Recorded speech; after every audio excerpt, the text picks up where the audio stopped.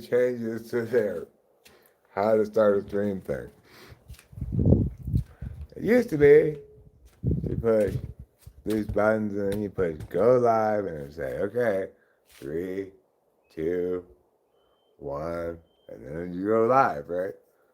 Now, for some reason, if you push go live, it gives you a 3, 2, 1 countdown to another countdown. And then the second countdown, the first countdown is also this way too, but it's more like depends, you know. Second one, it goes like 3. All right. And 2.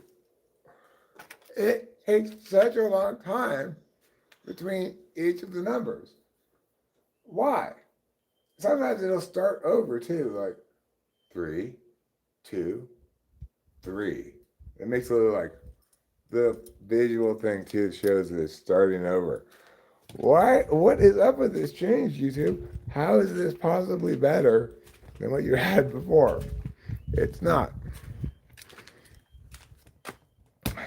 Just, I don't even need the countdown. When I push go live, just make me go live right away. But multiple countdowns with extremely large distance between. You know what? I see it as absolutely poetic that the Athletics are in free fall. Not because I wish them ill at all. I still love the team and will continue to watch the games, but it's like, how much nicer is this as we move to New York to have the Athletics just be increasingly far out of contention and sucking? Well, I had nothing to miss on that end, right? When we get to New York, we arrive just in time to become Yankees fans. So presumably, I don't know what's going on right now in the baseball season because since the World Cup started, and also, you know, the meat of these moving things, I haven't been able to pay much attention. But whatever I was saying, no, I don't even remember. So let's catch you up to date on all the exciting stuff going on. Number one. Inside now, huh? What? We're heading inside. No, I'm coming back out inside to get a drink. Oh. No, I think I coming inside to get. Yeah, I don't have a drink, and also, of course, who decided to come to the party just at the right time? My favorite friend, Runny Nose. Oh no! And as always, one of the things I do with Runny Nose is I continue, despite years of knowledge knowing otherwise, I think, okay, well, I don't even think this. I just operate as though this were the case. My nose is running. I need to blow it. I get one thing, blow it, get rid of the snot, and then that'll be the end of that. No, you need a whole roll of this because it's going to keep doing it over and over again. You're right. Can I meet you outside? Yes, I will be out there in a second. Okay. I'm putting this on. Thank you for making me think about why I was in here. The other thing I'm doing in here is putting this up on the screen. Because I can't, of course I can't find my glasses. Where are they? I have no idea where they are. I have these shitty, weak glasses that I can't even, by squint I can see, but like, who knows where? Maybe they're in the kitchen. I don't know. I don't know either. I'll go look in a second, but one thing at a time, I'm trying to bring this up on the big screen so I can actually be able to see things. Oh God. Things that I absolutely hate: having to wear glasses, runny nose. Those two things are at the top of my list. And the thing about wearing glasses is multi-part thing. You've got to keep your glasses with you. A huge challenge for me. I'm going to set them down every chance I get because it's annoying to have this unnecessary object on me. I'm obviously not using right now. I fucking hate physical objects. I fucking hate them. Just physical objects, get the fuck out of here. I hate you all. I'm on mushrooms. We're gonna get to the list of things, but I couldn't see a single thing in the chat, so I had to come in here and put this on the big screen first. Now I can see things. Well, it's true I'm not wearing diapers. That would be bad too. But I think at least wearing diapers would only be annoying like once every 4 hours when you change it. Maybe I don't know. Like glasses. Oh. I'm trying to do things all the time with my eyes reading things. I don't care about seeing things. I care about reading things, you know? And accordingly, but of course, I move through the world not reading things a lot of the time too. Like if I'm like moving around right now, it's not okay for me to have glasses on. That is bad. Like I can't see with the glasses on when it's just normal like this. And then I can't read without the glasses on, which is the only thing that matters. Oh God. How annoying. How incredibly fucking frustrating. Because, okay, no problem. Good solution. We invented glasses. Wonderful. Except this requires me to keep them on my body, even though I don't like that object. It requires me to, then if I do have them on me, to remember to put them on when I'm reading rather than trying to squint and not read things. And then it requires me to not set them down when I'm done reading things, or else guess what I don't have anymore? My glasses. So they're an absolute fucking nightmare. No, I don't want the lanyard thing. I just don't want this fucking physical object on me. I don't want something around my neck. I don't want it at all. I fucking hate physical objects.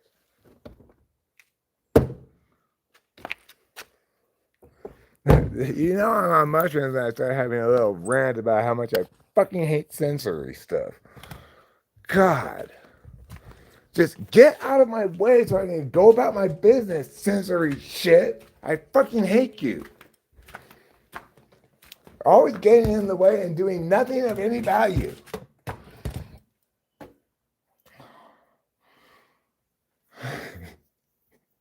When I'm ready about this, you can damn well be sure I am on mushrooms. Because it annoys me in kind of like a under the radar kind of subliminal way normally. But I'm much more acutely aware of how things ought to be when I'm on mushrooms. And fuck those things! Why am I going back inside? I still don't have a drink. Because I still don't fucking have a drink. Like, okay, I gotta get a drink one time. You stay full until I'm done drinking things. I do not want to have to go get another drink all the time. And then what happens instead is I'm here, I'm like, pick this up, it still doesn't have any fucking liquid in it. Even though I've checked it like 10 times already, it still doesn't have any liquid in it. And then I still don't have a drink, so I still haven't lit this cigarette. Why? It's all the fault of physical objects and their horribleness. Oh. This is a hilarious TE shit show around here. Because my TE is so bad. I used to think it was pretty good. Nowadays I understand. I only thought that because I was so unconscious about what actually good TE is, you know. It's more unconscious than you think, the sick slut. After all, it's the alternative to doing things the right way.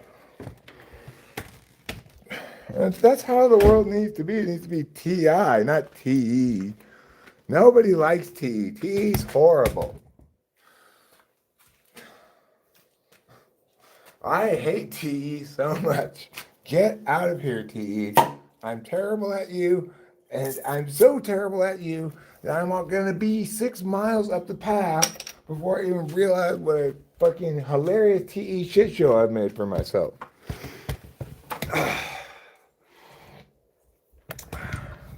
Anyway, all of this trouble of these objects, sensory objects, physical object things, have prevented me from actually getting to the topic at all because I can't see anything, I don't have a drink, Oh. You right? can't see anything? And now I can see. I've solved the problem not by finding my glasses, but by an alternate solution. I wish I could find my glasses, but more importantly, I wish I didn't need to have glasses at all because I hate them so fucking much. Part of aging. Okay, I can take some parts of aging aren't so bad. Having to keep track of a physical object that is necessary for you to actually do anything that matters, but you can't have on the rest of the time is insane. I'm gonna feel the same way. Although I have a purse, Well, so and everyone's always like, well, can you get one of those things that goes around your neck? I don't want that thing around my neck. I don't want these glasses at all. Maybe that's why I'm constantly losing them because when I'm not paying attention, my real self says, you hate these things. Just throw them over there. Pretty Cat wants to know why you don't feed the squirrels anymore. Because fuck those filthy, disease-ridden rats. No.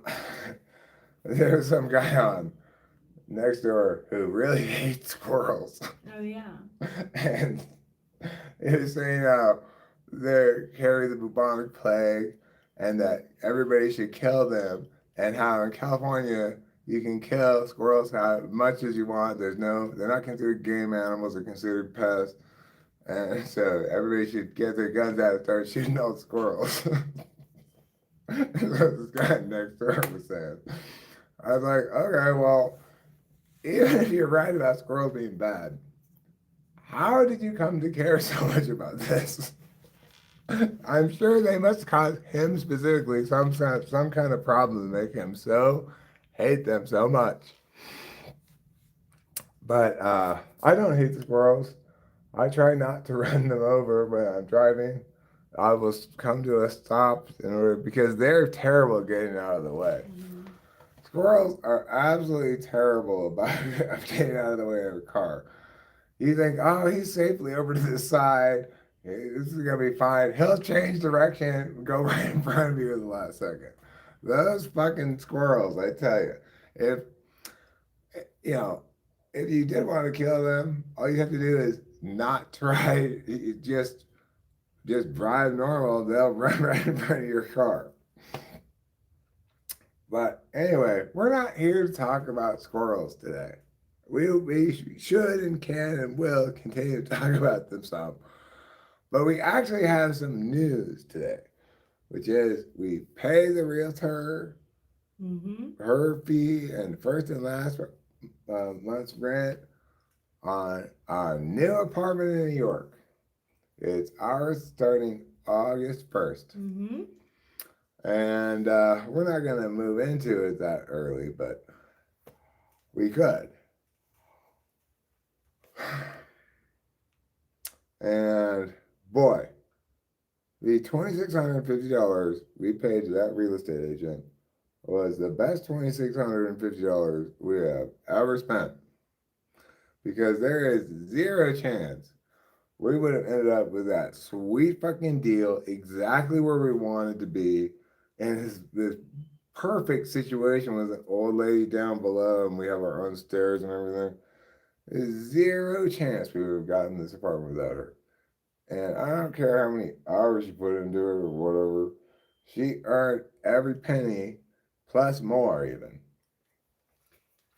Because that price in that area is not possible to find for a 2-bedroom apartment. With all utilities included? With the utilities included. It's a lovely street with nice homes and stuff.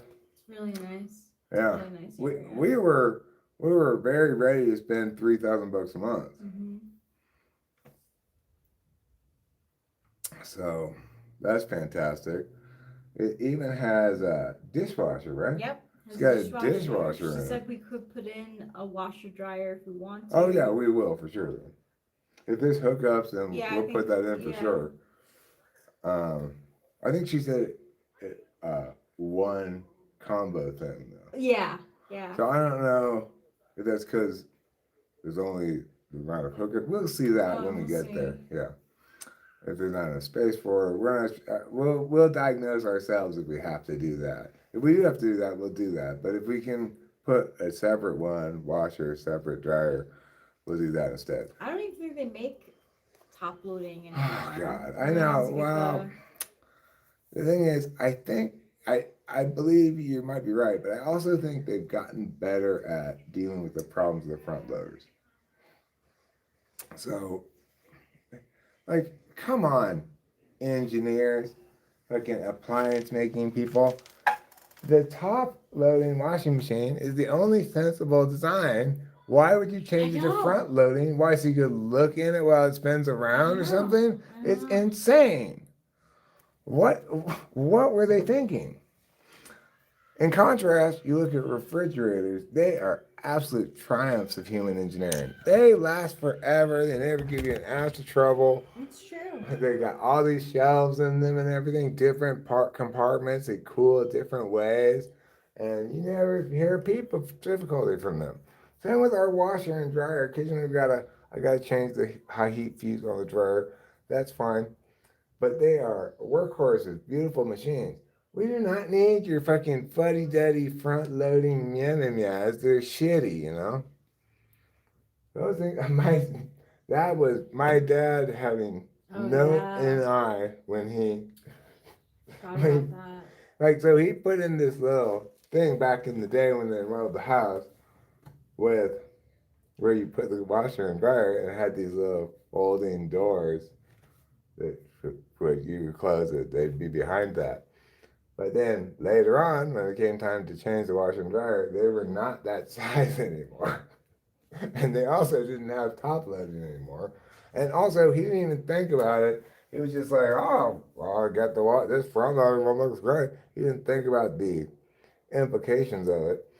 Turns out you have to leave the door of the front loading thing open, which Oh you couldn't yeah. do with the door things closed at the place at the house. That remodel was a fucking mess across the board. If you think about how the house was done, it was like so anti-polar. My mom didn't love an eye or anything, but she sometimes didn't quite get what was going on with my dad's total lack of intuition.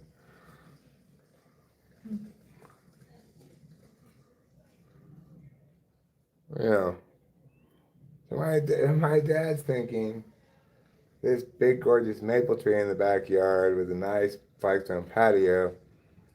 Well, that was just making you have to rake leaves every weekend.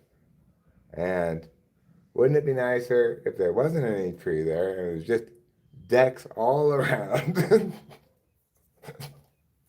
There was so much But deck like acreage in that that is house. ESTJ thinking though, because like my mom, I think she redesigned our porch with all decking and stuff. All right, well, same kind of thinking is putting that shelf where they put in Oh the yeah, laundry room. yeah. Now, you may find that shelf useful. They may have put it the Well, same because I'm way short. because you're short, right? And they may have put it there for the same Because reason. yeah, she I But think she's extending it all the way over the mm, laundry sink the is sink. Yeah. completely insane. It's because you have to be unaware of the fact that sometimes you're going to want to put something big over the sink and it's going to be blocked by this stupid shelf. If I were going to stay living here, I'd chop off that part of the shelf. It's so dumb. It's like, the thing is, the people who made this house, they were absolute fucking genius. And so he has all the shelves and cabinets built in But I do think like, cause like they are too. yeah, they They're are like I hard can't for you. reach them. He was probably He was, he and his I think wife he were was taller. probably yeah, I think he was because even the shelves in the kitchen, they go very high and I can't reach. But also, you can see the way they designed this house was very anti-clutter. He didn't want there to be Yes. surfaces gathering clutter, Yes. and uh, and that's exactly what that shelf is. Whereas closed cabinets, they Mm, don't gather clutter in the it's same way. true. All clutter is put away, and like there's hardly any like mantle space in here, right? Yeah, we don't have any. And even There's the four none. corner things, those are I think afterputs that was for after. surround sound. Yeah, right. Those aren't for putting things like decorations and stuff on like we put No. on. So that guy had a wonderful idea of how to deal with physical objects. He had plenty of places where they get put away and out of your way and you never have to see them. Then these SI people came in and put these Well, horrible yeah. ceiling fans and this dumb shelf and Well, these dumb fucking shabby chic screen doors that we took off. Like, you people don't belong anywhere close to this wonderful house with your horrible ideas and your horrible ways. Like maybe Rachel and I don't deserve it either because we're kind of like, oh, I'm gonna break something, yeah, but we're not not gonna entertaining. put in fucking horrible ceiling fans like that. Yeah. I considered having them taken out, but it's too I much think cost, people. work, Yeah. whatever. Yeah. Right. Those people, those dumbass bishops. The one thing I'll say about the bishops, though, is unlike us, even though they had no intuition, they took excellent care of everything. Yeah, they did Yeah, more they took than. way better care of everything than we do. But the thing Yeah. is, this house is built to not need to be taken care of very much. Yeah. It's super It. beautifully designed and everything. Do you think it was always meant like was it their vacation house, the Millers? Yeah. Well, Okay. because that guy worked down there at Garden Oh, right. Tractor, or what's it called, Garden Tractor. Oh yeah. No, I know it was their vacation home. Oh, with the Right? Robert Miller? Yeah. No, I think they lived here, Okay. but then they had to move to Fresno because of his wife's health problems. Right. It's the story I heard. So they lived here full time, and it was set up perfectly for them to do so, especially back in the woods back then. They had this house incredibly wired where there's no conceivable way that Mariposa had that much internet. And there's zero conceivable way. They've got this house wired so that every room has a different color Ethernet port so that you can, and it's all color coded in the fucking closet. They did this in 2000. Wow. So every room can hardwire all of your fucking things with its own fucking Cable, right? router Yeah, output. router, right. Router output. This was before Wi-Fi, I think. So it's not made for Wi-Fi, right? It's made for hardwired. Or maybe it was in the infancy of Wi-Fi, but Wi-Fi wasn't that good. No, it wasn't Wi-Fi. It was still whatever dial-up. No. They had 2001. the best internet they could get then, which was probably DSL. Yeah, DSL, because it couldn't have been. It had to still have wires because it has that the Yeah, plug-in the for only the only thing better than DSL at the time would have been they might have had this too, but you have to. I don't think you could get this here, No, but because they did have a thing that was called, I don't remember what it was called, but it was super expensive if you wanted like a dedicated DSL stands for dedicated service line. oh, But if you actually wanted a dedicated thing, you could get one back then. If you lived in the Jeez. city, I like, can't even imagine. I think we had like one. We had one DSL. I don't know if we even had DSL. right now DSL was serviceable. You know, it was good for the time. It's like it was light years above what the alternative was, dial up. You know, Mm-hmm. but but they had this house. This guy's very forward thinking. They had this house wired to handle exactly what we're handling now, no problem. So you can have all of your rooms filled. People plug in their devices to the Ethernet, each with its own color coding, and Now there's plenty of bandwidth that everybody could be watching their own shit because we've got fiber here. Mhm. But how did he anticipate this way the fuck back then? But he's a fucking genius, that's how. He's a super genius. So we have some questions I think you saw. I actually can't, I still Oh. can't see because I Oh. would be able to see, but with the added distortion of the screen when I'm sitting down. Okay. Okay. So I'm your co-host.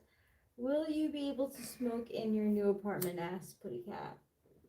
Well, we don't smoke inside here. I mean, will we be able to smoke weed inside? Well, I mean, we have, it's not like there's a firm rule or anything. Like, obviously, if we want to smoke weed inside, we'll smoke weed inside. But it's also the case that if we felt as though we're bothering somebody, we probably wouldn't. You know? Yeah, I don't want to compromise. Well, the thing is, it's we're signing a lease. It's ours for a year, no matter what, right? But the thing is, we want to be good neighbors. If it Yeah. bothers the lady downstairs or something, we would choose to go smoke outside. I'm Yeah. sure most of the time. But it's also the case that like if we're late at night and she's asleep, we probably pull balls inside. And even if I continue to use the vape thing, Right. that's Well, like we not. we definitely you can definitely smoke vapes and shit inside. That's not a problem at all. Yeah, isn't. There's not any problem with pulling bomb rips inside either, unless it bothers somebody downstairs. We're not accustomed to having somebody living that close proximity to Yeah. us, so we're not really sure how much that's gonna be an issue. The Yeah, I don't know either. smell migration is gonna be an issue. Certainly, we're not going to behave as though we were subject to somebody else's rules as to what we do in the apartment that Yeah. we're renting. That's what renters' rights are appropriate because that's what you're paying for to make it be your house while you're living there. Yeah. Yeah, I. We did. There were no stipulations before we No. took it regarding No. smoking at all, No. or No. anything else really. No. There were no stipulations at all. Mm. So, this was entirely a networking kind of deal. Lori knows Rachel. Lori trusts Rachel. She vouches for us. Those people come from the same neighborhood as Rachel comes from and went to the same schools Rachel goes to. And so it's all like, we believe you're cool. Mhm. We can see that you can pay because Mhm. we've sent us all of your asset stuffs, proof of assets or whatever. And so let's go. We're Yeah. good to go. In fact, the biggest challenge was the landlord's not very good at being a landlord. So, Yeah, I like, think they had to deal with this before. like she was struggling with maybe getting a wire transfer to her. So we ended up just getting it all to the real estate Yeah. agent. And the bank person very helpfully told us, don't do a wire transfer. Here's a much easier way to Yeah, do it it. was very helpful. Yeah, very helpful. That's the kind of thing that AI can't do. You're telling AI, like, I want to make a wire transfer. Tell me how to do it. It'll do its best to help you make a wire transfer. It's not going to think, like, Oh, actually, this is a dumb way to do it, right? Yeah. And this is the problem I run into with my bad TE all the time.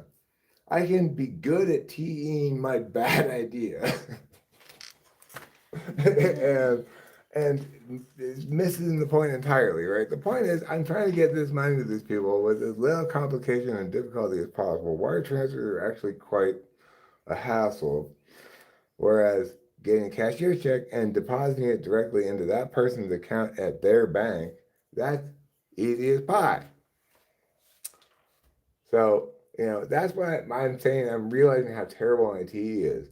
The reason it's hard for me to realize how terrible it is because it's good at this level. Like, I'm pretty good at figuring out how to do the thing that is a bad TE idea in the first place. So, It's like my FE is being like an older lady, possibly around your parents' age if they were maybe younger. Probably I don't know. They might be around when she might be. I don't know. Lori's older than you. She was born in 64. So what? 5, 4, 3? How old is she? How much older is she? When was she born? 64. Well, that makes her 7 years older than me. Okay. And so that makes her 62. Okay, so that's about what Donna is. And so Oh, her okay. mom. Because it was an elderly mom, I was imagining them like late 20s or 30s or something for some reason. No, yeah, it's more like I think that. That makes much more sense that they be in their 60s if their mom's that old. I don't Yeah, know why I yeah. pictured like somebody Delilah's age with a super old mom. Oh, oh, that's funny, really? Yeah. Yeah, no, this is all, like you said, it's all networking. It's all Lori knowing me, Lori knowing the. And that makes sense why you didn't know each other from school because they're substantially older Yeah, than you. yeah, yeah.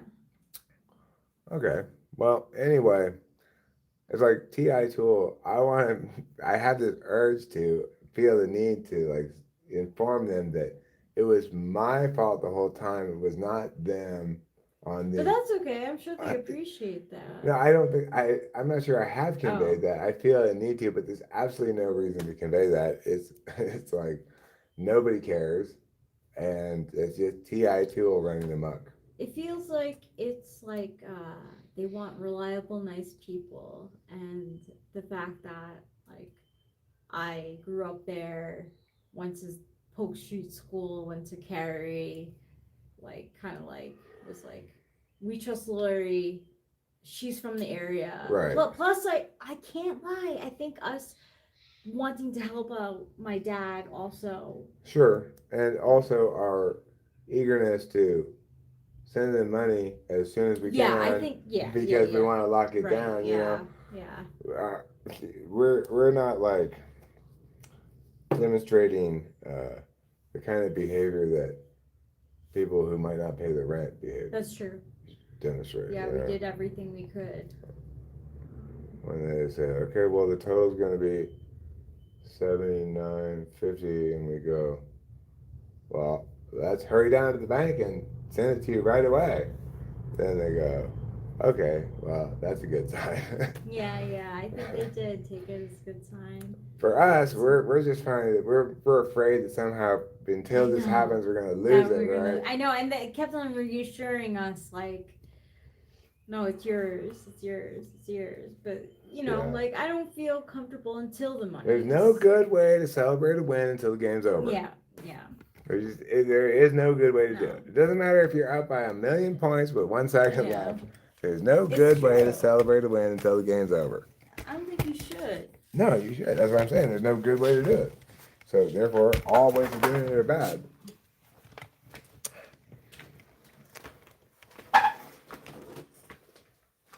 I don't know if I was. No, we weren't streaming. Or before we started streaming, Rich and I were having lots of pleasant and engaging conversation. So one of the things we were talking about was, uh,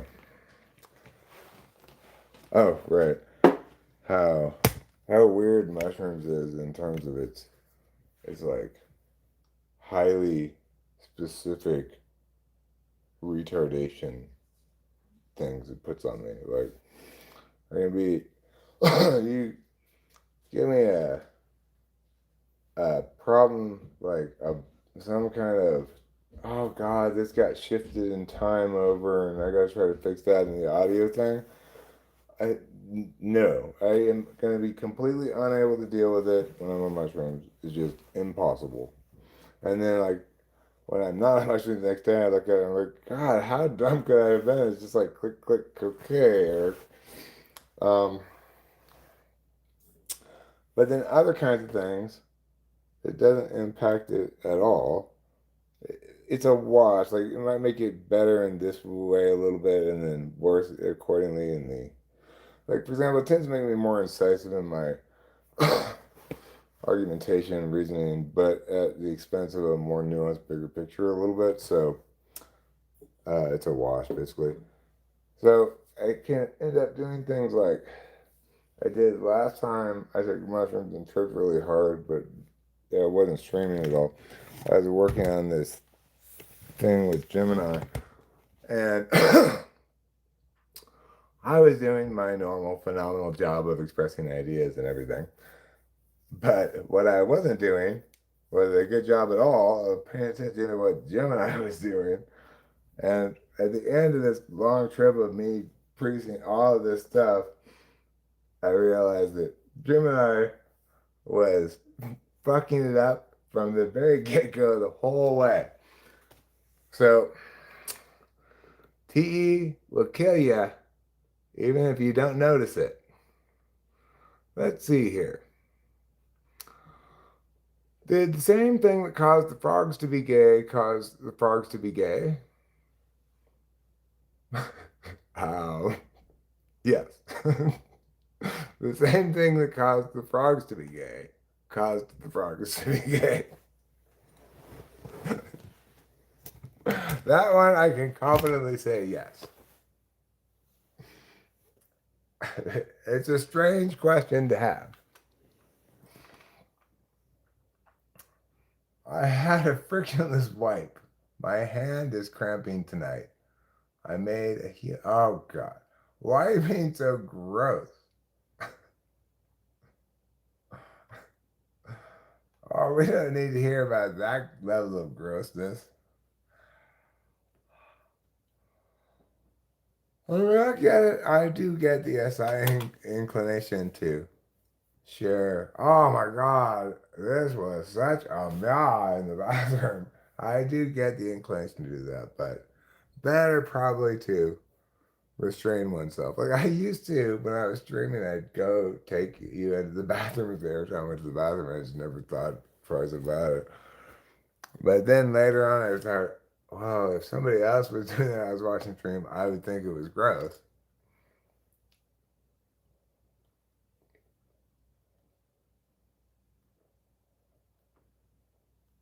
A frictionless wipe is by OCT. Well, I am going to say right off the bat that the concept for it is bad, but you can't judge a song by its concept. You have to actually listen to it. So I will listen to it and tell you if it's good or bad. I suspect it's going to be absolutely fucking horrible. But, like I said, can't know until you listen to music. It doesn't work like other things. Oh, God. I mean, right off the bat, I'm saying this is going to be fucking horrible. But I will give it a listen anyway. Just looking at the thumbnail, so I'm saying no.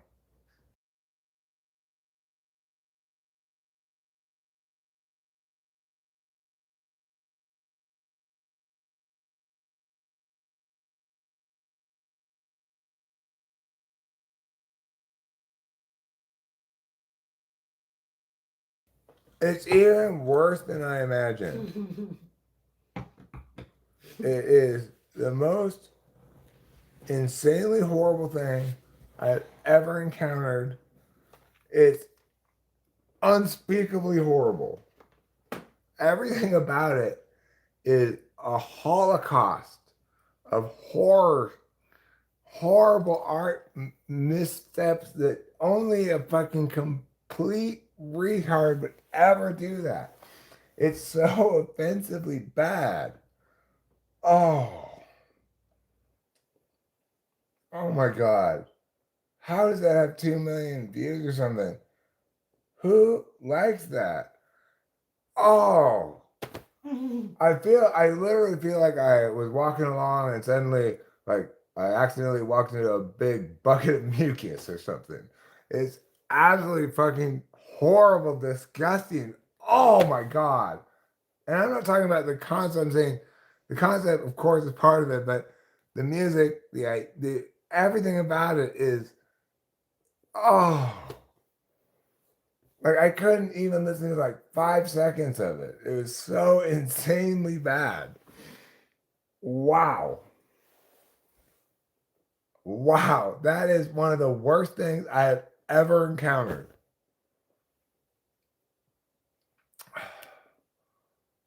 Like, who who in the world would watch that? And 2.9 million people watch that? Oh my God.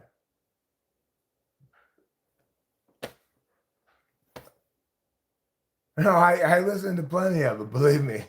Believe me. Oh my God. I got the brief gist of what they were doing musically. I heard the fucking insanely unnecessary, horrible, and every cringe, just maximal cringe bit of talking thing they did in the first part. Their apparent like efforts at I guess humor that are just the worst thing in the world. Oh, everything about it is a catastrophic disaster of unequal proportions. Oh, wow. It's like somebody like um, Rick rolled me with two girls, one cup. It's just, oh my God. I do not want to see any more, hear any more of that than absolutely necessary for me to understand just how atrocious it is.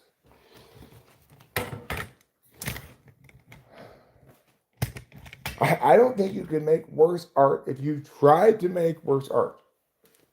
If you put years of effort into making something worse than that, I don't think you could. You're going back outside? I guess so. Okay.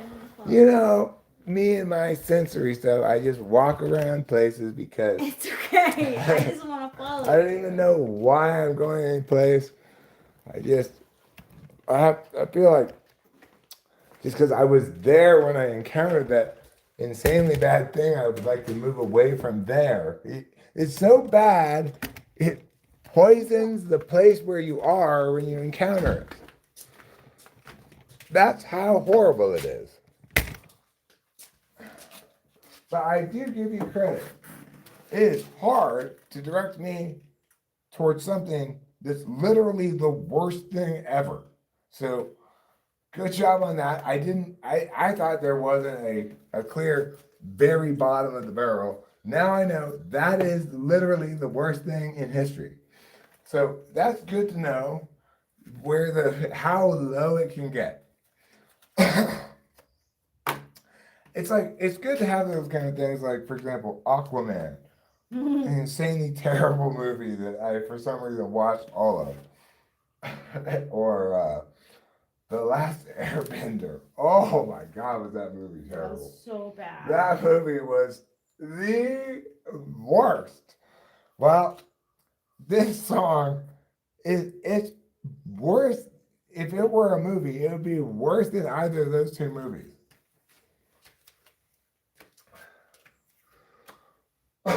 But it's good to have examples like that. Okay, we have good examples of terrible movies.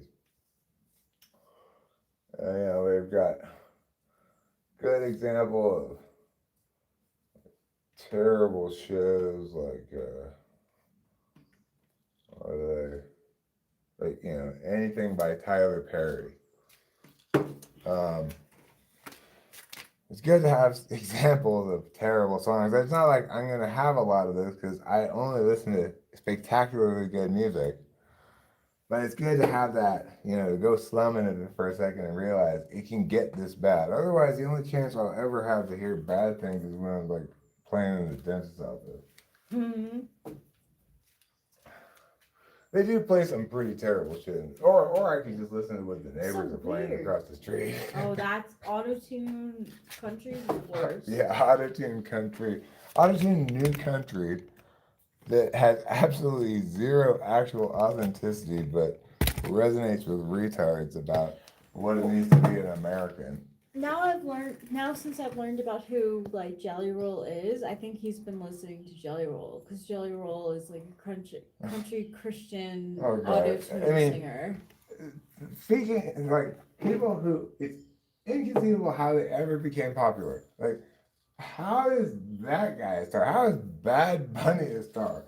They have catastrophically bad music. Who knows what it is that makes people want to listen to that? I think Bad Bunny appeals to the Hispanic. Uh, Okay, well, but I'm sorry, but Hispanic people are still capable of listening to good music. I agree. But they think it's good music because he refuses to sing in English. But there is good music that's in Spanish. I know. But it is just, that is not it, though. It's They like don't think so. what's wrong with it is not that it's in I Spanish. know, but they don't. They see a representation there. Oh God! I'm not. In I'm other not. words, they're not liking music. They're liking Well, no, this bullshit the politics thing. Yeah, yeah. Oh my yeah. God! I mean, they might actually like it. I don't know. How can you like something that's that bad? It's like you can't really like it, can you? You just kind of, I guess, pretend to like it or something. I think I do. How can anybody like something that bad? I would be okay. So, like, when I worked at the Hispanic Association, and I was the camp counselor there. Um, I asked like a bunch of the staff, like, hey, like, I'm looking for new music. Like, what can you like suggest to me? And all of it was like Hispanic trap. Well, I mean, the thing is, those people could recommend good Mexican music. It doesn't have to be terrible. No. But don't you think that more people will recommend bad music than? Oh yeah, well that's true. By and large, if you ask for recommendations for music, unless you are dealing with a very select few people who actually have good taste, you're going to give you terrible suggestions. I assumed the guy said he was a DJ, so I assumed, he knows a lot of music, and instead it was Hispanic trap. You know what's the best is when you're not asking for a referral, but somebody gives you something great. Like when Delilah recommended Friday Night Freddy's. Yeah. Wow, that's a really good song. I haven't thought about that one in a long time, but it's got a really weird thing it does melodically that makes it just, timelessly, endlessly interesting. And I think she felt that way when you showed her Think About Things.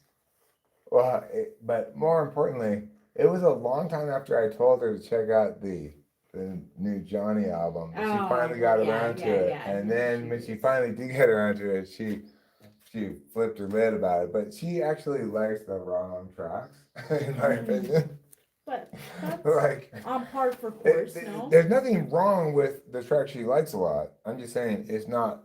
In fact, it's a spectacular track that she likes, but it's just not the best tracks on the album. I think it's best represented when we talk about how we like Baby No Money, and she talks about how, like I've heard about him, I know of him, and I'm a big fan of Young Gravy. It's like, Young Gravy is not even a fraction of the talent that Baby No Money is. But the thing is, Young Gravy can be put to excellent effect by Baby No Money. Like, that's true. His deep voice, fucking simplistic ESFP raps, they work great when positioned and orchestrated by Baby No Money. Yeah, I agree. They do not work at all when they're orchestrated by dumbass Young Gravy, who's completely a dumbass ESFP. Well, he's super dumb. But isn't he living his best ESFP life? Oh yeah, he's look. He doesn't care if he's dumb, and this critique of him. Don't call him dumb. This critique of him, he would respond to it by like saying, "You're just a hater. I'm rich. You got all these bitches and blah blah blah." No, I'm not a hater. I have intuition, something you obviously do not. Well, force a lot. Yeah. Well, great.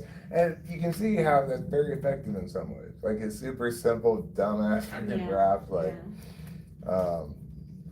whatever first thing you could think that rhymes, like, I need to ride to my cooking class.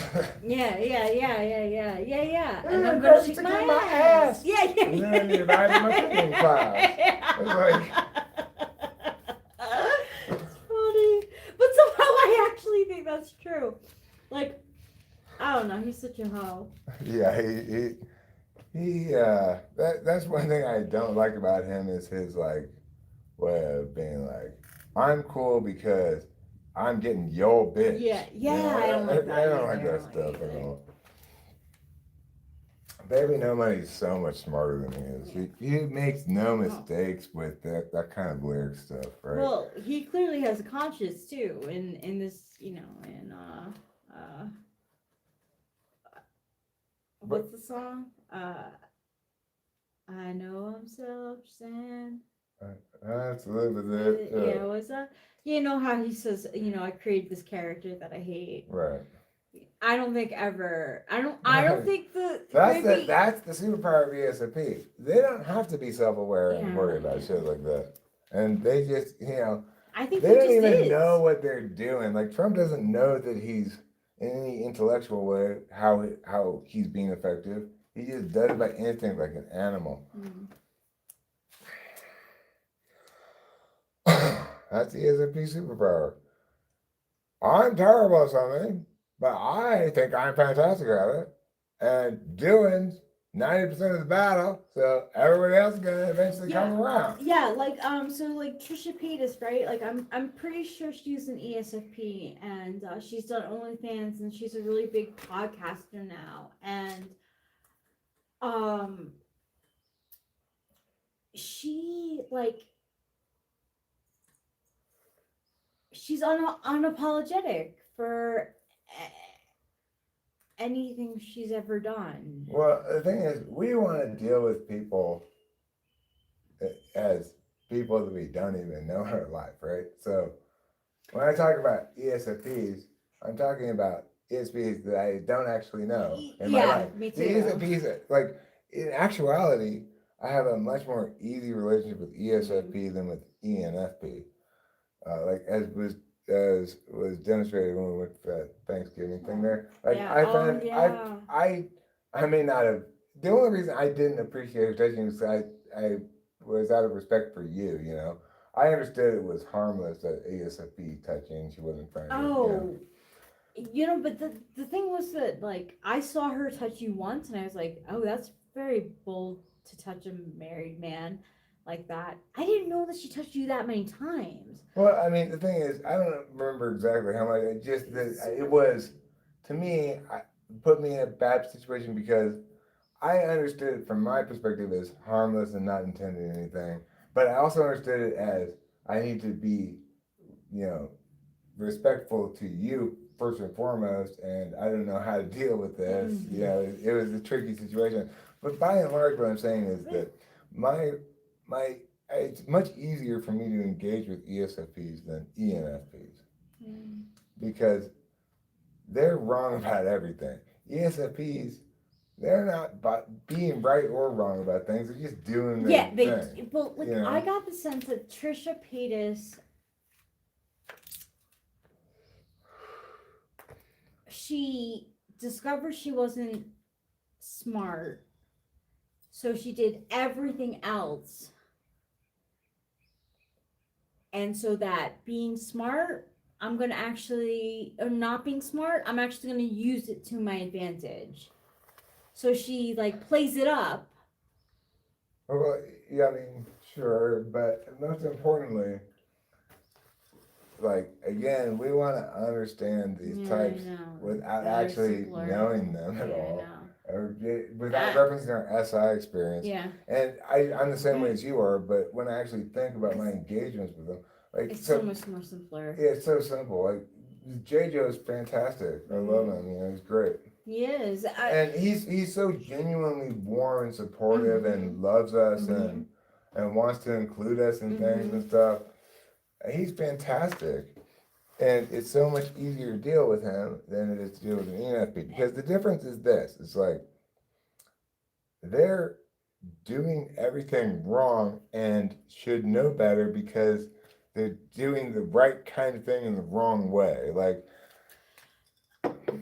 You know, ESTJs benefit from ESFPs, and I think that's like a big dynamic. I think that like having people who have TE powerful on your side, like if you benefit them, like you're gonna get a lot of recognition. Right, but okay, I got confused confused a bit because I was thinking about you were saying like you weren't talking specifically about the beneficiary benefactor relationship. Well, yeah, Or you were. yeah. Because the thing is, in general, the benefactor doesn't respect the beneficiary, But don't you think that's true? and the beneficiary doesn't like the fact that Oh. they're getting benefits from. Oh. So it was like, my dad benefited me. I hated it every fucking time. Well, You know, because that's probably every time I'd be like, okay, I got my shitty tea, and he'd be like, this is dumb. Here's the good tea. that's probably true. That's probably true. But I just think of what an advantage to have to benefit such organized people. Yeah. Well, I mean, the thing is, like, if an ESFP is in a band and they're making terrible music, I understand that what they're doing fundamentally, but I understand what they're doing fundamentally is they're playing music and having a good time with the experience. That's right? what the Dave Matthews Band probably is. Well, except that's much worse. It's ESTJ version of that. But that's like ESTJ being the head dude. But I can see a bunch of like ESFPs. But the difference is this: ESFPs have the basic concepts of things sort of right, or trying to do it right. They're just bad at it. Dave Matthews, as ESTJ, they have the basic concept fundamentally wrong. Yeah, well, and they're going to put all their effort into doing everything in the wrong way entirely. Mm-hmm. So it's like, no matter what they do, it's going to come out catastrophically bad because they don't have any NI. So they think that their farts are wonderful, and the more if they can play more jamming solos and stuff, that's to the benefit of everybody. Whereas like ESFPs, at least they're not going to ever get it right, really, but they get the idea that NI has some place in the party. It's not we're not here to just any third fart smell, right? Yeah. So. Yeah.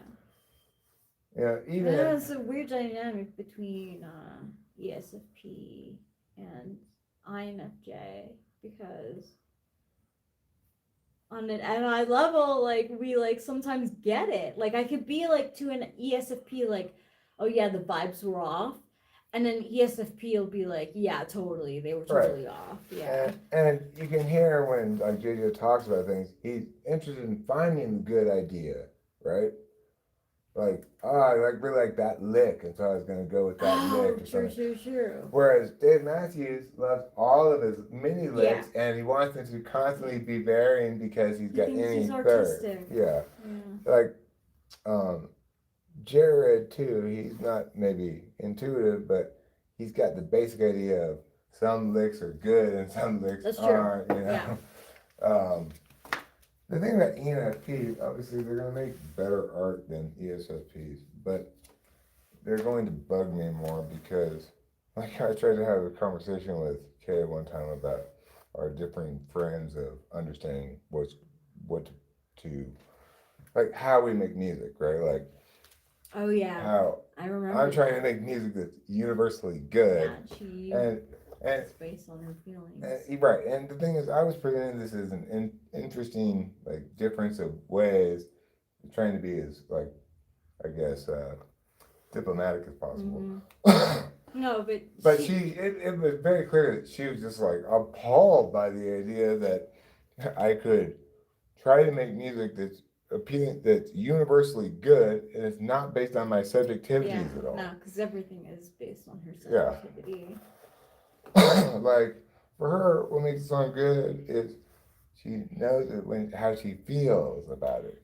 And you said that to her. You actually said, like, the way that you probably make music is by your feelings. And she's like, absolutely. She's like, I couldn't make music without it. Right. And she can't understand how we could even conceivably do it the way we do it.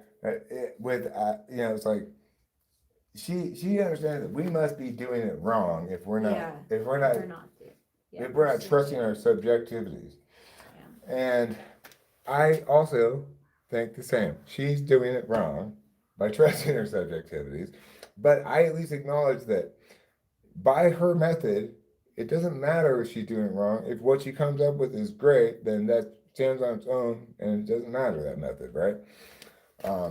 But of course, for her, there is no something that's great and stands on its own.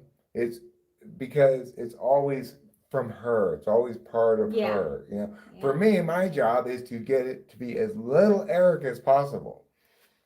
You know, Eric is the thing that makes things bad. You know, No. musically, yes. You don't want your music to be an expression of your personality, right? You want instead music to capture something Resonate with that our already big- existed, yeah. universally true, will be tongues forever, and has nothing to do with you. Yeah, I know, but I don't think FI they don't. Right. Well, that's why they're wrong. That's how they feel in the moment. Yeah, that's why they're wrong. But don't you think sometimes it creates great music? Like No, that's why I'm saying that like ENFPs. INFP. ENFPs, unlike ESFPs, can actually make great music sometimes. Yeah. INFPs can make great music sometimes. Yeah. Even though they're wrong fundamentally about how to think about it. It doesn't matter because they're intuitive enough that they can sometimes capture lightning in a bottle. They will be wrong about how that happened, what it means, everything like that, but it is completely irrelevant because if something's good, it stands on its own and it's not about them, no matter how much they think it's about them. That's true.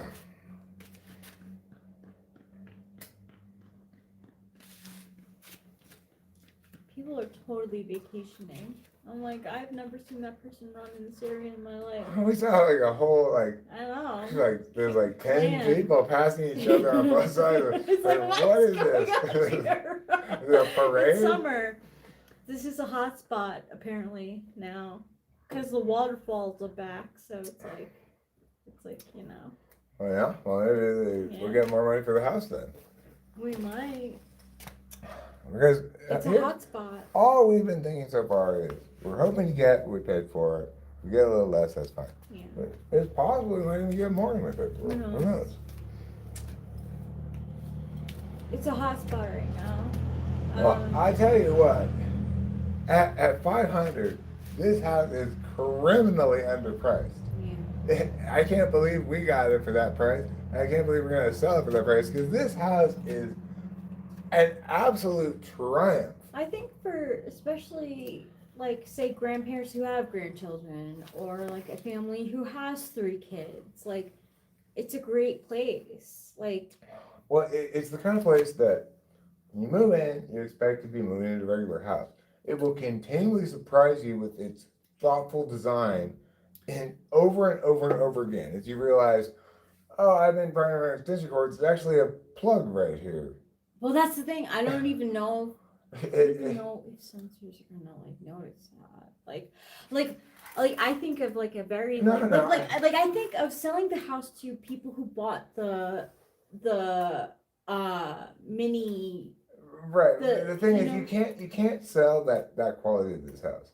That doesn't sell because you have to experience it and realize, oh wow, this thing is whoever designed this really thought it out incredibly well. Yeah, you discover that on your own, kind of. And the things that are unpleasant surprises were all put in by those tards. Well, like for example, when you looked at this house, this guy who designed it did everything he could to prevent garbage clutter stuff. So much so that you can't hang anything on the walls even.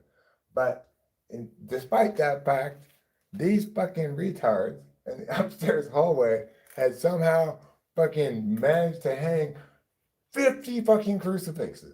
oh yeah. Like, okay, you're Christian. Why do you need more than one crucifix?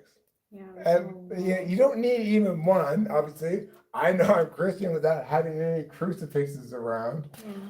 But if you want to have one, have one.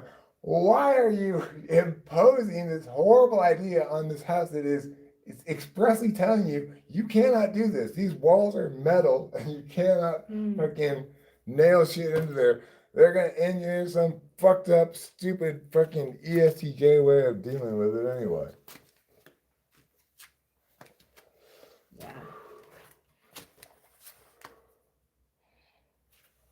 But I he went on a minute-long verbose reaction, and that's what I was reacting to.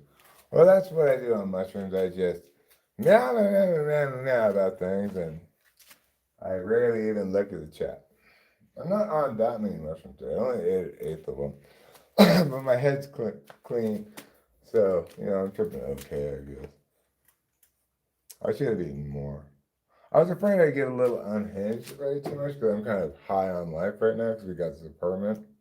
No, I'm like, I really am high on it. Yeah, it's wonderful news. You know, this whole stretch of our life is so rich because there's all of these things happening. Some of them bad, some of them good, some of them like false alarms. Like, oh my God, today earlier I had a bit of a false alarm, and I thought for a second that maybe identity theft, someone had taken from us a substantial amount of money. Only to discover that what I should have done in the first place with all these financial papers that I've been wrestling with, just call Delilah and see which papers she has. She had all the papers that resolves all these questions, and now all this work I've been doing with all these papers has been just fucking pointless, stupid Eric way again. Well, I've got all these envelopes in front of me, so I'm gonna deal with it like by opening all these envelopes. How else? I mean, I don't know how to do it. Call Delilah, strategize about what impression she has It's already. It's like a sane person would do. But it's true, but it's also the fact, like, it's not always easy to get into contact with Delilah, so, like, I think they were That's just not even why though. It's like the thing is, I kept running into this problem. Why am I only finding these papers up to at the latest 2025? Most of them ended 2024. Why am I not finding any recent papers? Because they started getting mailing to her house then. That's why. Because they stopped being mailed to my house. But because I just put them in a pile and never opened them or anything, I didn't even notice that we had stopped getting them. Why can't I find any of these papers? Because they were never sent to me in the first place. They were sent to Delilah instead. This kind of like hilarious TE shit show has been the running story of this is Eric's horrible fucking TE causing hilarious catastrophes over and over again. Last night, I don't know what I was doing yesterday. I brought the trash can over here with the kitchen trash in it. I put it right here instead of inside the garage for some reason. And then last night, I was in the middle of the night trying to figure out what the hell is going on with I'll get back to this weird thing. Anyway, I was in the middle of the night and I hear the sound of like outside. I'm like, oh God, is that a bear again? But I put the trash can in the garage. No, I did not. I put it right here. And he got in the trash again. This time, fortunately, I was on Johnny on the spot, so I was able to shoo him away with only one bag of trash instead of everything that was in the trash can. I had to go down the hill and get the trash again. And I put it inside the garage. I think maybe I put it outside because I didn't like to be in the garage with a trash can in there. I'm not sure, but I can't figure out why I would have put it right here, but for some reason, I did because it's the kind of thing that I try to do on autopilot without paying attention to because it's dumb sensory shit. This is annoying. Why are you doing this like this? This fucking tripod. Look at this. I'm going to show you what's happening these days with this tripod. Like, this part's not supposed to be like this. It's supposed to be like this. But what's going on? And if it doesn't need to be like that, why is it even there in the first place? You see what I'm saying? It doesn't, I don't know what's going on with this thing. But this tripod, I put so much jury rigging repairs to it already. Like, if you look here, this thing stopped working a long time ago. So I put a bunch of glue here to make it work again. And it actually was a successful solution, surprisingly. It works just like it did before. It's got like the amount of tension slash give that it should have. That's like Eric's terrible idea. Shockingly, somehow it worked out perfectly. That's the rare exception, I can tell you.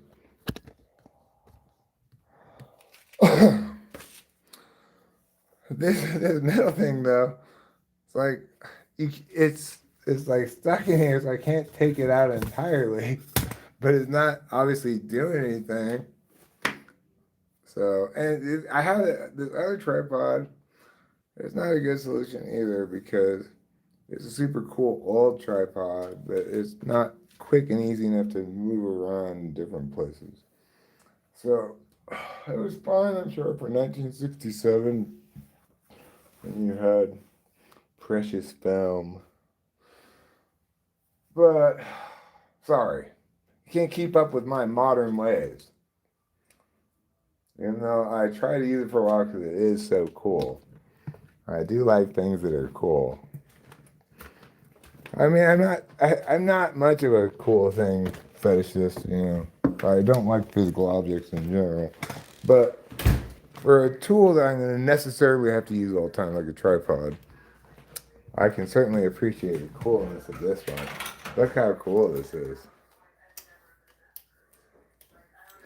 The problem is, it has a perfectly understandable logic, I think, to it, but I can never fucking figure it out. Sometimes I can make the legs come out, sometimes I can't, sometimes I make them go back in.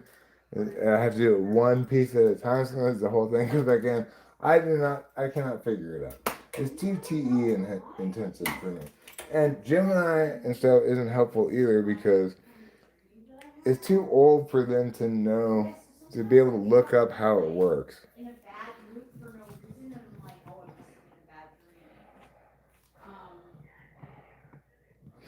Just have Rachel hold the camera the whole stream. Problem solved.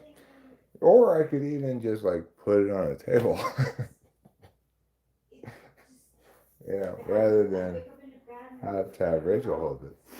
I guess if I want to move around though, then the table solution is not a good one. This is a good solution for moving around. I can pick this up easily enough. But anyway, I can tell you this much. I feel a lot better in this living room now that I have gotten a bit of a handle on the chaotic disaster it was before. Now that I know I don't need to deal with all those paper things, I was just able to separate them into just like financial papers that I actually don't even need to could throw away, but I don't feel like, I don't know, it's something about, I don't feel safe about throwing away financial papers, even though there's absolutely no reason not to because there's digital copies at Fidelity anyway. And Delilah has all the most recent ones.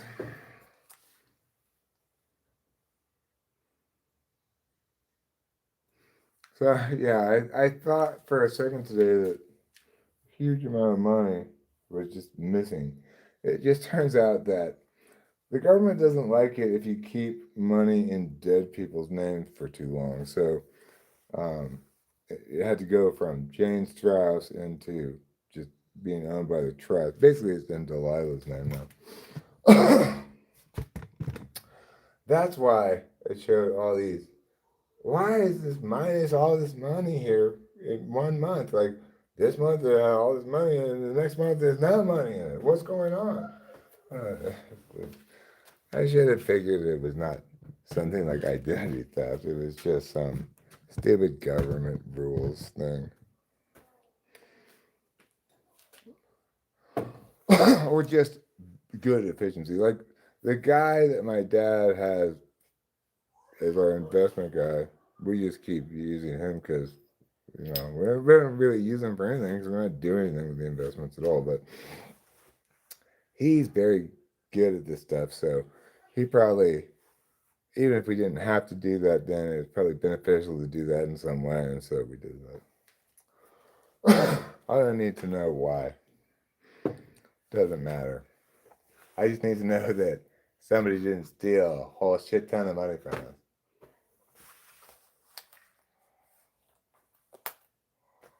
The David Strauss stuff is a little more tricky, apparently, to get out of, because the things that they like David Strauss, this kind of IRA, this other kind of IRA, or whatever. For some reason, it's trickier to get them, the ones in my dad's name, to be just in the trust without my dad's name on it still. So that's the only reason we haven't done those ones yet at all. And I just, of course, didn't know anything about anything because I've been going like, I don't want to know anything about this for 3 fucking years, like a fucking retarded baby. I refuse to grow up. Well, this is the kind of fucking ridiculousness you're gonna have to deal with when you spent that much time avoiding life. You got everything you deserved in terms of the all the ridiculousness of finding out. Right? I mean, you did not get what you deserved. If I'd gotten what I deserved, it'd be way less than I was hoping, instead of way more, you know? But regardless, this whole thing has just been a masterclass in how fucking stupid I've been. Worrying about all this stuff that is absolutely not a problem at all. Get these tax papers from, and I'd be like, oh God, I can't even look at this. I can't open it. I'm just gonna ignore it for years. Turns out, when we send the tax up to the tax professional, we're gonna get money back. This is from my parents because, of course, my dad was super smart about this kind of stuff, and he set it up so that we didn't have to be smart about it at all. That he set it up so that the taxes were paid. He anticipated paying taxes because he killed himself, so he knew like I'm gonna die pretty soon, and I'm gonna set up this upcoming tax season so that I don't owe taxes. That's ESTJ shit, right? I'm gonna kill myself. One of my main concerns before I do so is to make sure I don't owe taxes at the end of the year. Or really, what he was doing is making sure we didn't have to deal with anything because he loved us so much. And he had the absolute best way of showing it, which is measured in dollar signs.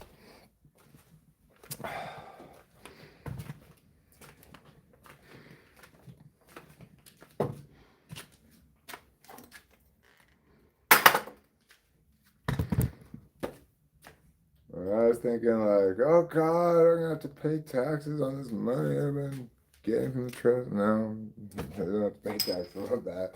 That's not taxable income. I was all worried about all kinds of stuff that I had no reason to be worried about because people who are good at that stuff dealt with it before I anticipated my retardation years in advance.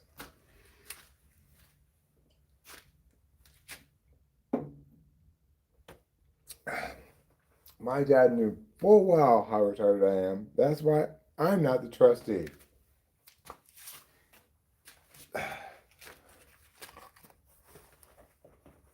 That's actually not why I'm not the trustee. I'm not the trustee because of Rachel. He didn't want Rachel to get any money. Which I get is like, hey, I'm trying to plan for you and Delilah for a long time. Now you're adding this third person. It's messing up all my financial calculations. Well, Dad, I greatly appreciate your all of your efforts to determine what's going to happen years after you die. But at some point, you're going to have to loosen that grip of control a little bit and acknowledge that you're not going to, by making Delilah the trustee, is not going to change anything. You know, Rachel's still part of the family, whether you like it or not.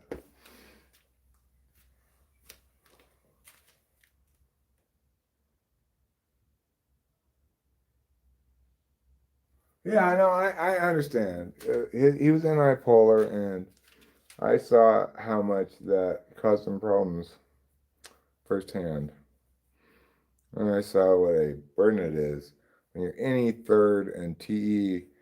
You can think of all the possible things that could go wrong, and yet you're denied this clarity about what the best way is. Of course, TE doesn't really. The kind of TE stuff my dad was doing is not particularly subject to NI because it's so heavily dependent on the particulars. So it it's because you're dealing with concrete individuated stuff so much, it's less NI. The NI stuff is like, knowing what investments to invest in and stuff like that. But he actually delegated that kind of stuff because that's why we had a guy for everything. We had an investment guy, a tax guy, a lawyer guy, you know. So in that regard, the NI absence didn't harm him because he at least, but I mean, ESTJs really believe in having somebody who specializes in math to do it.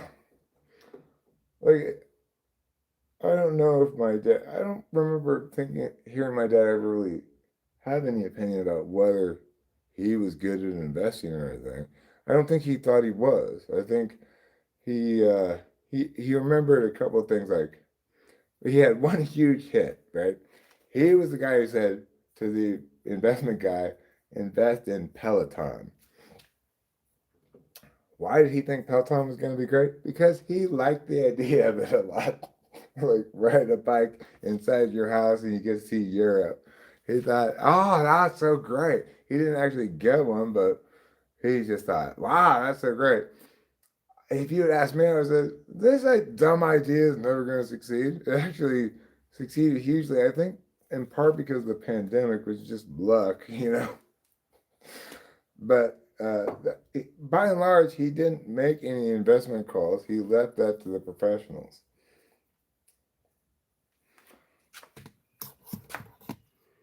How does NE manifest as a demonstrative? Poorly. Just like my TE manifests poorly as demonstrative. It's like demonstrative six slot. It should be said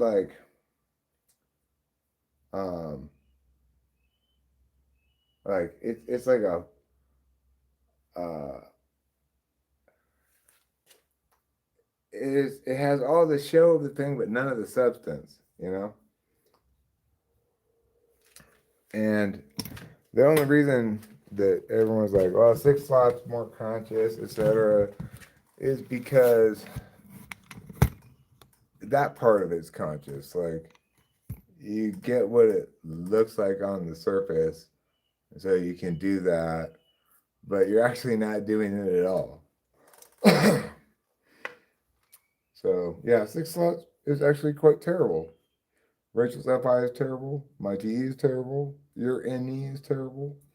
It just doesn't look as terrible as it is.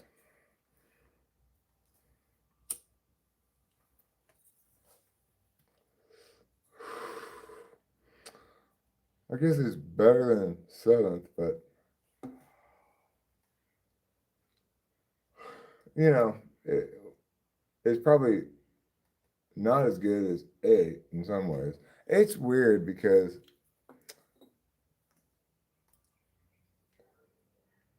it's like when it's working properly, you don't actually think you're paying attention in that way at all. But it can be quite effective. Whereas six slot, you're gonna be like, I can do this. Oh God, why was I so retarded? I hate myself for doing so stupidly. Because you are mistakenly believing you can do this thing when you actually are doing something entirely not it.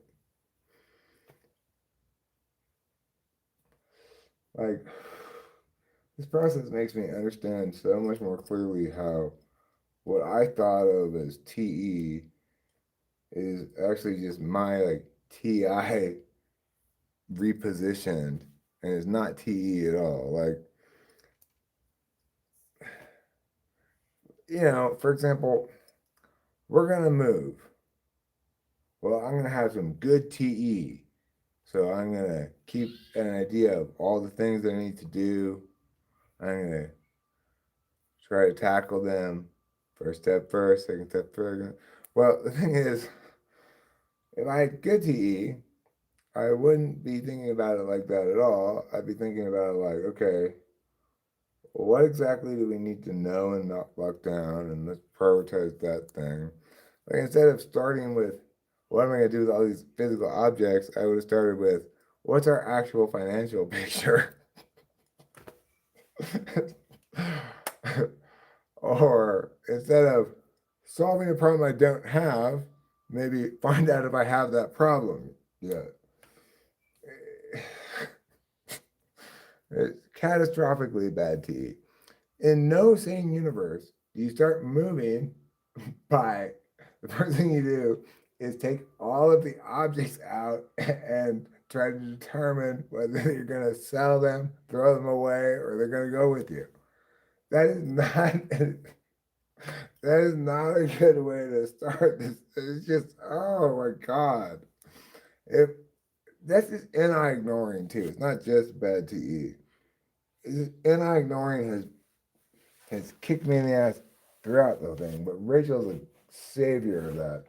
Like the most important thing that's been done this entire time was Rachel saying, I know this lady, we should call her and make her our rental agent.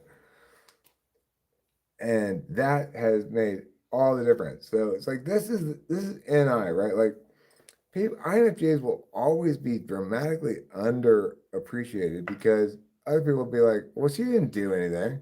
Look at you doing all this work, Eric. She's not doing anything. She did the only thing that mattered, right? I've just been wasting my time doing like work theater.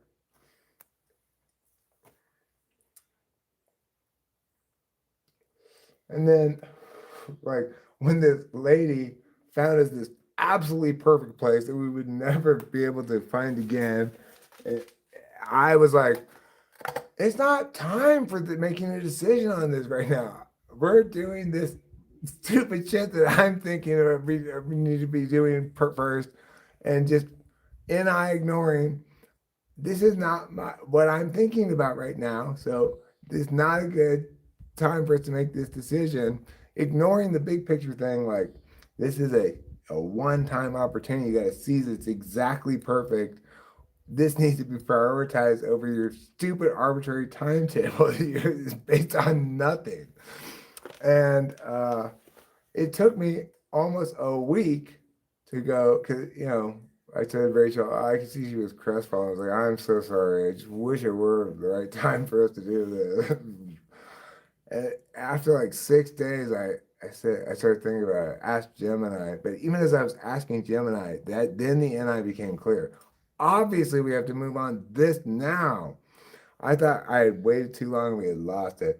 We called them, and in fact, they were moving on to other possible candidates, but in the nick of time, me and Gemini came to our senses, and I said, "Okay, I don't know why I've been so retarded for. Yes, we want this place for sure. We want it, And this is our top priority. I need to stop being distracted by this other stupid shit that I'm doing. But that's one of those happy, lucky things that I didn't ignore it for too long, and we would have missed the opportunity entirely.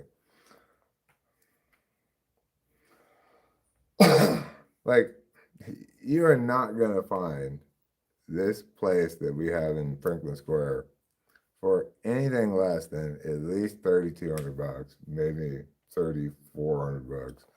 We're getting it for $2,650 a month. And the specifics of it are absolutely ideal. It's exactly in the neighborhood that Rachel grew up in. It's in Franklin Square. It's on a nice street. It's on the second floor.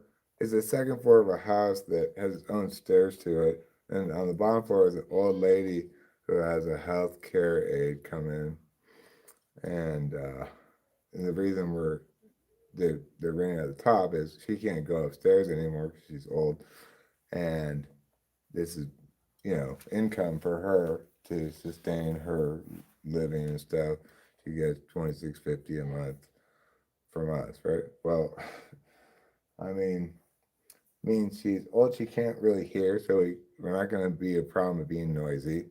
She's going to go to bed early or whatever. I don't know. She's not going to be a problem at all. And she's not going to be a noisy neighbor. She's not going to be like bumping horrible country music like the people across the street.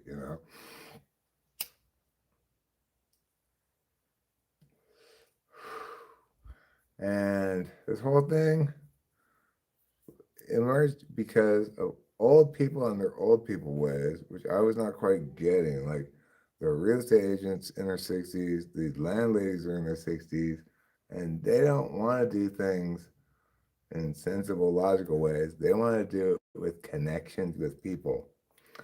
And that's exactly what we were able to provide. Rachel knows Lori, Lori knows the landladies. We brought Rachel's dad into it so they could all feel more comfortable talking to her dad, who really wants us to move there. And it all came together like Christmas dinner, unbelievably. We couldn't believe it when we got to the end of the first half of this process. And tomorrow's the beginning of the second half of this process. Who's coming to visit tomorrow? The realtor to sell this house. Zoe, who is a great realtor. We loved her. We got rid of our other realtor because we didn't like him.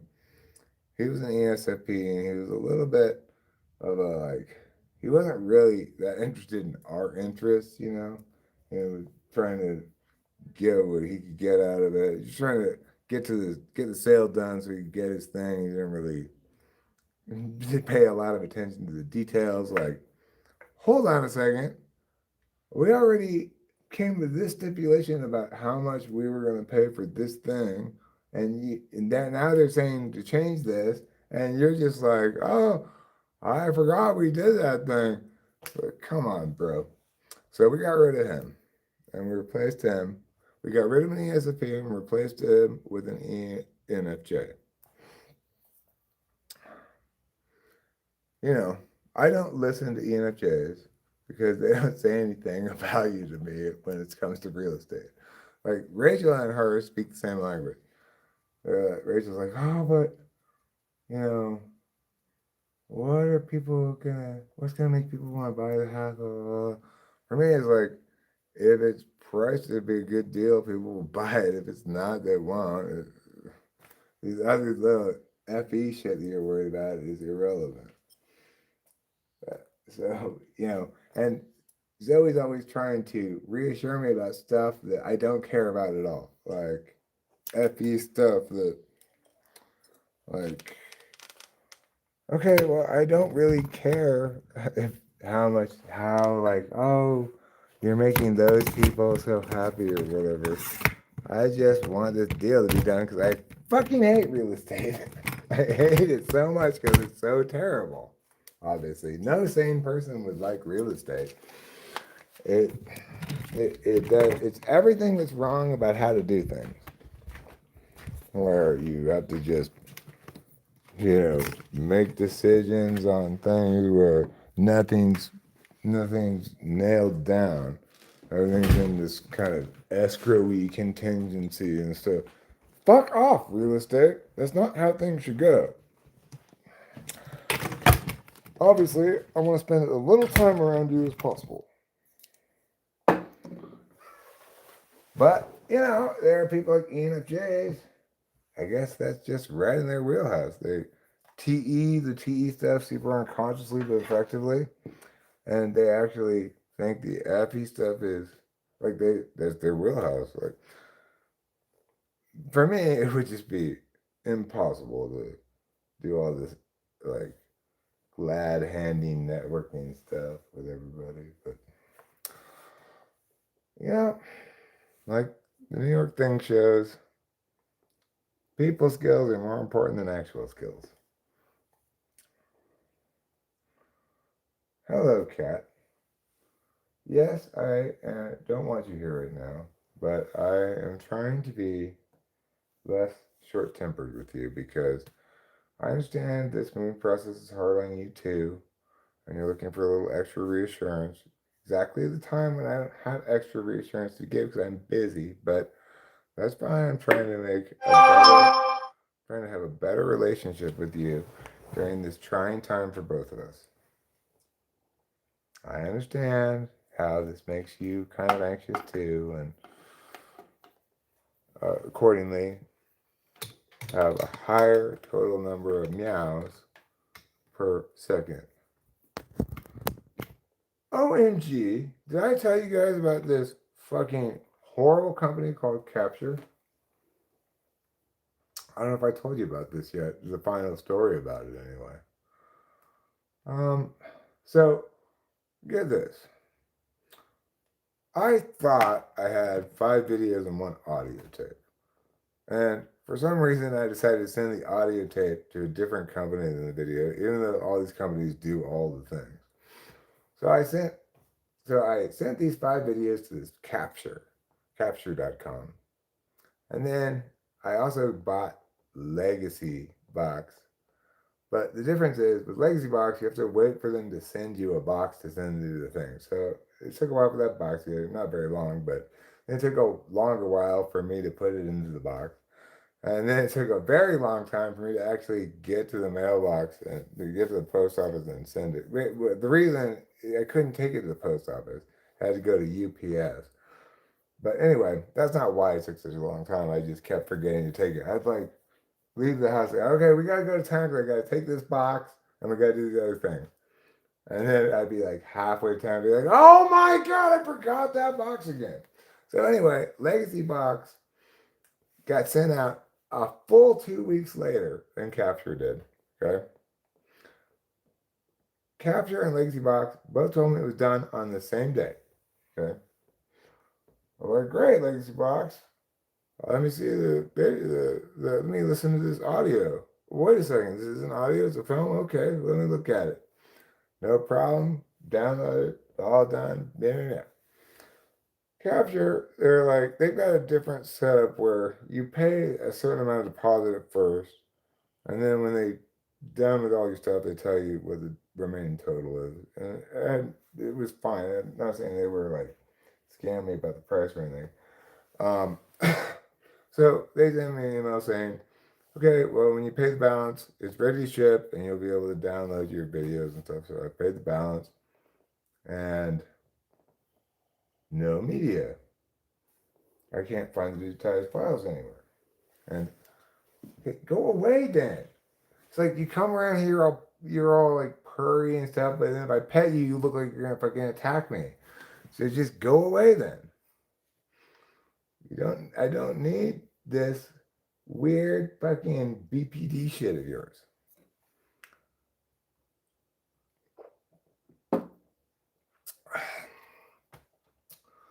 Anyway, so okay, Capture. Well, let me contact your customer support and figure this out. So, of course, you can't talk to a person directly. Talk to the AI agent, and it says, I will schedule an appointment for you to talk to a person tomorrow morning at 10:30 a.m. Eastern time. It's 7:30 a.m. my time. But I wanted to get this. I wanted to see this. I'm excited to see him, man. So I'm like, fine, I'll just make this appointment. And I get up, extra early, I'm ready, got my coffee. The bitch, they never call me, okay? So then I call the AI agent again, say, what's up? I didn't get any call. Like, oh, I'm so sorry. Let me make another appointment with you. They also didn't call me at the second appointment. Then they make a third appointment, but instead of actually calling me at the third appointment time, they call me at some random time in between the second and third appointment times.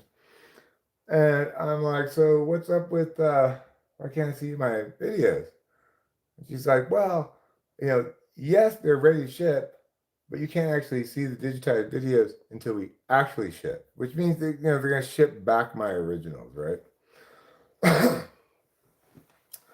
And I said, okay, well, I mean, they're digitized, presumably they're in a box. You're just gonna eventually send them to the post office. I don't care about the timetable on that. How is it possible that whether or not you've actually shipped it can have anything to do with whether I can look at it in your media tab? And she tried to bullshit me some more, and then eventually said, well, actually, the guys who do that don't come to work on Fridays, so I'll have them do it first thing Monday morning. It's like, bitch, are you serious? Are you absolutely fucking serious? That is, I pay you on Wednesday. I can't see a thing. I make 3 fucking appointments. You finally get there for the third appointment, but it's not even at the appointment time. You try to tell me that I can't see them because the box hasn't shipped out yet, even though it has absolutely nothing to do with digitization. And when I try to get the actual facts, you tell me, well, they actually didn't do it yesterday when they were supposed to, and they don't come to work on Fridays, but I'll have them do it first thing Monday morning. How fucking, like, I'm sorry, I'm not a big person about like professionalism. I know I can be unprofessional sometimes, but are you fucking serious? What a slapdash. Their AI agent sounds very competent, but as I was saying to it, so I got up this morning for a 7:30 appointment, and they never called me. I'm sorry to hear that. That's certainly not the experience we want you to have. They told me this multiple times. I'm sure it's not the experience you want me to have, but it is the experience you're making me have, you fucks. So I can tell you in no uncertain terms, any future digitization stuff is going directly to the legacy box, who do a great job, and none of my business will ever again go anywhere near capture. And in fact, I'm going to make a video at some point saying, warning everybody, don't use this fucking slapdash horrible service. I should have guessed they were bad at it because they're in Atlanta. Nothing good happens in Atlanta. Like, oh, I'm going to go have a business in Atlanta. Really? Well, why don't you have it anyplace else, maybe? Who wants to be in Atlanta? What a horrible place. Home of the Braves. I fucking hate the Atlanta Braves. Everything about Atlanta is horrible.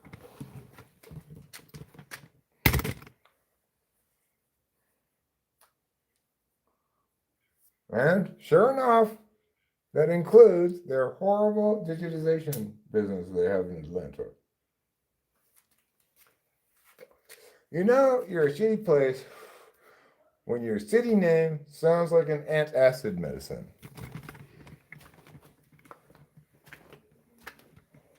It's like, hey, how would you like some ridiculously hot, humid, stupid weather and a bunch of people with terrible taste going, hot Atlanta.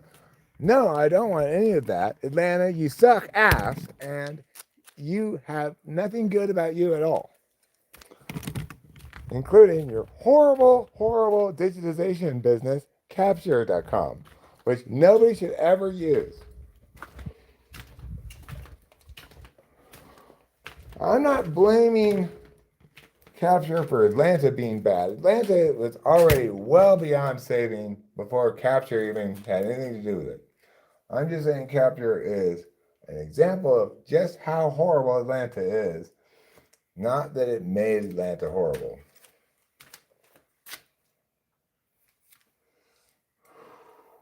If you're from Atlanta, what are you doing there?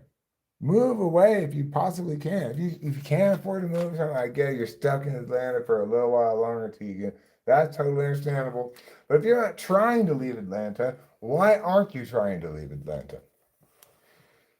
There's absolutely nothing good about it.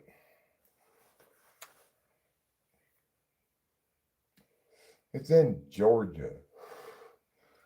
Like, it's hardly even. Like, what is. There's nothing about Georgia except, oh, they have peaches. Well, everybody has peaches. Like, Georgia, Mississippi, Louisiana, they're all the same place. It doesn't matter. Except Georgia, I don't think it even has any water around it. What a horrible place. Maybe it does. I don't know. You know what I would say is in the Civil War, when General Sherman went and burned Atlanta, he was doing everyone a favor.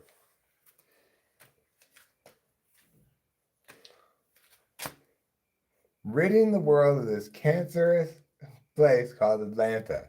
But unfortunately, his treatment wasn't rigorous enough. It grew back like a malignant cancer.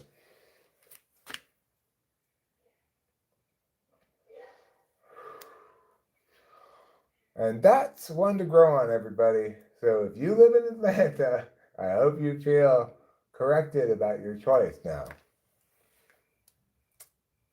No more Atlanta. Okay? I'm just not even. When I draw the next map, I draw of the United States, which I frequently draw maps of the United States. I'm not even going to include Atlanta on the map. I'm just going to put X and put not Atlanta.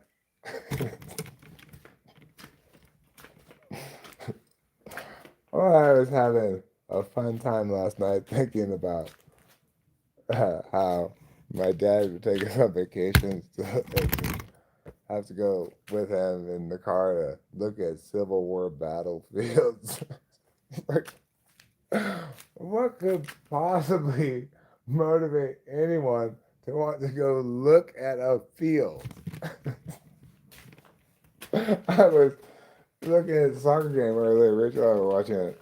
I said to her, okay, now imagine this scene here. Camera's going back and forth stuff. Except now imagine it. There's no people anywhere. It's just a field. Well, that's what we were supposed to be doing for entertainment on these vacations, was looking at a field. I mean, it's better than looking at Atlanta, but not much. Yeah, Atlanta's time is over. I just buried it. It thought it was cool, but now that it heard everything I had to say about it, it realizes it's just how shitty it is. I just sent an email to everybody in Atlanta explaining this to them. Dear Atlanta residents, your city is complete garbage. Also, I should let you know, don't use capture.com. What a helpful email that would be to everybody in Atlanta. I'll tell you another terrible place. It's very much like antebellum, kind of cool. If you don't look a little bit over here, Birmingham, Alabama. I had no idea that such a place still existed in the United States, where it's like there's these like, okay, that's their neighborhood where the black people have to stay, and here's the white people neighborhood. It's totally still like that in Birmingham, Alabama. I couldn't believe it. when we left the debate tournament from Birmingham, Alabama, get this. Everybody was leaving the debate tournament at the same time, right? So, because, everybody books their return flights after the award ceremony because you don't know if your kids are going to go advance or not. If you knew all your kids were going to bust out in prelims, you'd book it back earlier, but you don't know that, right? So everybody leaves at the same time. And I had my team full of Chinese kids and like one Indian kid and one white kid or something like that. And most of the other teams were all full of like Chinese kids, white kids, whatever. And I included this team from New York, except the team from New York had one black kid on it. And I shit you not, at the airport, I watched team after team after team go through this fucking security screening, and they pulled out this one black kid for additional screening and didn't pull out anybody else. I would have told you that shit never happened. That's bullshit. I watched it happen in front of my eyes, and there was no conceivable explanation for it. Like this black kid was just a debate nerd, like all the other kids around him, dressed nice and holding a trophy or whatever. They decided to pull him out for additional screening. So, Atlanta and Birmingham, Alabama, you guys can hang out together in the shit place zone. The shit place zone is the place where shitty places go to hang out together. Shitty places like Birmingham, Alabama, and Atlanta, Georgia. I've never been to Atlanta, but I'm very convinced that there's no reason to ever to go there. I think they serve Pepsi products there even, right? Isn't that where Pepsi's from? Atlanta? Doesn't that say everything? Like, Atlanta's the reason waitresses have to say, "Is Pepsi okay?"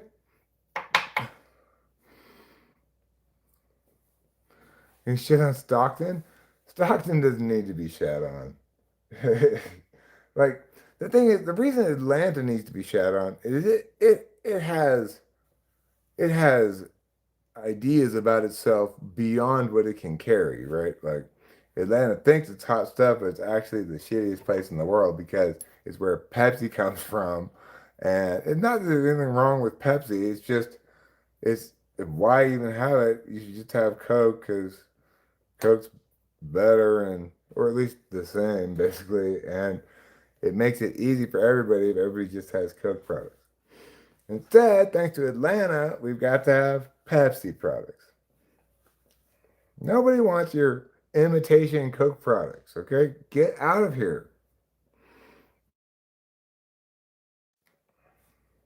Atlanta, they're proudly like, we proudly only serve Pepsi products. That's because you're fucking retarded.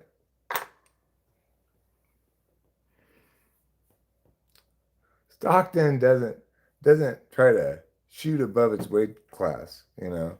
It doesn't have airs of being some cool place that's doing things right when it's actually catastrophically the other direction. Stockton understands itself as maybe not the best place, but it's got a certain rugged working class, you know, virtue to it nevertheless.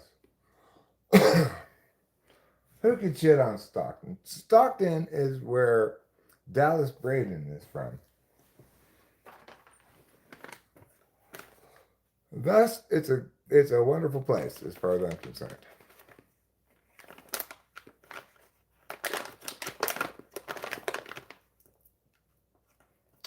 Let's see. Stockton was actually a mini Hollywood back in the 1900s. Really?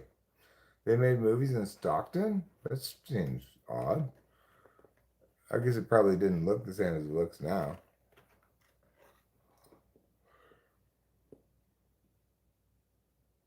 Oh wait, Winston, do I have it backwards? Is Atlanta actually where Coke is made? Well, that may have invalidated that line of reasoning as to why Atlanta is bad. But it does not change the fact that Atlanta is bad. Who's responsible for Pepsi products anyway? What city do I have to yell at for that?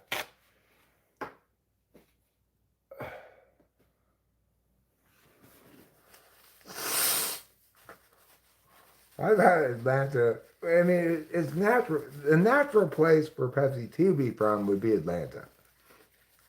Honestly, I never knew until today that Coke began in America. Oh, the Coke began in Atlanta.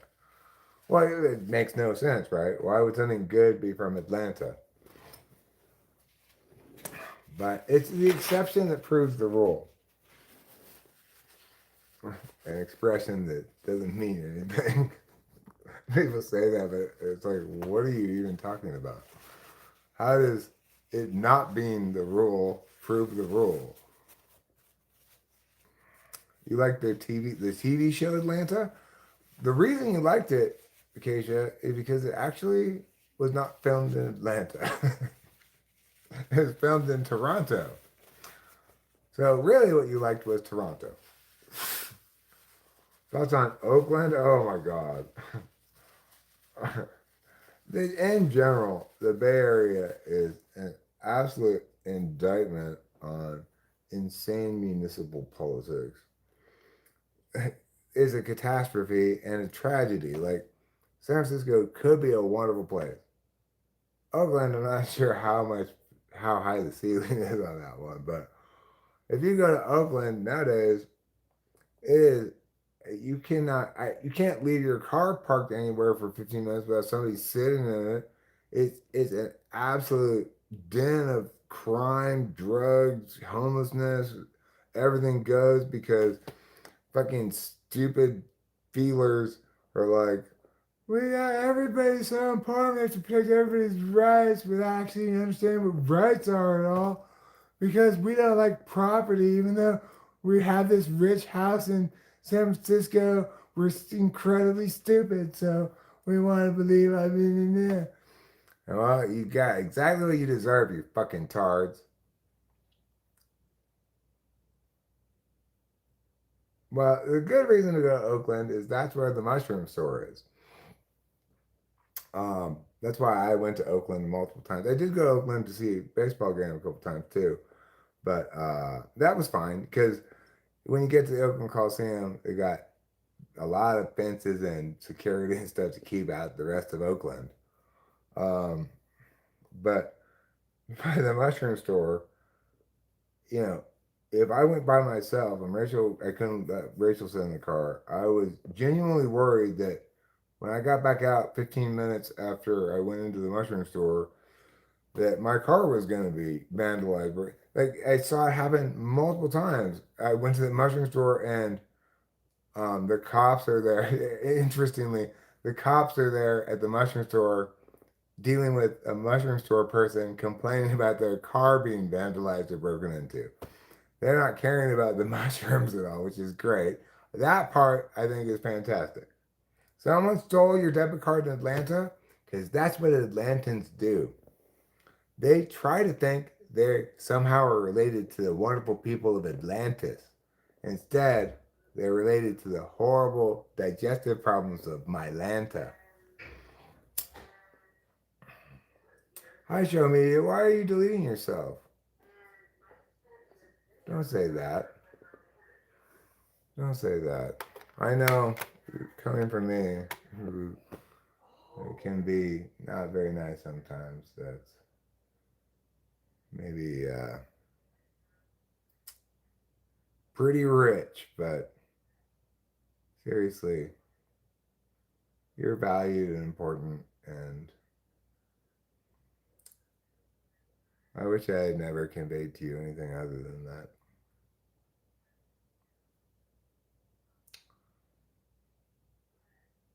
We all have our crosses to bear, I guess. Mine is filled with guilt and shame associated with FI polar garbage. But, you know, that's what builds character in a man.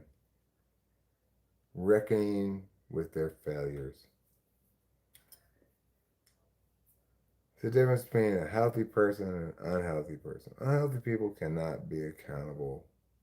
That's the fundamental thing about what makes them unhealthy. Accountability avoidance. Despite my many failures, that is not one of them.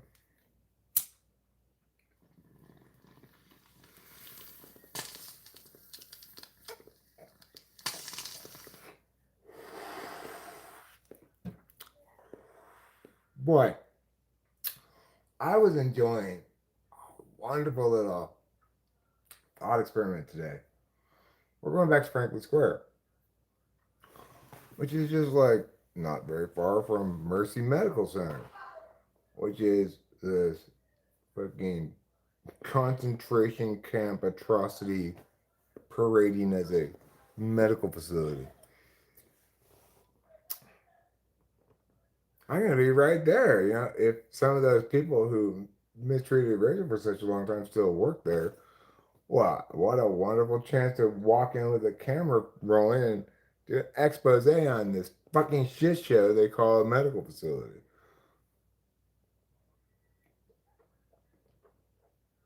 I was doing JKs, sorry, Schmetty. You were doing JKs? What do you think about safe injection sites? I mean, I'd suggest safest place to inject yourself is not at all. But if you want to inject yourself to somewhere, I'd say maybe like the butt would be a safe place. I'd try to avoid the veins because that makes me more squeamish than maybe the butt. But the butt makes me squeamish too. I'd say don't inject yourself at all. But you know, you're gonna do you. I'm not. I'm not trying to tell you it should be a crime or whatever. I'm just saying, no needles, no PCP is a very good, and nowadays no fentanyl is a very good drug rule. No needles, no PCP, no fentanyl. You know, try to keep your drug dealing sustainable for your whole life. If you start injecting shit, it's not sustainable. Oh, I bet you what you mean by safe injection sites is a place where you're allowed to inject yourself with stuff. I mean, that's the idea that there needs to be that designation in some way is absolutely insane. Obviously, people should be able to inject themselves safely wherever it is they're injecting themselves because they're not committing an actual crime, right? They're just doing something that has been criminalized in defiance of justice. It's a bad idea, but it's not, you're not violating anybody's rights. It's not a concern of the criminal justice system. So there shouldn't be any need for designating places where you won't get arrested for doing something you should never get arrested for in the first place. Oh, it's where they provide safe tools. Oh, well, that's a good idea. Like, I'm a junkie, but I want to do my junkie shit without hepatitis. That's great. That's fantastic. I got it wrong twice now. Then I had misunderstood what this thing is. First, I thought you meant sight on your body. Then I thought you meant prevent you from getting arrested. But actually, it means like let's not get hepatitis. That's great. That's wonderful. Obviously, you want to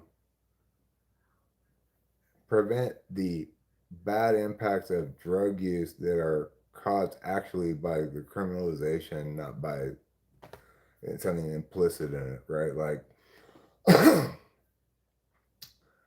if if it were generally understood to be legal and acceptable to inject oneself regularly with drugs, then we probably wouldn't see all this gross used needle stuff, right? People don't prefer that.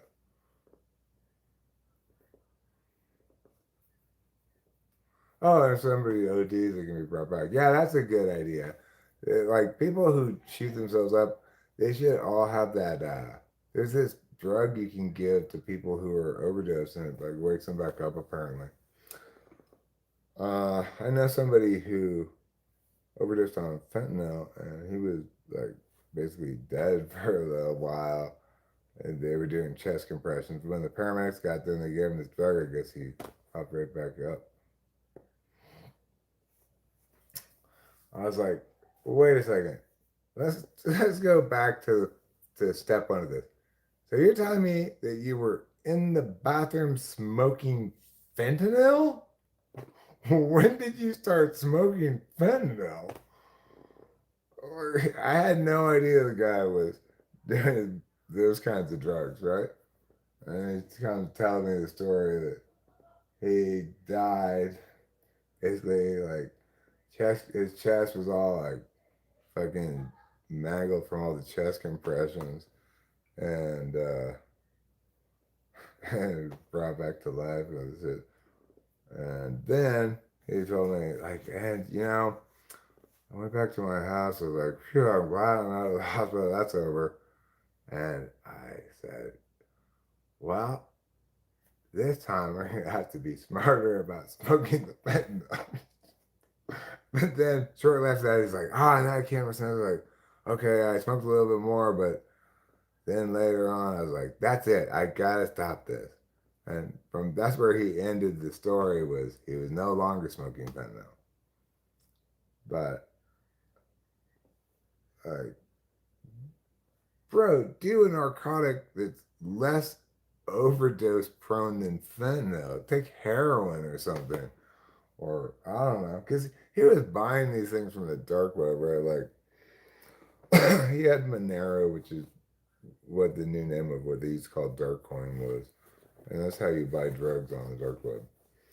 And so he had this safe that just full. It's just a dream safe. Like I wish I could have this safe because I wouldn't want any narcotic stuff. But because who wants downers? Downers bring you down, bro.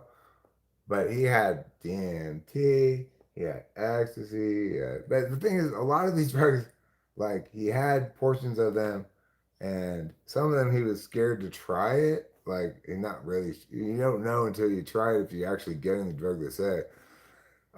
Like for example, we tried to take supposed ecstasy that he got, and it was not definitely not ecstasy, and it made me feel kind of like jittery and physically ill. And obviously, we didn't take any more of that after that. He also, though, got plenty of real drugs that were exactly as advertised. He had a lot of ketamine that was great. DMT was great. He had acid, but it wasn't as strong as advertised. I took I took some of it, and it was advertised based on his son's reporting of having taken it. Advertised super strong. I like took half a hit and was like, oh, okay, I'm barely trying. This is not strong acid at all. But it's kind of a crapshoot, right? He had Adderall pills, which were great, but they were not Adderall pills. I can tell you, they were definitely meth pills. It was a little bit extra. I don't know, joie de vivre to it. They're very similar drugs, but not quite the same.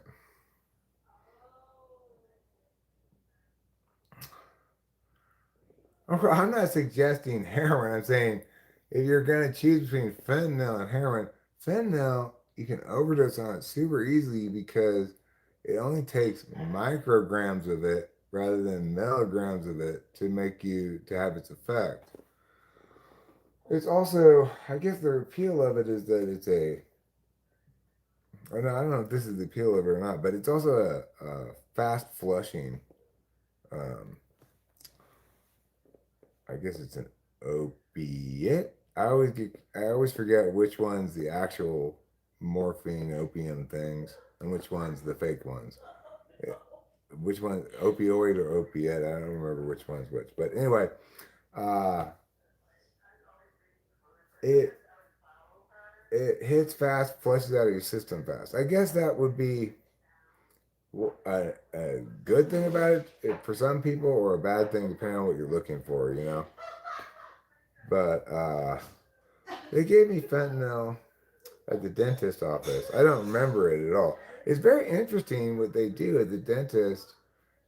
do you know that in the medical profession, with at least with sedation dentistry, they do not actually put you to sleep at all.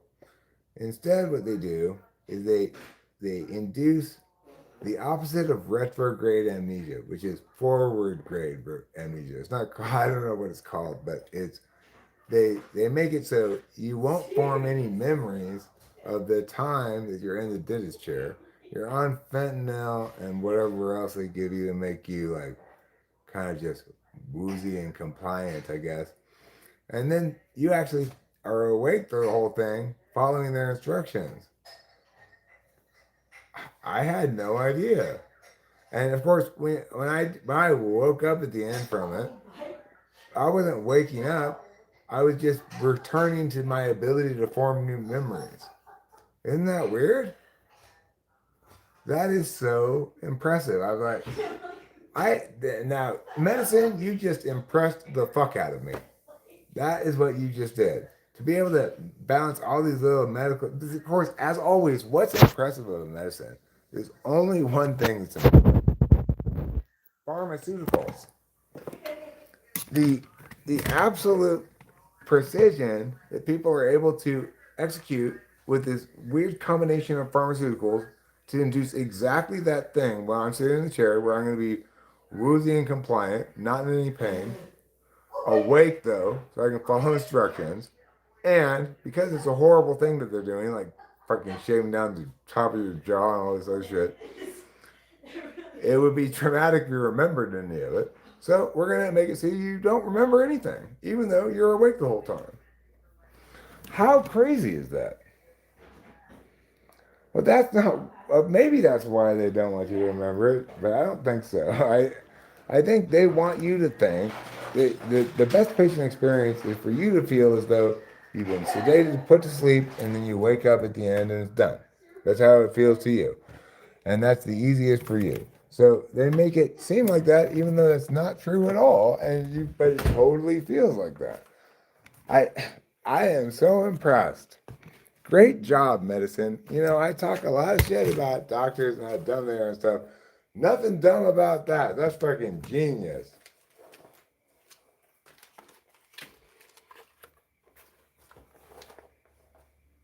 I don't know. You know, it's like different people have different relationships with drug problems. Like, for example, when I went to the dentist, I said, you cannot give me any nitrous oxide for sure. I've already damaged myself neurologically from it. I don't want to damage myself any further. um, but I don't have any relationship with opiates at all, so it works as it's expected to. But if you like abuse those kind of drugs, then it's very different operation. They've got to do a lot of different calculations and stuff. From what I understand, my experience, which was I went to sleep, woke up. At the end of it, had almost no pain. I experienced no hangover or anything. It was like, well, that was no big deal. I was all worried about it. It was so easy, including the aftermath of it. You know, everything was just smooth as could go. Well, from what I understand, whether or not you experience it like that has a lot to do with how your body processes the drugs that they're using, and it's generally indicative of good liver and kidney function, or maybe just liver function, if you don't experience any like hangover or thing. So I found that encouraging to read about it. I researched the subject, obviously, after I got done because I was like, I was like, asked Jim and I was like, why do people do fentanyl when it's so easy to overdose on? Why don't they do some other opiates that's less easy to overdose on? And it gave me his first answer was you can't get other opiates anymore or opioids or whatever one it is. You don't because everything's got fentanyl in it because it's cheaper to produce and drug sellers can just put a teeny little bit and that's as much as a bunch of heroin or whatever. I don't know. So okay, I get that, but here's the thing. As somebody who buys drugs, I understand that you want something specific. You don't want you don't want some other thing that's like it, right? Like, you know, I don't want freaking the shitty kind of amphetamine they put in those um, nasal things. There's a certain kind of like you're supposed to like breathe through it. It's got a little rolled up paper towel thing inside that is soaked with this liquid, and you smell it, and it's supposed to like clear your sinuses or something. Anyway, one of those brands is specifically a store brand from CVS or something like that. It has amphetamines in it, Lexo, whatever amphetamines, which are genuinely amphetamines. But the reason they can have it in that, because here's the thing, I did what any sensible person would do. I thought, wow, shit, I'm gonna follow the instructions I'm hearing here, and I'm going to take out the little paper towel thing and eat it all at once. So you get all the effects of the amphetamines at once, right? So that kind of amphetamine is fucking horrible. Makes you feel all like physically like, ugh, but it doesn't get you sprung at all. So don't do that. If you're wondering, should I do that? Don't do that. I tried it. It doesn't. It's not worth it. Like almost every kind of like legal way to get high is not worth doing.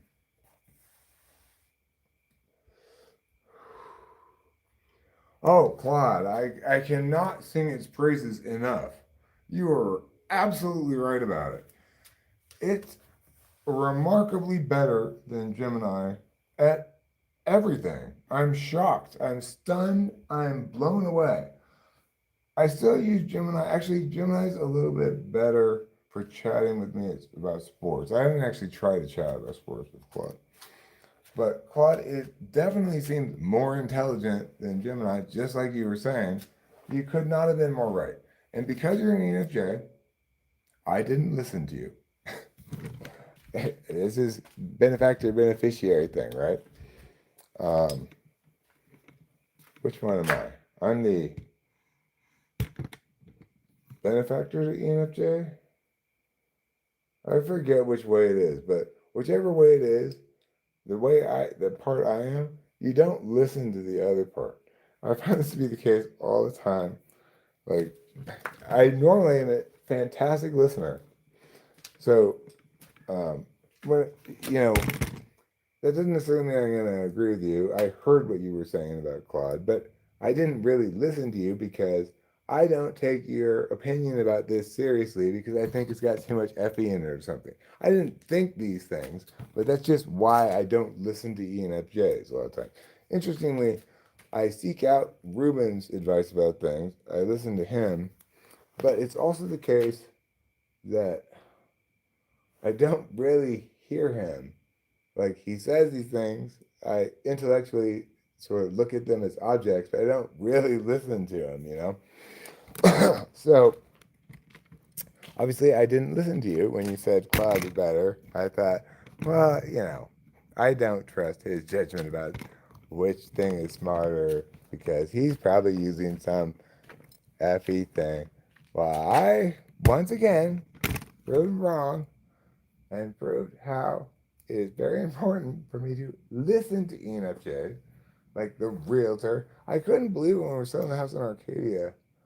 I've never failed to listen to somebody as much as I failed to listen to our ENFJ realtor. I don't mean I didn't follow the instructions or anything like that. I mean, like I had to have him, he'd say things to me, I would just not hear them and ask him the question that he'd already answered. One time I got mad at him. Why won't you tell me the answer? It's like, I've told you like 2 times already. Like, oh my God, I've never been this bad at listening to anybody in my life. I am so bad at listening to this man. He was a great guy too. And there's no reason for me to not listen to him at all. I wasn't trying to not listen to him. I just failed to listen to him all the time. So that's benefactor beneficiary. thing going on there. Is that what it is? Yeah, benefactor beneficiary. Oh well, if that's the case, it makes perfect sense because my dad never, ever, ever listened to me. It didn't matter how right I was about anything. He not only didn't listen to me, he didn't want to hear the sound of my voice at all about it. And it's crazy how unlistened to me he did. Obviously, there were plenty of times when he shouldn't listen to me because I was talking about stuff that I didn't know anything about or whatever, like TE stuff. I didn't make a lot of big claims about that kind of stuff, really. Um, I do remember this one time when I was absolutely right. I rarely say things like this, but I was like, it was something around the Gulf War or something. I was like, Dad, buy gold right now. It's about to go fucking skyrocket. And, and I really tried to explain all the reasons to him. He said, but if you think it's so good, why don't you buy it with your money? Because I don't have any money, of course. Um, I'm just trying to. It's not like I ever had access to the family money either. This was his money. I was trying to hook him up with making him more money, but he refused to listen to me at all. I was exactly right. And shortly thereafter, it skyrocketed. And he didn't want to hear anything about it at all. Did not listen to me at all. And that's the weird thing about the benefactor beneficiary. The benefactor doesn't get the benefit that they could get if by listening to the beneficiary. And the beneficiary doesn't appreciate or want the benefits that they're getting from the benefactor. It's a weird relationship.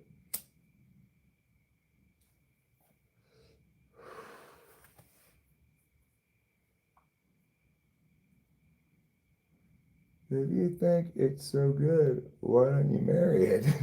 Yeah. If you want to buy gold so much, why don't you marry it? Because I can't afford to marry it, Dad. Because unlike you, I'm not a responsible adult who does things like this supposed to. I'm sorry, I'm a failure. That's basically our dynamic.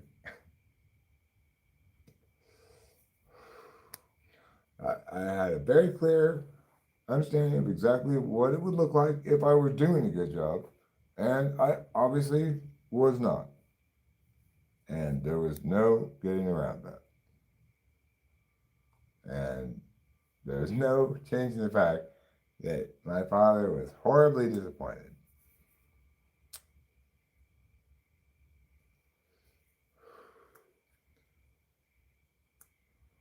What do you look for when trying to tell someone's relationship with Effie? I actually don't test for that very much directly. Instead, I test for TI, FE, or like I figure out where your TI is. If it's backslide, it's a little trickier, but if it's front slot, I can usually tell it's front slot, front side, and then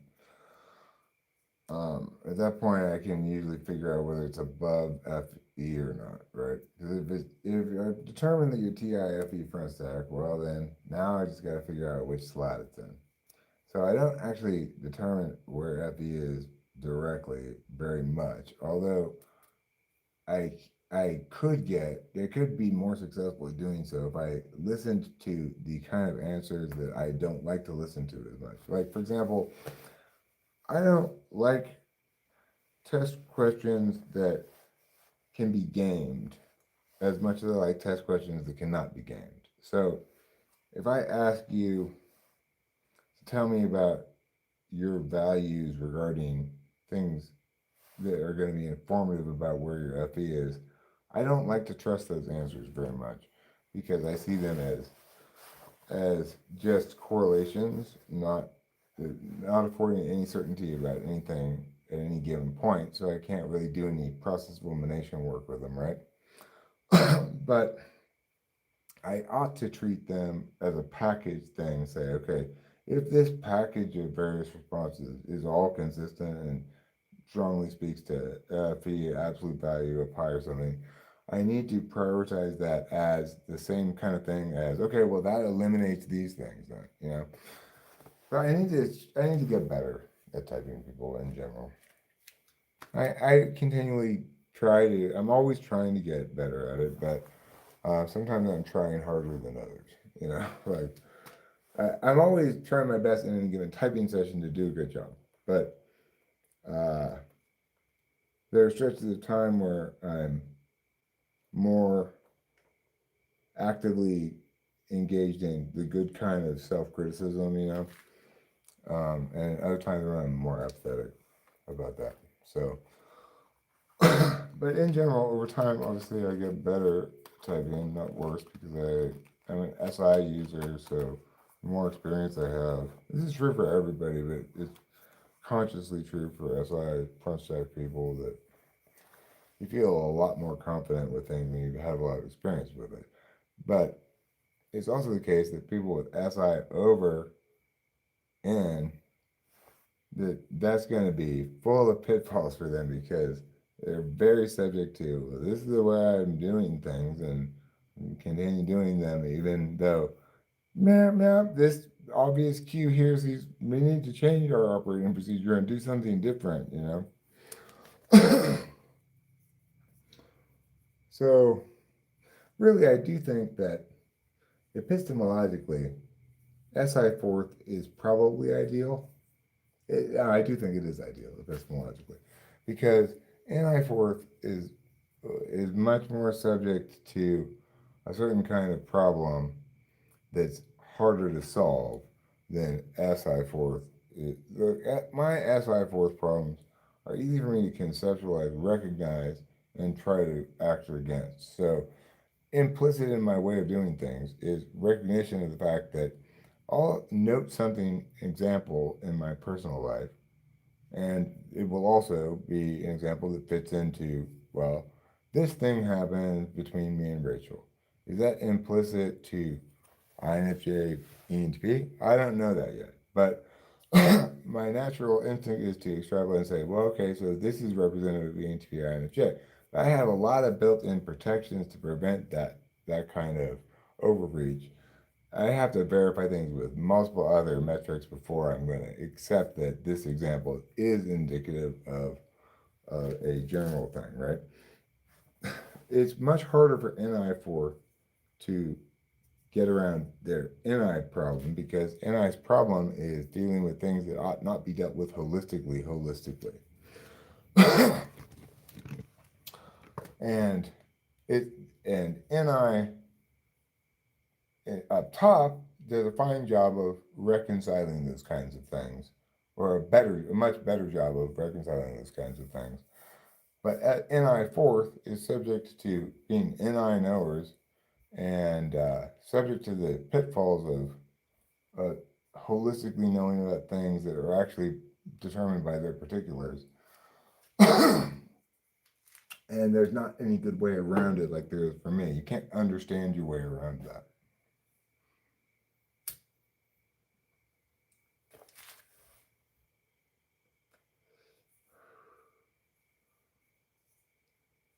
So, it's incredibly good insight right there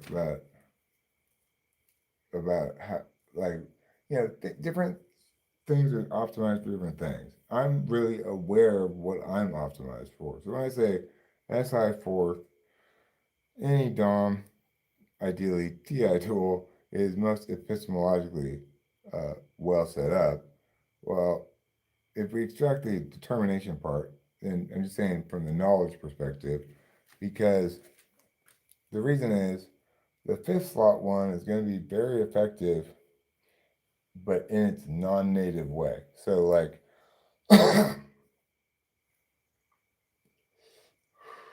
my NI is terrible when it comes to things like, hey, this brilliant apartment possibility came up. We should jump on it right now. No, I'm in my SI frame of reference, and it's not time for that right now. Time for determining where we're going to live comes later in my timeline here. Because we don't even know when we're going to be ready to go, when we're going to have all this stuff. Blah, blah, blah. That's horrible NI there, right? But my NI, and then that, and NI's native way is in relationship with SE. It tells you when to take action and stuff.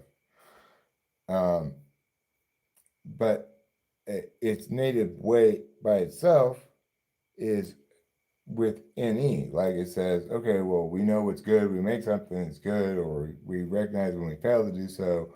We understand like symbolic shit holistically correctly. And so my NI is very robust in the things that my NE is robust at, but it's ignoring in all the things that actually link to SE, the other part of its pole, right? Same thing with an ESTP. Their fifth slot SI is going to be uh, fantastic at the SE stuff, and it's going to be terrible at the actual SI stuff. So, like, um, and ESP is going to be great at keeping track of all the things they're going to do and have to do in the schedule and stuff like that without really having to put a calendar probably. But they may, but that's going to be effortless for them. Um, but on the other hand, the physicality of it is going to be ignoring. So like, I don't know why I've got this headache because you haven't eaten in 16 hours and you're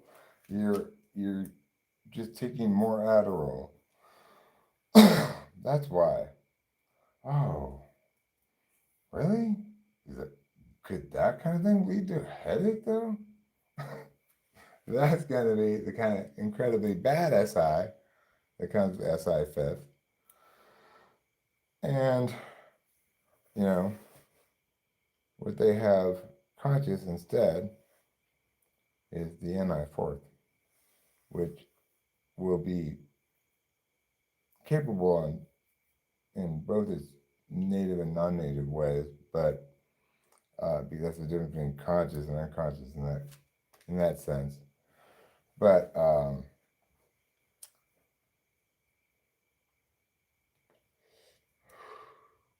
it'll still be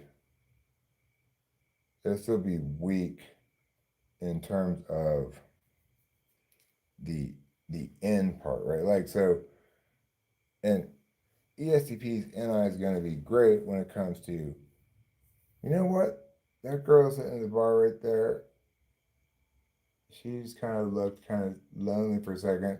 Now's the time to move. I'm going to go over there and talk to her. That kind of NI is great, but the kind of NI that links to meaning is not going to be as good. It's going to be much worse. And so, um, accordingly, though they do have conscious access to both things, unlike the SI fifth, right? It's still skewed in favor of the actual doing parts of NI and against the being right about holistic things. So a little bit of a long explanation, but and I almost lost my track partway through, but I recaptured where I was going. And in total, what I said there is right, absolutely right, correct. And I'm glad I expressed it all the way I did. I wish it had been a little bit more fluid and I didn't have to do quite so much thinking it out as I was saying it. But overall, I give myself a solid B plus. B plus. Bingo card, my bingo card. It's got letters on it, and I think you know what they are. They're BINGO.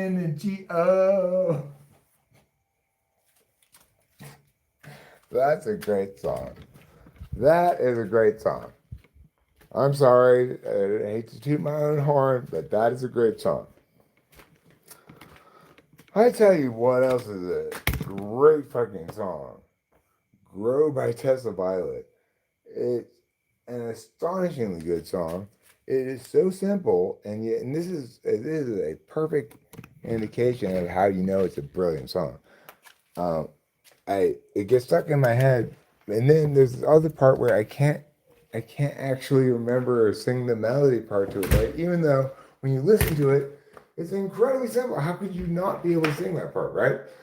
Well, that's one of the indicators that you got a really great song there. It takes you a while to actually sing the melody of it, even though when you're singing along in the song, um, it feels so intuitive and normal. But when you're singing it a cappella, you realize something weird's happening there because I can't sing it. So anyway, I cannot recommend this song highly enough.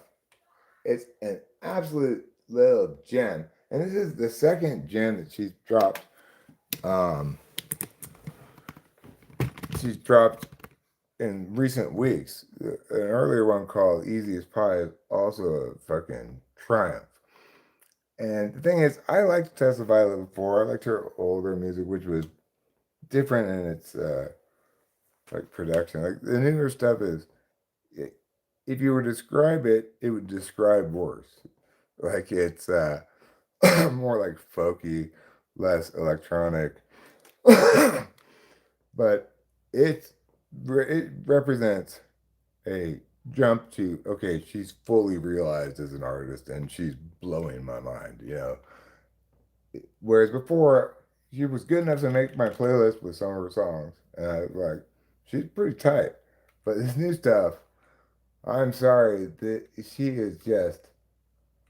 has really proved herself a world class genius. Congratulations, good job, Tessa Violet. I'm so happy that you were able to provide us with this glorious thing that you have made. Bravo. Kudos to you. You deserve all the praises that I'm giving you right now. What I don't deserve praises for is successfully finding the thing I've been trying to search for quite a while. Like, the first thing that pops up for her is Crush. That's a good song. I like the idea of you as a better song. Both those songs made my playlist, but they both pale in comparison to either of the two new songs, even though those previous songs I mentioned were great. This is why everybody should listen to this song all the time. I'm going to get you the link so I can help you listen to it all the time. I'd be perfectly fine with actually, I should just play the song and she can make the copyright claim. I don't think she's going to, like, copyright strike me. So that's fine. She could have whatever piddling 50 cents from this live stream. She deserves every penny of it and more. It's like if she had a like donate to me button, and I would never ever push one of those for anybody, I would be tempted to push it because just it, bravo. Let me just throw some money in your hat because wow, what a great song this is. So let's listen to it together. I don't care what the video looks like. I haven't actually watched the video, but I think it's it's fine. I gotta turn this up though.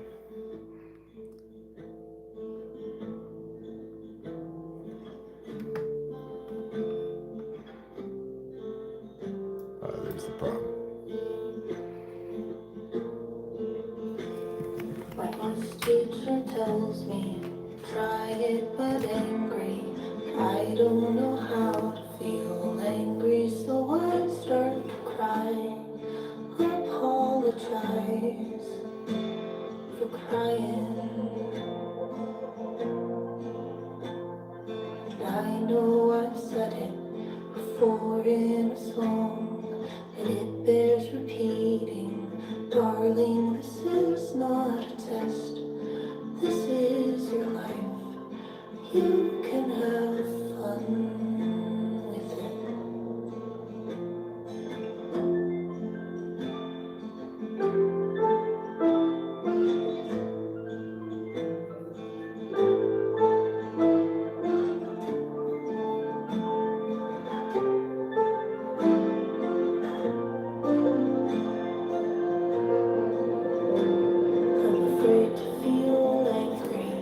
afraid if I try, I'm going to find out that there's something broken inside that I can't hide away. When I ask my heart, is that even real? It says to me, Tessa, I love you, I love when we feel, and I'm on your side, and you can try anything. I can grow, I can grow, I can grow, I can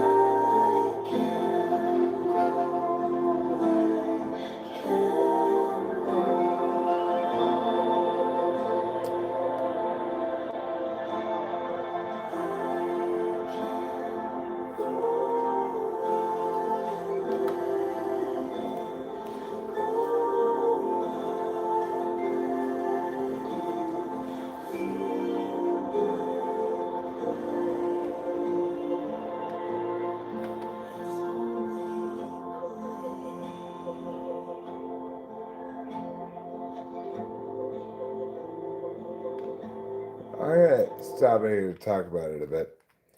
First of all, I am so sorry I did not put it on the music speakers, and then I had this speaker distortion going on because I trying to get it up louder, but I put it up. I'm so sorry about the speaker issues because I took away from its glory somewhat. But um, one of the things to note about this song is her incredible crafting of the lyrics to be as concise as possible, right? So like the this the starting concept here is like um, my music teacher told me try it again, but try it more angry. But then I didn't know how to be angry. It made me cry, and then I apologize for crying, right? But if you actually pay attention to the lyrics, it could not be expressed any more leanly than it is here. My voice teacher tells me, try it, but angry. I don't know how to feel angry, so I start to cry. Apologize for crying.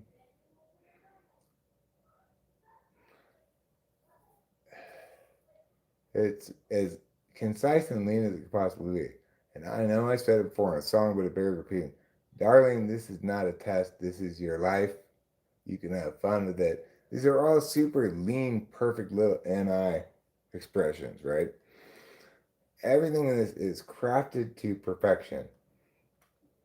Um, you couldn't tell because of my horrible decision with the speakers, but that includes all the production stuff is spot on. But the thing is, this song is not at all about the production, right? It's a complete triumph while seeming to do almost nothing, but accomplishing so much musically and lyrically. Is this is what it looks like to succeed as an artist, right? This is what I will never be able to do. I will never be that good. I can try my best, and I do try my best. I can be much better than almost everybody, but I will never be as good as this. I will never be as good as the things I listen to because I only listen to things that are this good.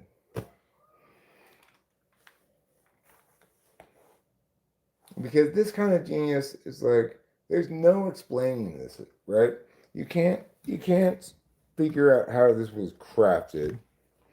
You can just imagine her sitting there with a guitar, singing the ideas, and then just kind of refining it, and then it's done. But like, there's nothing to it at all.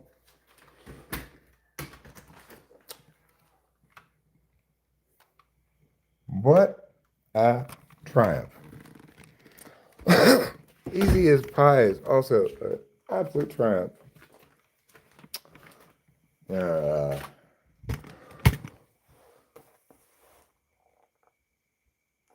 And it's like this song. Of course, what do the absolute triumphs in the music world do?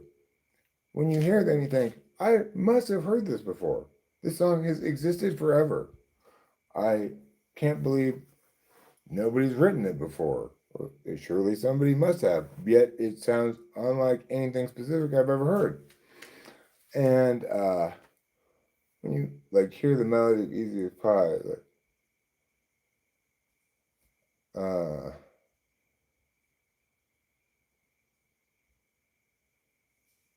drove a van from LA to Ohio. Na, na, na, na, na, na, na, na. Na, na, na, na, na, na, na, na, na, na, na. Na, na, na, na, na, na. 'Cause loving you is easy, easy as pie. Na, na, na, na, na. And the nights are crying. Na, na, na, na, na, na, na, na, na, na, na. Easy as pie. When you learn the song, you think this song definitely existed already.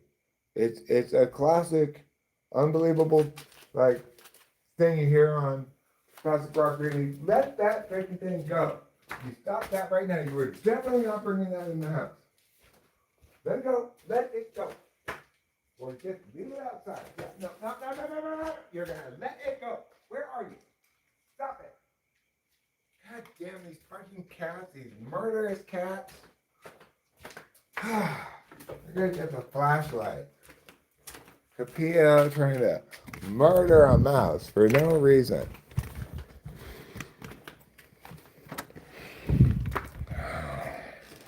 It's like I was saying before about Mercy Medical Center. How like, okay, I get it, these ladies in the Mercy Medical Center are just doing their job, but maybe don't work for the fucking Death Star, as I heard in a video. I didn't make that up. Well, I've got these pets. Well, maybe you don't have pets, freaking little sociopathic murderers. How about that? That's the other way around, see. Same idea, but the other way around, kind of. What did I just the mouse? Oh my god. Why do I always lose things? It's because I don't want these physical objects to be in the way of whatever's happening. I don't want there to be some thing I have to deal with to do something. Just me say what happens and then it happens. So I do not know where the mouse is because I probably took it outside. This is maximally going to occur, these phenomena, when I'm on mushrooms and Adderall. Because, I'm explaining something or talking about something. I cannot be burdened with these stupid objects. This one's fine. I can keep hold of this just fine. This is what an object should be. This big, hold it in your hand nice, and it has an actual useful purpose in life. So, no. You were going to let that fucking mouse go. No, Capillo. No. God damn it, I forgot why I went in, of course, to get a flashlight so I could see over there. Or I could just fucking turn on the fucking lights and oh, God. Physical objects. Let's come in and get a flashlight so I can see. Why don't I just say, let's be on there over there. And then I would be able to see. Everything should be done with me talking, and then things happen. There needs to be no other layer of complexity besides that.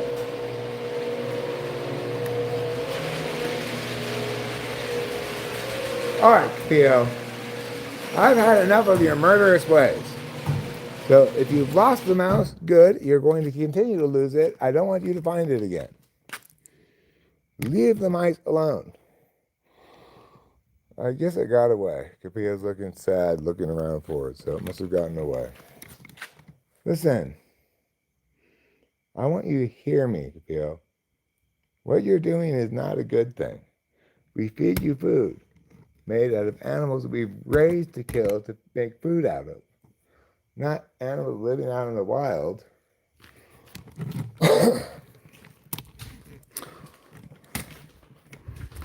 She'll get there. I'll eventually explain it well enough that she'll understand.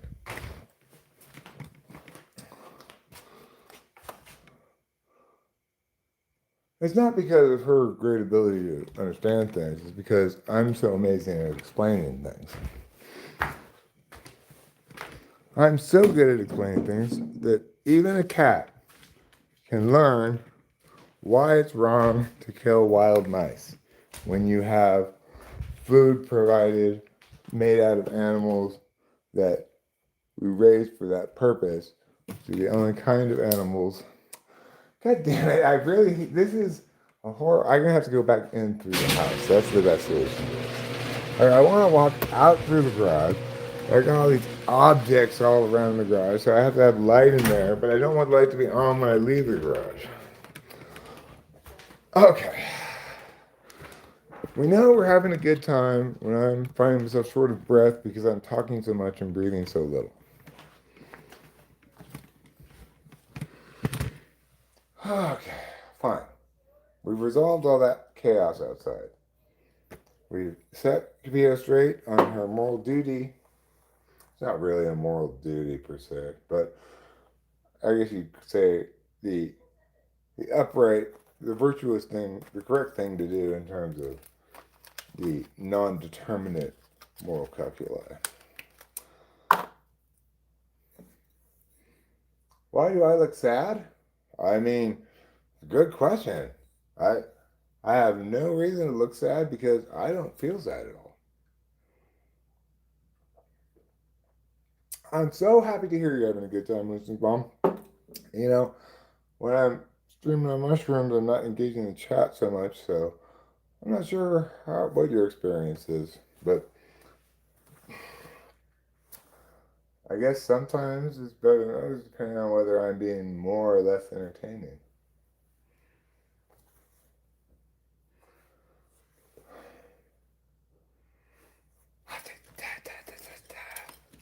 That doesn't make me being entertaining. I just realized how numb I am when I went back in my mind trying to define myself. Well, listen, you should just say to yourself, ask, ask your heart if it's real. Says, Gyalt, I love you. I love when we feel. Isn't that a beautiful sentiment? That's how FI should be done.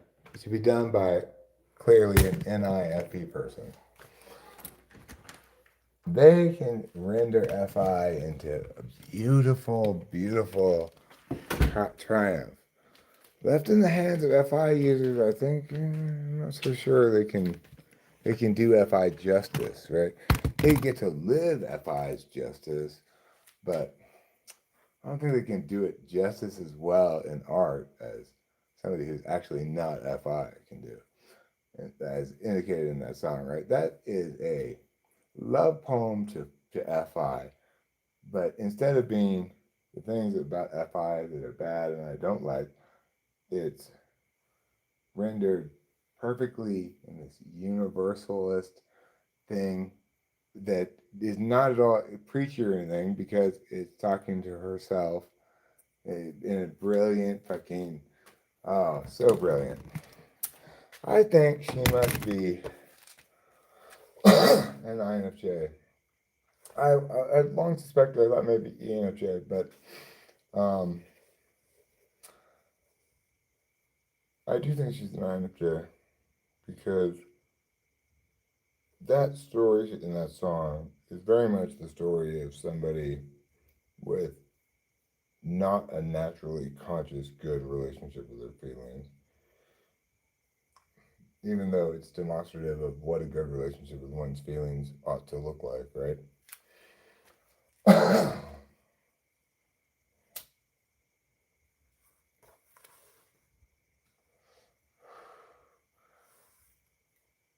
music is so much.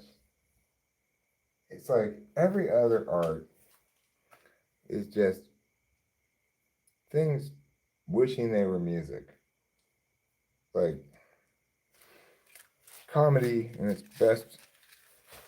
very best incarnations stays funny for 10 or 20 years, maybe 30 or whatever. You can tell genius shit like Steve Martin's comedy still ages well. The jokes are fundamentally funny because of the nature of the originality of the construct, right? But still, nothing like music because it's burdened by being words. Music allows words to transcend being words. Movies and stories do not allow that at all.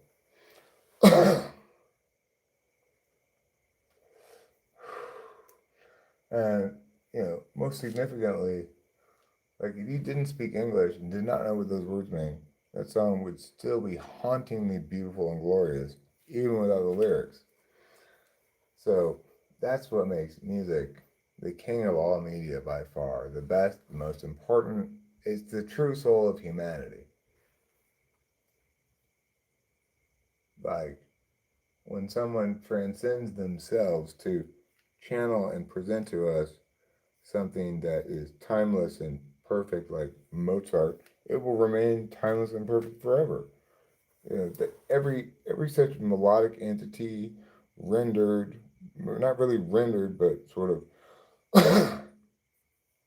not fucked up, delivered properly. Like Mozart didn't have to worry about the rendering thing because he was writing it in sheet music, and he had it set up so in the olden days they had it set up so everything was compartmentalized, right? Like, well, these people are going to play these instruments to sound like this, and I don't have control over whether they do it exactly right or not, but I have some control over that by only hiring the best musicians. Like, of course, making music back in those days was a very expensive proposition.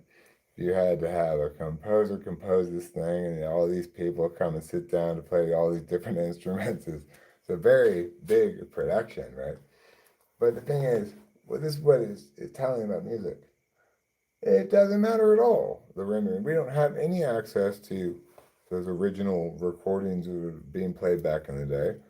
And it doesn't matter at all if we listen to this recording or that recording of some symphony playing it. It's genius. It transcends any rendering, right?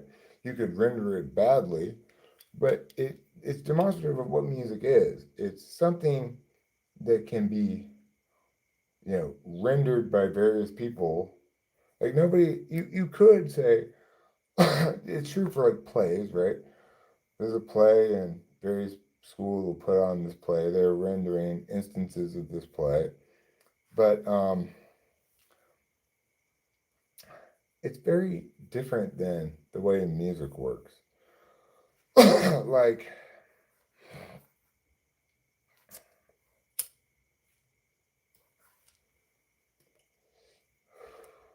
you'll have shit tons of different people cover the same song, and even though it has exactly the same identity, namely same chord structure, melody, basic rhythm, you mess with those things too much, it's a different song, right? But even though you've got all these people rendering it, most of them are going to be having the wrong mindset. And they're going to say, I'm going to put my individual twist on this rather than the correct mindset, which is if I'm going to play this song that somebody else wrote, I want to I want to render it as close to perfect as possible, not as individuated as possible, right?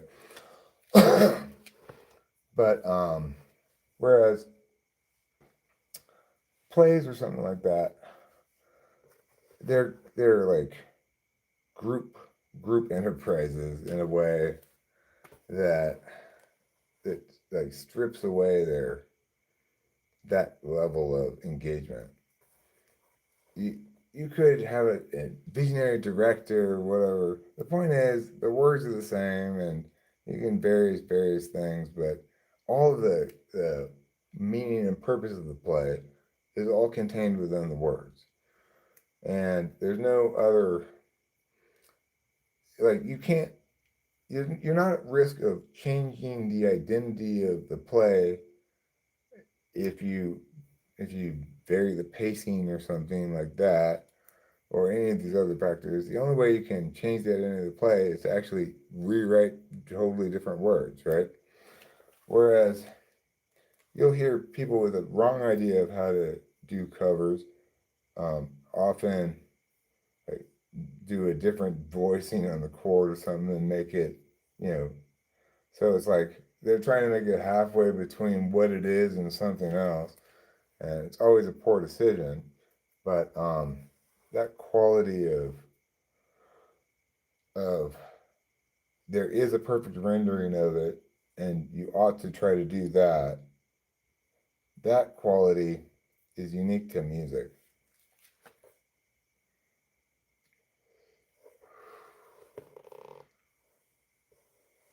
That's the thing that makes music so incredibly powerful and unique, is that in every instance, there is a correct, perfect way of rendering something that you should always try for, and that everyone will almost always fall a little bit short of. How short of that, how much that impacts the value of the thing, depends on how much they fall short of that rendering.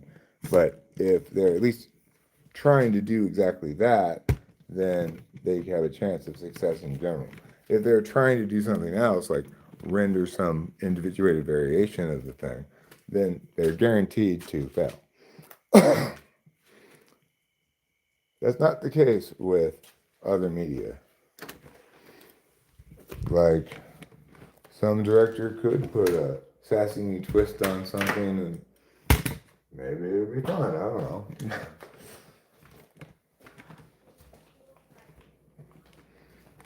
But the other thing is the way that other media can be.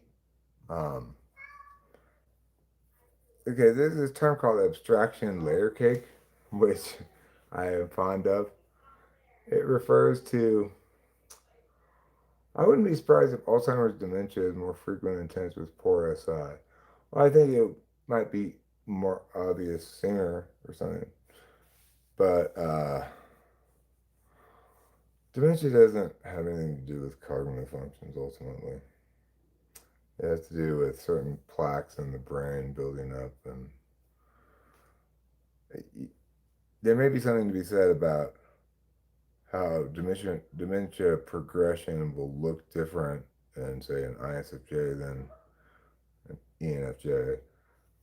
Like, I noted things about like what kinds of things my mom retained longest, and I think one could probably successfully articulate things about progression of dementia and the predictable uh, losing of certain things depending on function stack.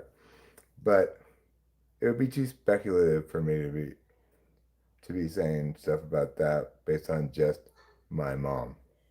I don't have any other examples, so, and I don't. It's not the sort of thing you can really like go out and find data yourself. Like, I can find data about typing by typing people, fine, but it would be hard to go. It would take a lot more work to go deal with a bunch of dementia patients' families and asking them. Obviously, I'm not going to do anything of that sort. So I just figure if somebody wants to explore that particular possibility, they can, as long as they're not me.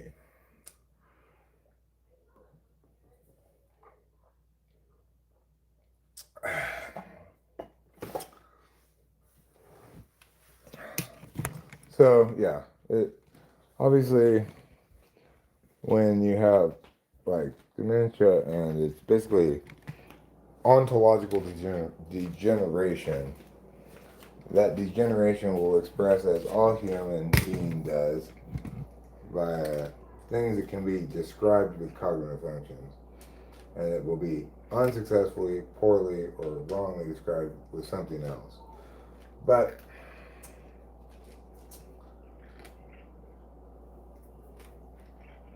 I think there's what I like to call the autism trap. I just like to call it that right now. I've never used the term before. But basically, it's this phenomenon where autistic people, one of the things that they have going on is bad FE, not liking to make eye contact, various other bad FE things. And so people go, oh my God, well, that guy's got some of those bad FE things. He must have just a mild case of autism. No, that's not how it works at all. Autistic people have a variety of symptoms, including those FE things. And it may be plausible to explain autism in terms of, say, what we might call like a past the breaking point. Uh, I mean, you can describe what's going on in terms of like, well, they're like you can describe all human being is in these terms, right? Like, well, they're being FB, bad, or whatever. Um, it's not the case that somebody who has bad FE is therefore kind of autistic any more than, like, say, for example, people with Down syndrome tend to have very smashed faces, like their noses are really smashed.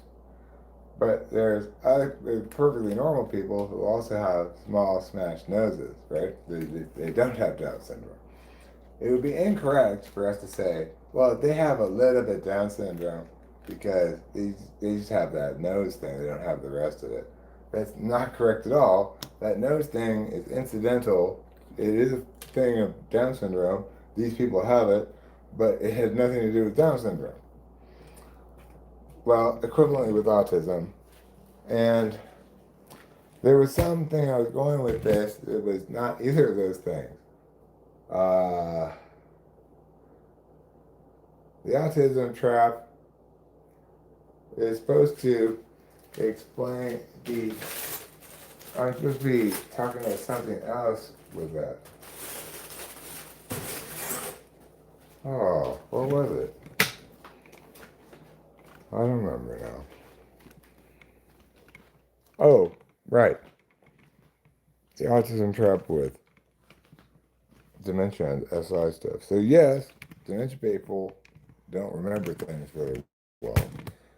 And yes, SI poor people or even SI fourth people don't do a good job of remembering things like, how could I have lost my glasses? I still haven't found them.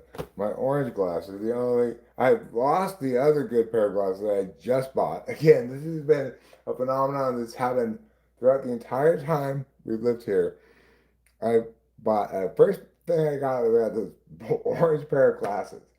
And I have bought, I don't know how many fucking pairs of glasses since then, all of which break, lose, whatever. But the orange pair of glasses sails on. I lost the orange pair of glasses, but I'm sure they will turn up again. Unlike the other pair of glasses I lost, which I don't think they're going to turn up again because they're not the orange pair of glasses. Eric, did you say anything to me? I was gone for a moment. Cautious Muse, I didn't, but I'm saying something to you right now. And no, I'm not still trying to convince you. I forgot at this point that you were involved in this conversation at all. I'm just explaining something. So yeah, with the dementia thing,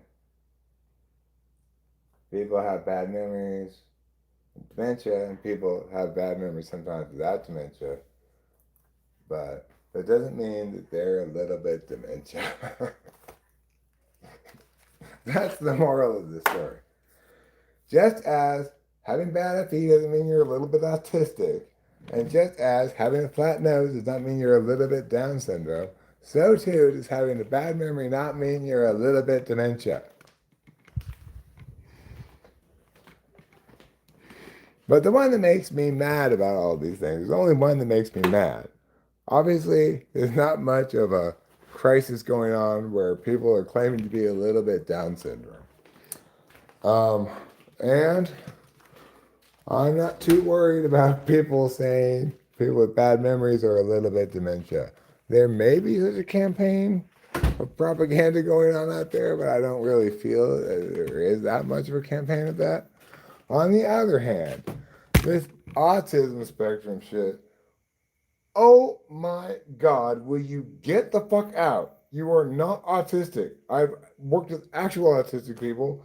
You are just fucking self-absorbed.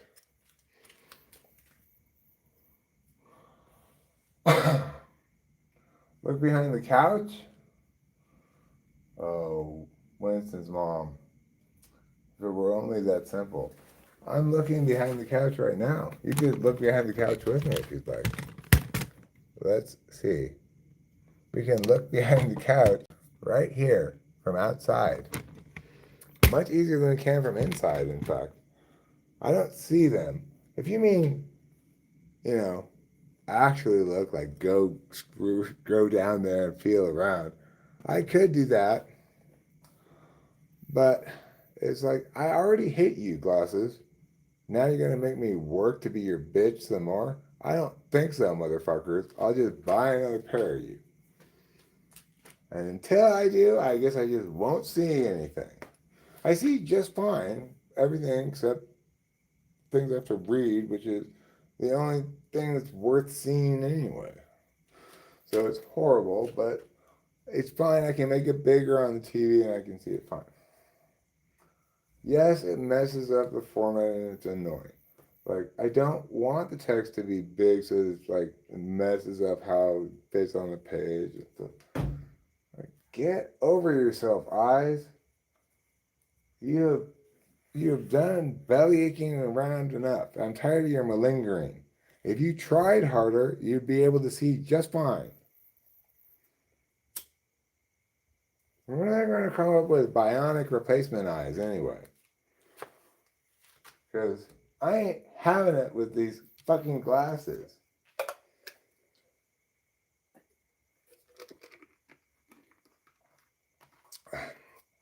Now, just a cotton picking minute. Talking about bionic eyes? You're not in favor of bionic super eyes? I am.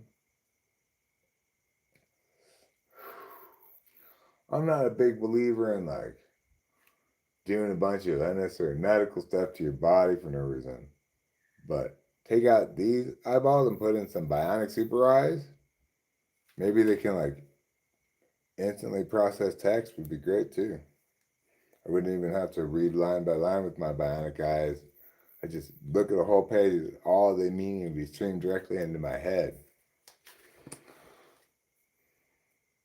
It's not actually possible because that's not how meaning processing works.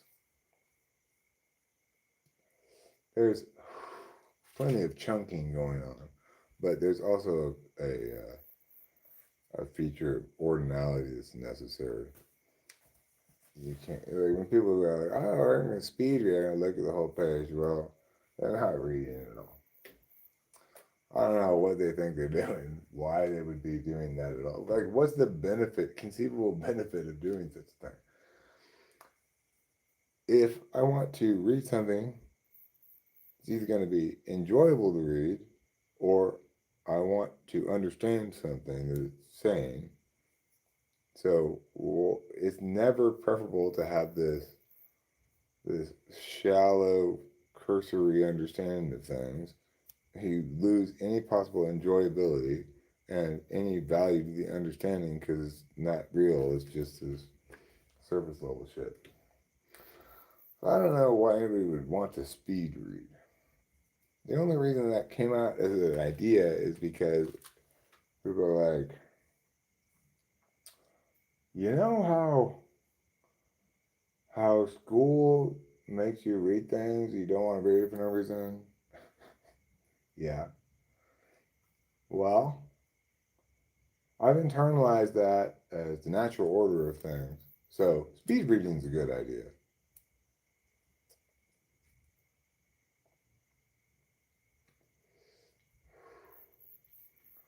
The thing is, I when I read things, I have to make myself slow down, not speed up, because my tendency is to skim, and if I want to actually understand something, I have to go back and actually read it.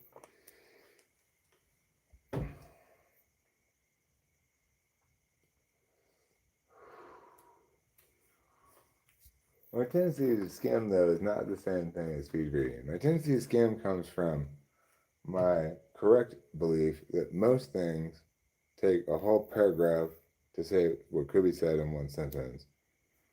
And so I don't need to read their fucking redundancies and fluff. Wow, look at you. Look at you go. I can't even read it right now, but when I go inside, I'll be able to see who that is and what they did. Okay? Until then, I know it's a big deal because it's a big green thing over there. And I want to say good job to you for making a big green thing. Whoever you might be. I'll find out when I go inside. Don't worry. You're not going to remain anonymous forever. You can blend my eyes. I've been complaining about them a lot. You know, it's kind of unfair to complain about them because my eyesight is absolutely great, perfect. I see things perfectly clear, everything except the little text. So maybe I'm being too hard on my eyes.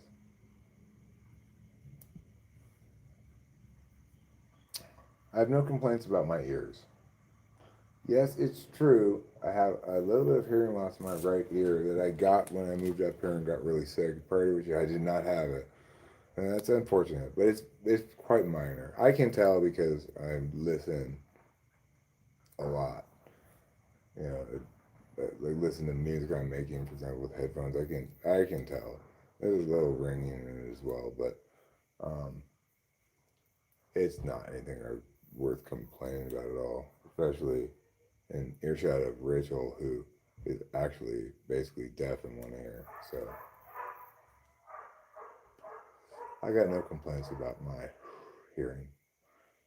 I'm actually proud of myself because when I was young, playing in rock bands and stuff, I consistently made an effort to protect my hearing, and that's not consistent with things with young Eric ways. But I didn't like the I never liked it when stuff was too loud.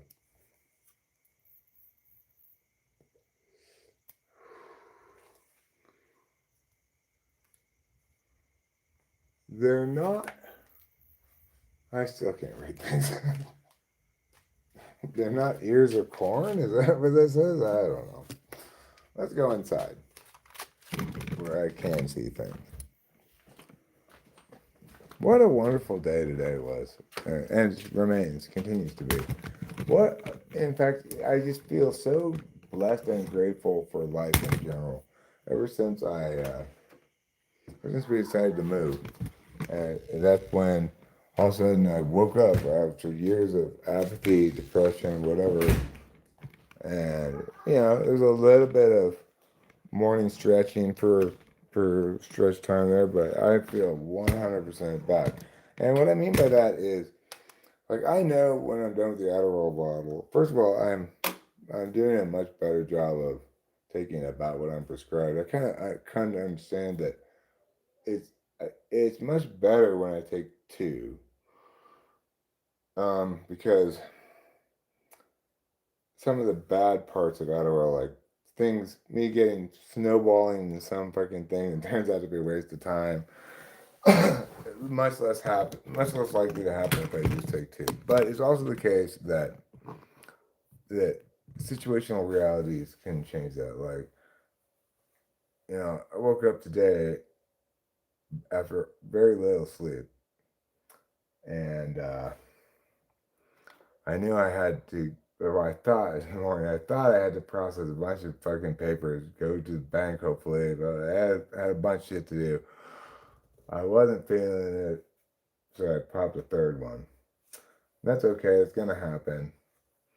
But of course, turned out I didn't need to do any of those paper things because Delilah had the papers the whole time.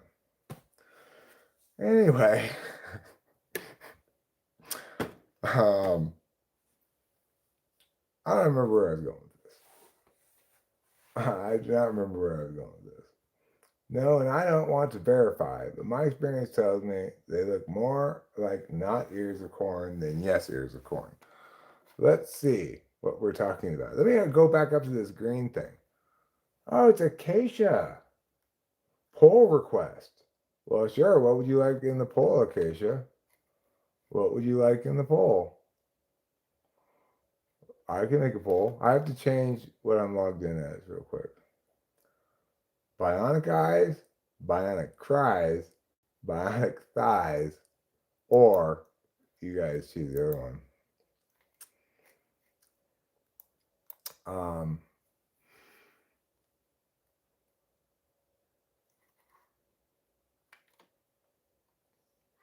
Maybe bionic eyes. I'm not sure what the fourth one would be. All right, so we've got here bionic eyes, cries, and thighs. Okay.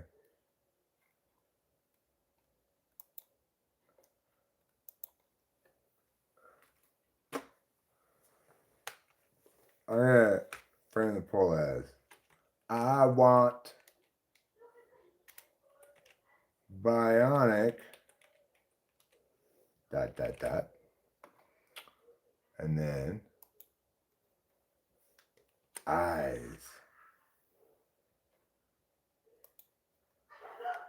thighs, cries. Maybe the fourth one shouldn't rhyme. Like, I want bionic arms. Let's go with arms. I think that's a good choice here. Here we go. Start poll.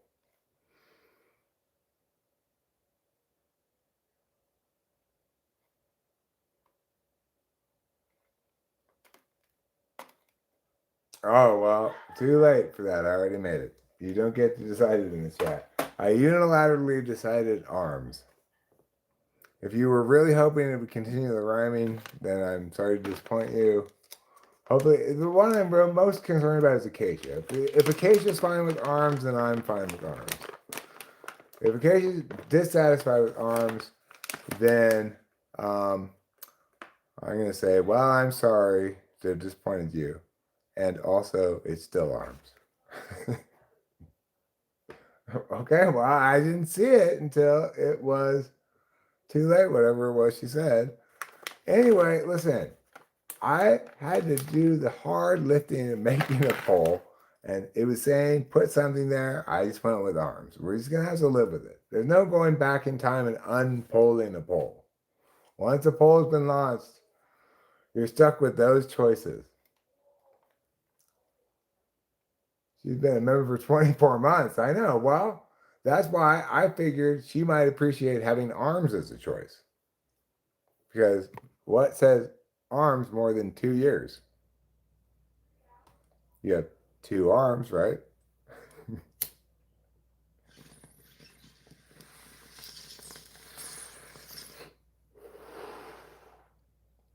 Oh, just 1 arm.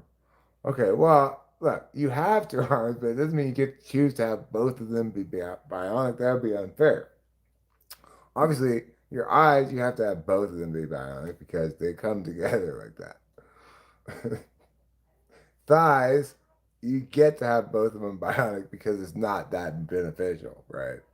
It's not that beneficial to have bionic thighs because if the rest of your legs aren't also bionic, if you try to use the bionic thigh part, you'll fracture your shin bone. So, I guess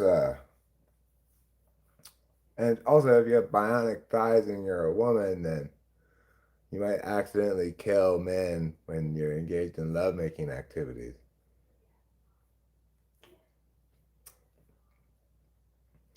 So, accordingly, bionic arms would be too much of an advantage. That's why it's just one arm you get. Then you're like, I mean, if they have to have their victim in that position in the first place to use their defense, something seems to have gone wrong here. Bionic pubes, that would just be a problem because how are you going to shave those off? How are you going to trim them? You know, they're hard as steel. It's like titanium pubes. Everyone's going eyes, huh? I'm surprised arms not a more popular choice. Because think what you could do with your bionic arm. Now, granted, if something required both arms, then it would be unfortunate because you'd be like super fast with this arm and super slow, and it would obviously not work. But for one arm, possible things, say the discus throw. If you had a bionic arm, you could easily dominate the discus throw. And you could enjoy all the benefits of being a good discus thrower, such as, let's say, you're somewhere and somebody comes in to rob a store. Well, you can defend the store and all the people in there by throwing your discus at them with your bionic eye. You have a lot more, I mean, your bionic arm. You have a lot more superpower abilities, I think, with an arm, even than with eyes. Now, granted, if your bionic eyes, it depends what the abilities are of the bionic eyes. If all it does is bionically extend normal eye things, like you can see farther, and you can see microscopic, like just by you have a microscope in your eye just by setting it like that. Like now, I want to look at this at the atomic level. If it just does those things, well, that's cool. That's worth having. You don't have to worry about not being able to read the text or anything. But it's not really going to empower you to do a lot of superhero stuff. You know, like, help, help, we need somebody to look way over there. It doesn't really happen that much. Oh my God, we desperately need somebody who can tell me what's happening on the microscopic level. Doesn't happen that much, you know. But, oh my God, there's a car on my baby. I wish someone with a bionic arm would come around and lift it off. Well, hey, I have a bionic arm. And I like babies. I'll lift the car off your baby. Just curious, how did this car get on this baby in the first place? Maybe like, ah! We got a whole car sitting on top of it. You know, I don't know either. I came out of the house, I set him down for a second, went back in the house because I forgot my glasses. I came outside, and suddenly it was like this. My baby was on the ground, and this car was on top of him. Wow, you are lucky, ma'am, to have me, bionic armed man, in the neighborhood today. Because this is exactly the sort of situation I'm optimally suited for. And may I also introduce my friend here? Yeah, this is Bionic Eyes. Why don't you ask him what he can do to help? Nothing, Bionic Eyes. Take that. Burn. Now, if you'll excuse me, I've got a baby to save and a car to lift. Thank you, Mr. Bionic Arm. Have I not swayed the pole towards arm at all? I'm surprised. I would have thought with all of this campaigning in favor of arm, everyone would be like, you know what? He's right. Arm's the smart choice. Bionic cries. when you first think about it, it's like, okay, well, that's not really anything, but really, it is something. It would be like super bat sound thing, right? Like ah, and it goes, oh no. I no, I can't participate at the moment. I can't even look at it for some reason. I don't know what's going on. Maybe, but I think I could engage with it better if I'm logged in as Eric Strauss like I normally am. And in order to make the poll, I have to actually be logged in as talking to famous people. I'm always logged in as talking to famous people on my phone, and I'm almost always logged in on the laptop as Eric. So this is what I see right here. I don't know why that's all I see. I've been trying to see what it says underneath there. Oh, that's what I had to do. I said to push that. I get trying to scroll down. Arm? Oh, I put arms? I should have just put arm. I wish it had to edit the poll choice. No, you once you start a poll, that's serious business. You can't change what it says in the middle. People already voted for something. But I wonder if I said arm if I had even one vote. If I could vote, I'd definitely vote for arms. I'm, I didn't know it had 0%. I dumbly didn't know how to look at it. But wow, I'm shocked. And especially given the fact that I mistakenly provided you two arms as an option. So you could lift two cars up two babies concurrently, and you still prefer eyes. Now, if the bionic eyes include other eye powers besides just the maximization of natural eye things, in other words, you could have it like shoot out lasers, or like yeah, it would be like AI eyes that scan things and find out information about it for you. You got various other things. That might make eyes a little bit more of an appealing choice. No denying that. But I think if that's more than just bionic, then, though, isn't it? Isn't it like enhanced future eyes? Bionic, to me, that means maximizing things that naturally occur. Like the bionic man, he jumped really high because he had bionic legs, right? He didn't, his legs didn't like turn into Inspector Gadget shit. So I'm gonna put a kibosh on this notion that bionic eyes can include things other than long scene and small scene. And being fine about seeing in other ways too. Maybe like uh, they see way better in low light conditions than normal eyes, but still they're just maximizing the capacity of normal eyes to see somewhat in low light conditions, right? Thighs, thighs is not getting a conversation here because it's clearly not a good choice. I don't know what you would do with bionic thighs. Like, keeping in mind that it's not your whole leg that's bionic. If it were your whole leg, it would be a different story. But just your thigh, I mean, I don't know what you're gonna do with your bionic thighs. Like, if my thighs were bionic, how would that be different than them being regular? I'd be able to do what better? Like, what do my thighs do now? They just like walk and stuff, but that part is the whole leg. What is just they do by themselves?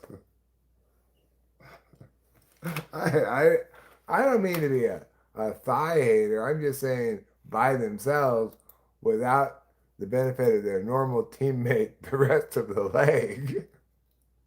I just I don't see how anybody chooses thighs. You can have both. You have as many thighs as you want. I still don't see the benefit. You don't need to mean to be a thigh hater to be one. Right. Well, what I should have said is I'm not hating on thighs. I'm just being honest about their lower qualifications. You know, we're considering it. We are hiring for a position of bionic. Okay, I'm just being honest. Looking at the thighs resume, we oughtn't to be impressed. I think we gotta dustbin one of these guys. Let's put thighs right there. We haven't talked about cries too much, but cries has got a lot of potential. Maybe they could have super loud cry.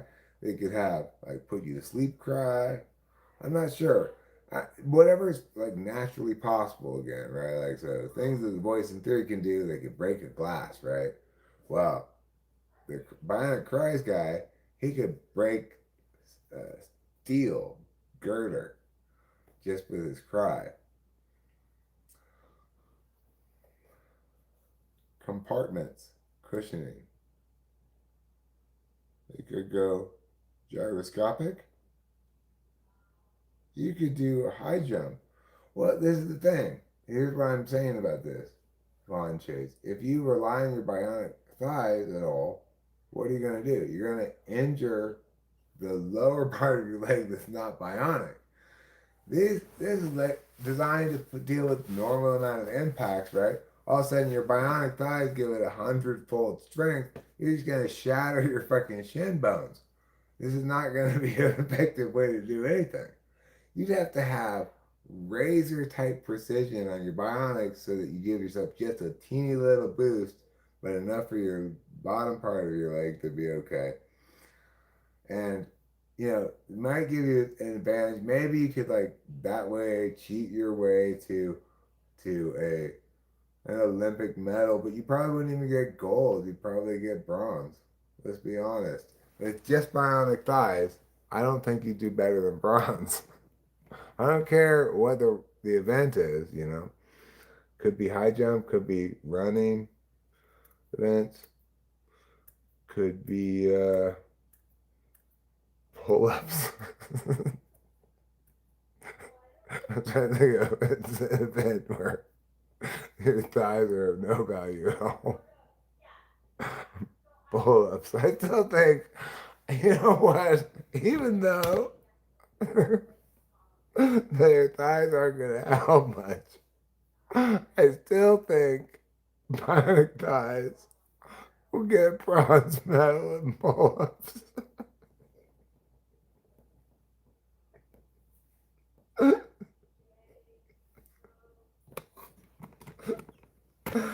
Because ultimately, the reason I think Mark Zays gets a gold medal, bronze medal, isn't because so much of the thighs. I really believe they've got a lot of character. They try hard. You could remove everything lowering your bionic thighs and you'd be more functional. Well, okay. At that point, you're talking more about adaptive technology for your amputee disability. You're talking about just bionic thighs. So, okay, I think we successfully made the case, and we should all agree that thighs is the first one to eliminate from this pile. Because unlike eyes, arms, and cries, it's basically useless. Like if you want to use it for the self-defense purposes you're talking about, you got to get your victim's head between your legs. So that's gonna be a little bit of a challenge. Anyway, I mean, I guess if you, I'm not sure how that would work. Like if you could you bionically like go this way and like knock the head of two bad guys with one with each thigh? Maybe. I'm not sure if that's actually your thigh though that makes your legs do that. It could be your like muscle up in here, probably more. So I'm not sure of that. But presumably your thighs would be kind of like heavier than normal thighs, maybe more metallic. So simply even a regular thigh powering uh, could be good enough to knock out knock unconscious a couple of bad guys. I'm still manning this. I'm trying to come up with good arguments for why one might choose thighs. That's a pretty good one, I guess. Although it still is like not that many circumstances where it's useful. I guess let's see. Hmm. Boy, it is really genuinely hard to think of how bionic thighs would be useful. I'm doing my best. I'm an indie dom, and I'm really struggling to think of any ways that it could be useful. Because it's hard to think of what do you use your thighs for. Well, like it could be a lap for like a cat to sit on. So, are your bionic thighs gonna be a better lap? Uh, Maybe, but I think that's stretching it. Um, oh, the Steel Man was that you could, in theory, knock out two bad guys who are on either side of you. In other words, you don't necessarily have to have their head between your legs. And then there was a question of, well, do the bionic thighs actually, or that thigh, the part that goes like this, like that, what makes it go those muscles in the thigh, the ones that are doing this, and I concluded though it doesn't matter because your thigh is going to be heavier and more metallic because of the bionicness, so you'll still be able to knock out the bad guys. So that is a point in favor of more utility. See what I'm saying? It's the hip abductors. Look, Ruben, you have some crazy ideas, but nobody's trying to steal your hips. I don't know who these people are who arrived at your house, but they're not there to make away with your hips.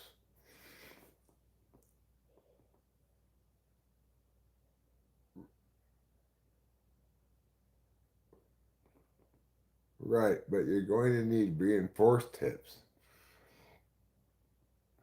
Well, look, we have to acknowledge that that this this ill-advised decision to do bionic thighs does not necessarily end exactly like at like right where your ball sack begins, that's where your thigh ends or something.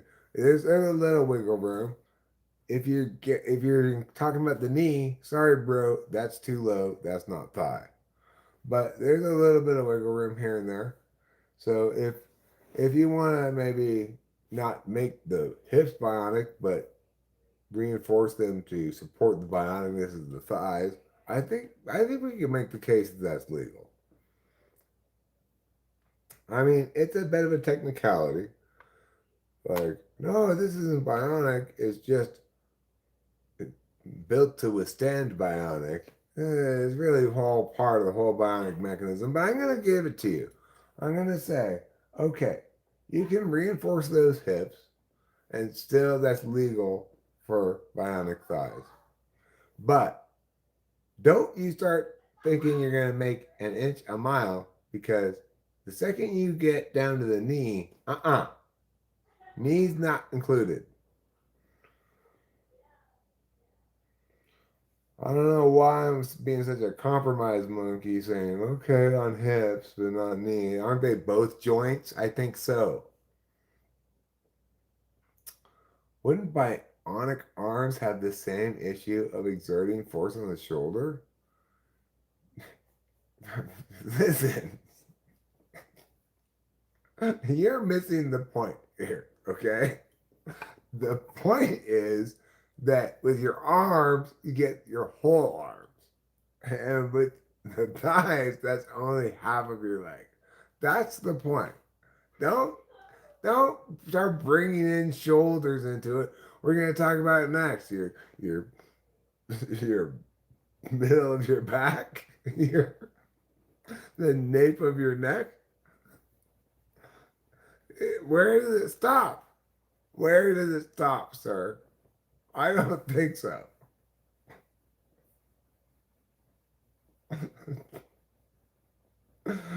Oh, it's not that kind of cry, okay, Diamond? It's the cry of like a bat. Ah!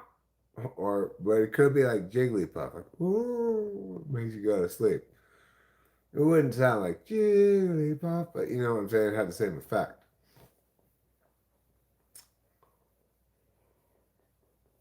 So we haven't really talked about cry a lot because, well, we discussed the fact that it could break things with its voice, just as human. Because again, bionic is being here defined as that which extends, maximizes things that are normal things. So, like your arm normally can lift this. Well, now I can lift so much more, right? Not your arm can now like shoot off as a rocket. No, that's not bionic. That's like that's fine for that thing to exist, but that's not bionic.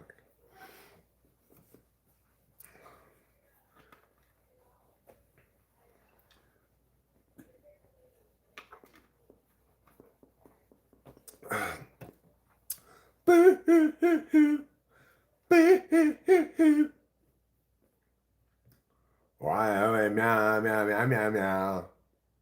This is what it sounds like when the doves cry.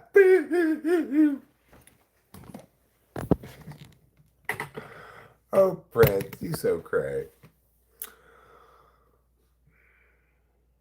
I tell you something about Prince. Every time I think of Prince, I think, wow, Darling Nikki is such a brilliant song. It's not as brilliant a track as it is a song. Like, I'm not sure Prince did the ideal rendering of it, right? As we were talking about earlier. There is a perfect way to render a given song. Prince got some parts of it right, the production. But I'm not saying that and the track's a great track. I'm not complaining about it at all. I'm just saying the song's even better than the track. Absolutely insanely good song. I'll be an entire choir by myself, bitch. I got bionic cry. All these different things. That's a good point. If you had that, well, that makes bionic cries go up in my estimation. I hadn't thought about that. Doing multiple voices at one time, ventriloquist shit. Like, what did you say to me? Well, I didn't say anything. I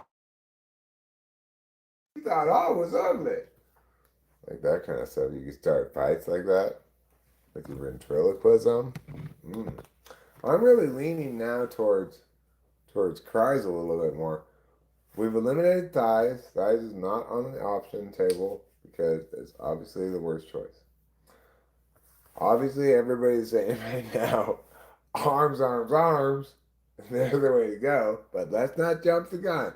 Thank you, Leon WW. What a wonderful person you are. You obviously understand what I'm saying. That we've eliminated thighs and that arms, arms, arms is the way to go. Probably, but we're not. We're gonna withhold judgment and be, disinterested about this, and we're gonna give the other ones a fair shot. So, cries. When I was just thinking about it as like, well, you can be super loud and hurt people's ears. You could break things like you can shatter glass, but you could with you're so bionic with you could even shatter steel or something. But now, realizing more of the possibilities here, if bionic cries can actually do multiple voices at the same time, ventriloquist stuff, and I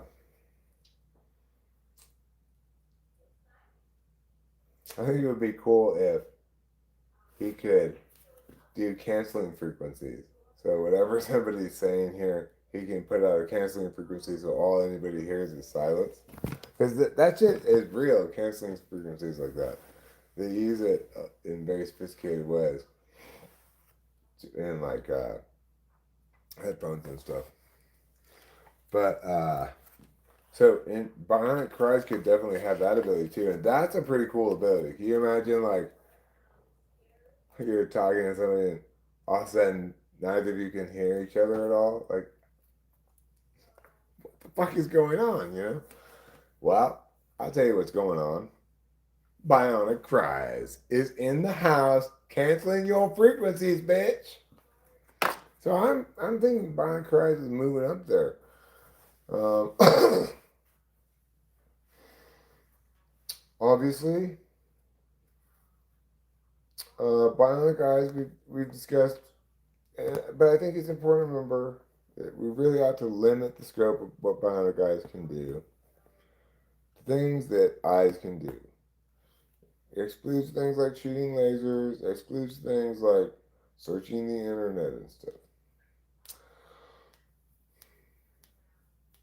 So we can probably let's go ahead and do it. Let's see you later, Bionic Eyes. You are second off the ship. We've eliminated two now. We're getting our way to number one. We've got the rising dark horse popular candidate right now, Bionic Cries, and of course we've got this juggernaut front runner, Bionic Arms. So let's spend a little bit more time talking about Bionic. How valuable bionic arms are in the case of a car being on top of a baby. But let's explore some other ways that bionic arms could be super useful.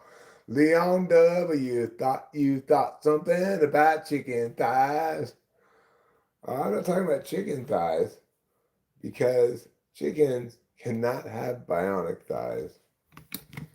It, it's because the machinery is too bulky. Basically, chickens' thighs are too small. They haven't developed the nanotechnology to do that yet. But anyway, I'm sorry, you guys, that bionic thighs came up again because we eliminated that one right away. We're talking now about one that's been woefully underaddressed.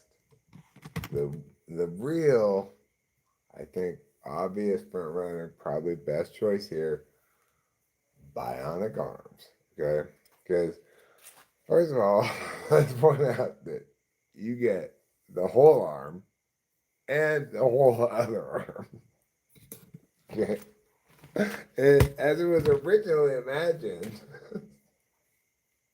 you only get one arm because obviously arm is such a best choice that you should only get one. The other ones should get to have two things because they're so much worse, right? But thanks to a typo by me, now you accidentally, unfortunately, because overpowered, have a choice of two bionic arms. So let's explore some of the things you could do with your bionic arm. Obviously, lifting cars off of babies is going to happen a lot. But, because, you know, number one cause of infant death in America is having a car on top of them.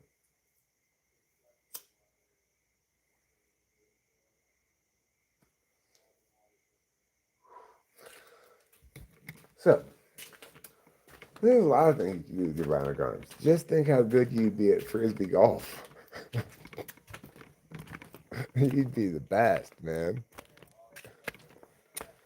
You could, let's say, you know how when a boat is sawed in half by a laser, um, somebody's got to hold the two halves together. Well, don't worry, everybody. It's me. I've got my bionic arms. I, just like you, feel alarmed and disappointed that this boat has been sawed in half by a laser. But I will prevent all of us from going to our watery graves by holding the two halves of the boat together. Fortunately for us, it was sawed in half long ways.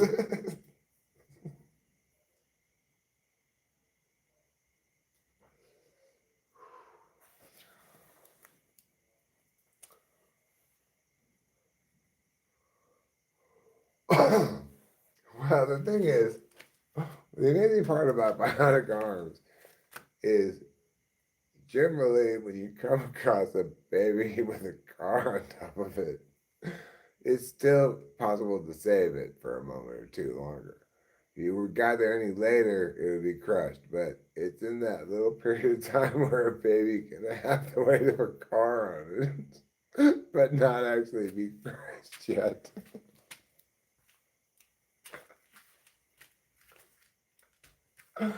Fortunately, there's a lot of good data out there on this.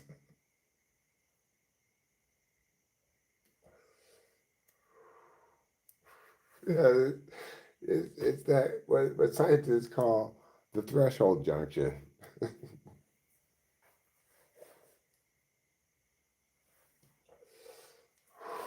Okay, so let's explore a few more things you can do with bionic arms. Obviously, you can throw a baseball really well. And look, you might be a natural righty, but your bionic arm doesn't know that. You can throw just as well with your left hand. And if you want to be a super, well, no, that would require bionic hands. Never mind about that one. It's not going to make you better at playing the guitar. You're going to be super fast or whatever because we didn't have that as an option. Bionic hands would be not a bad choice, but it's not one of our options. We can still explore it in theory as a possibility after we finish discussing bionic arms.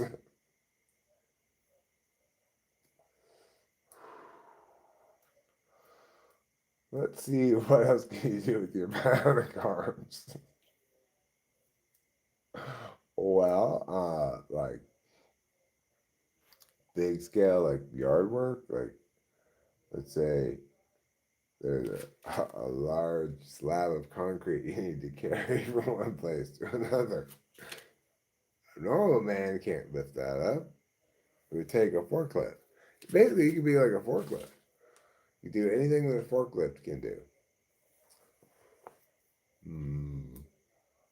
Well, I mean, maybe you can't lift things up as high as a forklift, but it depends how tall you are, somewhat, and how tall the forklift is. But who needs to lift things up that high anyway? Like, how high do you have to lift up a car when it's on top of a baby? Just high enough for the baby to crawl out.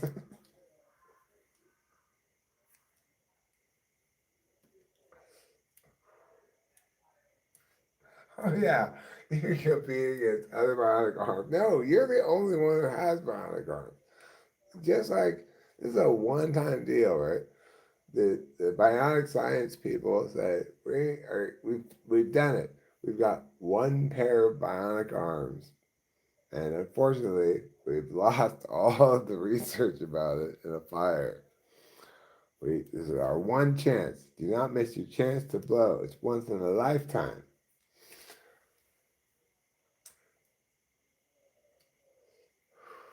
So you're the only one with bionic arms. That's why you have an advantage. For other bionic arms people, then all of a sudden you're in a bionic arms race.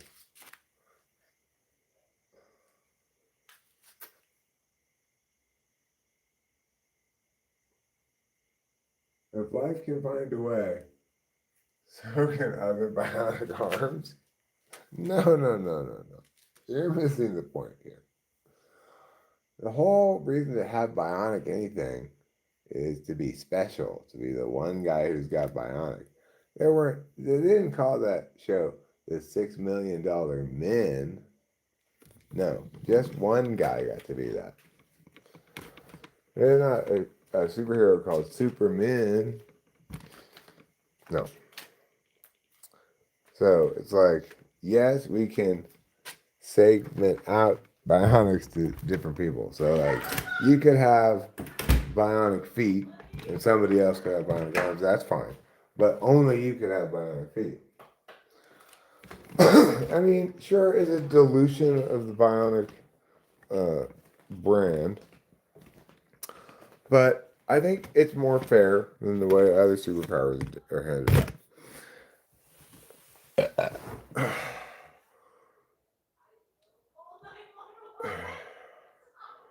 Would it be crazy if you got a bionic right arm and they goofed and installed another left arm. Oh, what are you doing?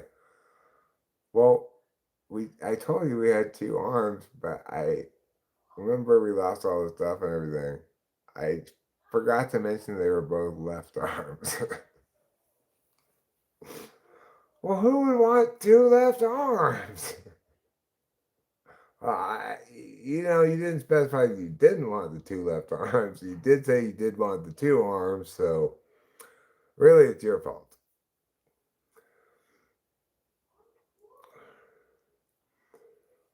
Normal, non-bionic, right and left. Normal, non-bionic, right and left. Oh, you're saying you prefer regular arms? I'm sorry, Acacia, but that's pretty un-American of you. Pretty darn un-American.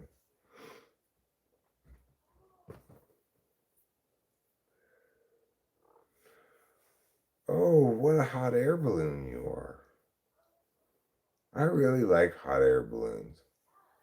I mean, I don't want to go in one or anything like that, but I like the reality of them. They're in the most inconceivably bad form of anything you can imagine. You're gonna go up into the air, have no way to steer at all, and be at the mercy of the winds, or you're gonna go up in the air and be tied to a rope so you can like survey a battlefield or something. Except anybody can just point up and shoot you down in a second.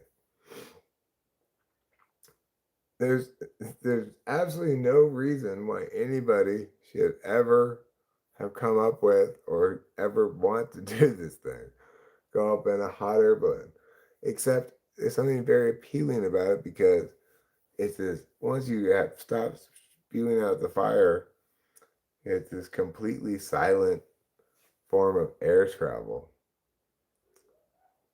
Just you're traveling in the air, but doing absolutely nothing. You all the things you did have been done now. You got your air in there, it's hot enough or whatever. Then you just wait there for the air to get colder and you gradually go down to the ground. It's it's such a beautiful and pointless thing. And I like the way it looks in the sky too. You see the shots. I mean, obviously, a lot of shots of hot air balloons in the sky are just AI generated, whatever. But uh, you see actual photos of hot air balloons, like down in Temecula or something, going off, launching on an early summer morning or something. It's like how wonderful that humanity does such things. I don't want to do it, but you know, I wouldn't. It's like of all such kinds of things, I don't like to do any such kinds of things. I don't want to go be transported in any way. I don't want to go on rides. I don't want to fucking go in a helicopter. I don't want to go on a boat. I don't want to do any of those things. But I'm vastly more likely to be like, oh, hot air balloon tickets, huh? I'll do that. Yeah, well, that sounds cool. I'll go to a hot air balloon. It's not something I'm gonna go seek out particularly, but um, it's something that's not inherently a bad idea. Of course, I wouldn't be caught dead in a hot air balloon without my bionic arms, because how else are you gonna lift and throw over that heavy ballast? Is that what it's called? Ballast? Ballast, probably. It's one of those words that I've read plenty, but I don't really hear people say. So,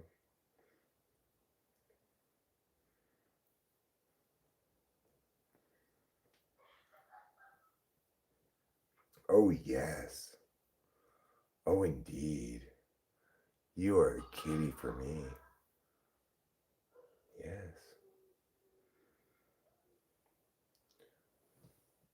You are the legacy box, whereas your brother is capture.com. I will repeat if you weren't here earlier, do not ever use the service capture.com. They are so slapdash and horrible.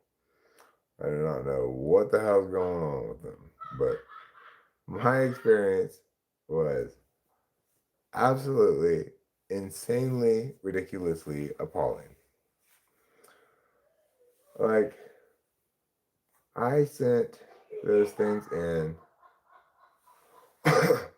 like a month ago or whatever, heard absolutely nothing. I thought, oh, I think I must have mailed them wrong or something. Oh, fuck. I hope they get back to me somehow. Um, then one day, like a month later, I go, okay, well, we're done. Like, okay, cool, that's fine. I don't care about the time frame very much. I just wish they sent me an email saying like, we received your package or something. But whatever, it's fine. With Legacy Box, the way they did it, they send you a box, and you have to mail it in that, right? And so every step of the way is all within their system of tracking and stuff, and you see what's going on the whole time.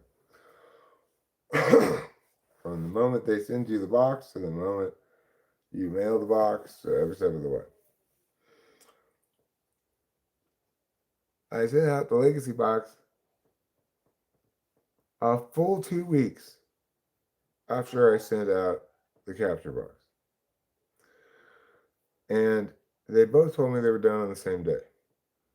When Legacy Box told me they're done, I immediately went to the thing and was able to watch my little movie. I was surprised it was a movie. I expected it to be audio, but it wasn't. It was video. So,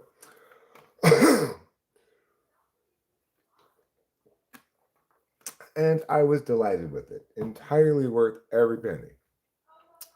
Not super expensive, but if you had a shit ton of those, it would get expensive. But if you've got like I had in that Legacy Box, I wish I had done all of them the Legacy Box, obviously, but for some reason, I thought, well, Capture sounds like they're better at films, and Legacy Box sounds like they're good with audio. Maybe Gemini told me that. I don't know. You can't trust Gemini for shit, so whatever it says, take it with plenty of grain of salt. Regardless, the Capture one, they're like, okay, well, we're done. Pay your balance because they have a different system where you pay like a deposit first and then you pay the balance when it's done. I don't care about that. That's fine. I paid it and it's like the same amount. It's just a different way of paying it for some reason. And then I go to look at the video and no videos there. I'm super excited to see him. It's like Wednesday, so I was like, okay, well, um, fine. I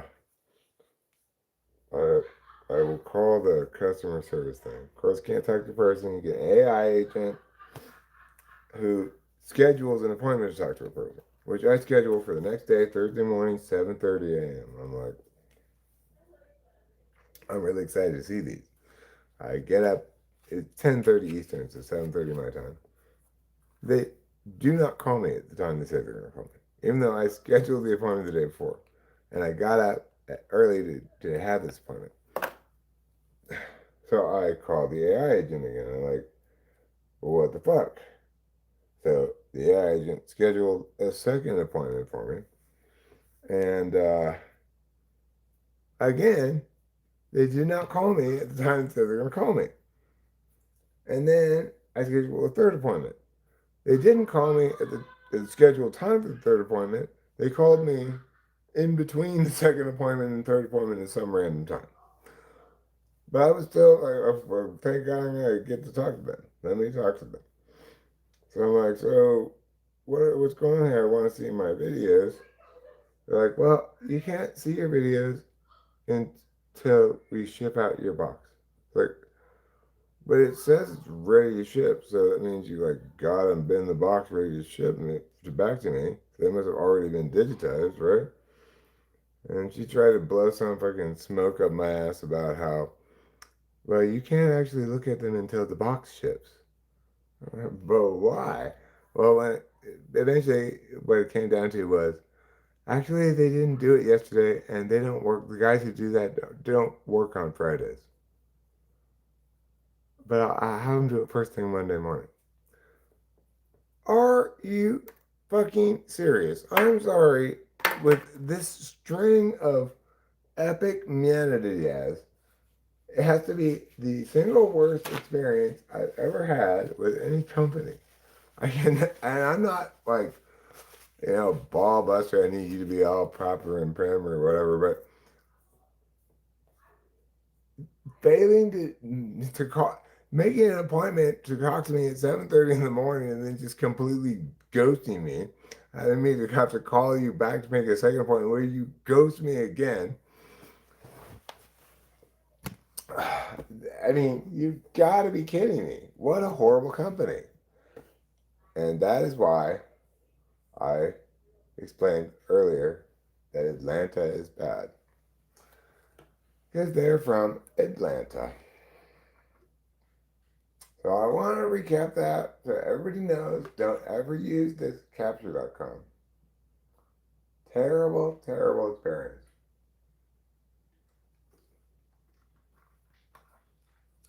Trying to be all like, oh, well, you can't actually see the video until the box ships. How? What? What? Why? How? How is? I'm sitting there trying to think of like, how could their system possibly be structured so that the video becomes viewable when the box ships out? The box was my original shipping back to me, They're not going to ship me any digital thing. Like, you could order it with like a thumb drive or something.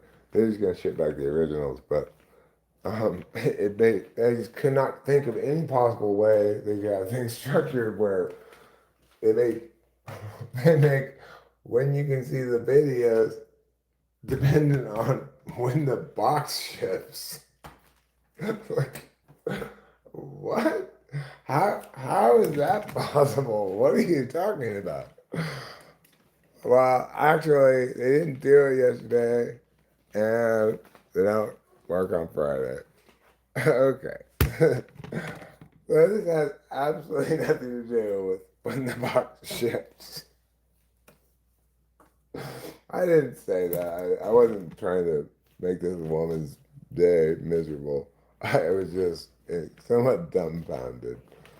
I didn't yell at her. I was just like, okay, I'll wait till Monday. It's like normally about things I I'd buy or whatever. I'm not thinking about why isn't it here yet. It gets here when it gets here. I don't care. But I'm excited to see these things. Uh, Watching the first one from Legacy Box was such a great experience. I was super eager to see them. So it made me like, ooh. Accordingly, with most things, it's very possible to you drag your feet and me not notice. You be shitty at doing things like that kind of stuff and me not notice. But for this one, it wasn't going to be possible for them to hide because I was excited about it. Instead, I'm excited to wait till Monday. That doesn't sound exciting, waiting till Monday. What day is it anyway? Oh, it's Friday. Well, that's right, it's the end of the first half. we completed the first half of this whole operation today. We sent out the money to the lady. We have our apartment in New York starting August 1st.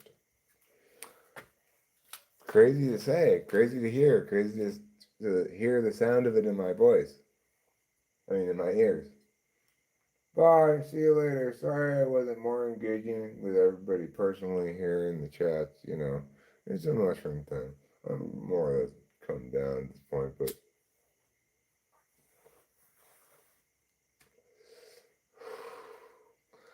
you know, mushrooms don't end, they fade away.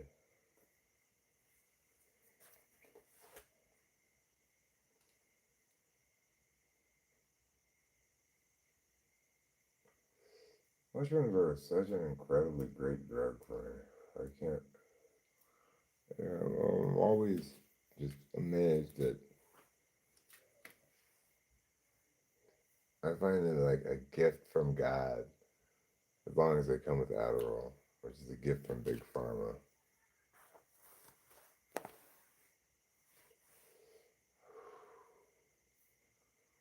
I'm really happy about Rachel's friendship with Kami. She talks with her on the phone a lot and seems to really enjoy their conversations. I believe Kami's an ESTP, so it makes perfect sense that they get along great.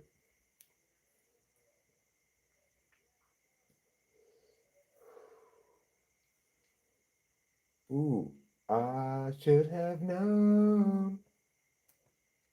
You should have known what? I should have known. You should have known what? Oh, you didn't know I was on mushrooms? That's strange. Seems like I was fairly obviously streaming in a mushroomy way, but I guess I didn't really expressly say I was.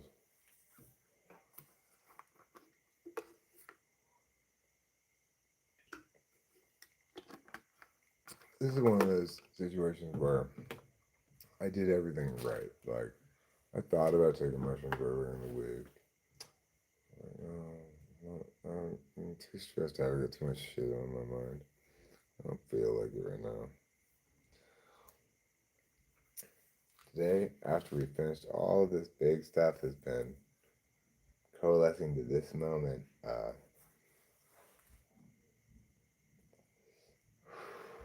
tonight was absolutely the right time to take the mushrooms. And I also did everything right in the sense that I just took an eighth. I didn't take an eighth plus half an eighth as I've been doing. I don't know. I wish they had a number for that. So just eighth and a half. Like, what is the fraction between an eighth and a quarter? Is there such a fraction? Um, 2/8 is a quarter.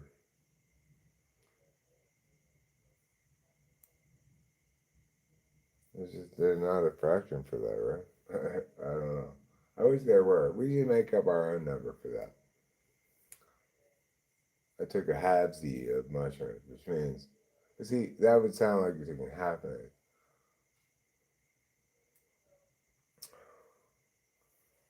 Hmm.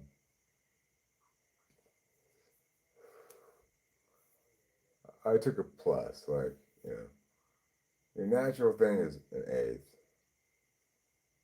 and a plus is an eighth and a half, and a quarter is a quarter. Of course, it's funny when I think about it. I used to, when I take mushrooms, I eat half an eighth of mushrooms. I can't even imagine eating so little mushrooms these days.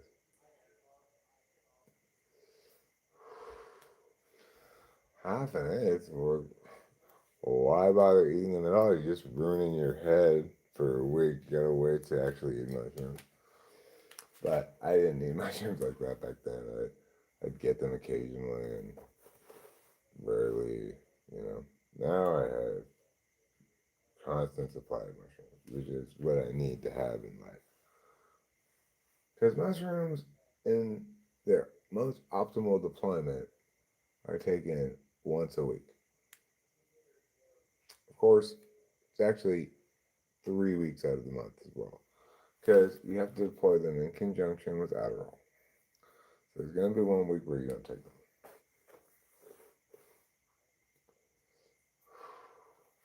This is Dr. Eric's prescription to ENTPs. Uh, Obviously, different types are impacted by drugs very differently. Rachel, Adderall mushrooms combination is not a good idea. But I believe for my fellow ENTPs, everybody should do that once a week. I mean, they should do the Adderall all the time, but once a week they should add the mushrooms. You might say, Eric, you're just projecting your own experience. Well, but I'm only projecting onto other ENTPs.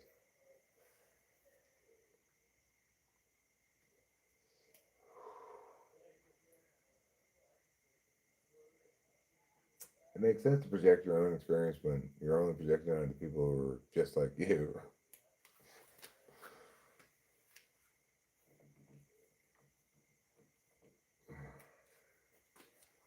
All right. Well, what are we gonna do now? We're gonna wind down. We're gonna wrap this up pretty quick. I have absolutely loved this evening spending time with y'all. Had a wonderful time talking about our bionic options. I feel like we're leaving the important topic of bionic hands undiscussed, but we could save that for another time. There's only 4 possible choices on a poll, so bionic hands didn't make the cut. Obviously, in retrospect, if we had a chance to do it over, we would never have included bionic thighs in the first place. Yeah, please hit the like button. Thank you, Winston's mom. I also say please do that because of the actual reason I want you to do that. Because it makes me feel like it's worth doing stuff if people like it.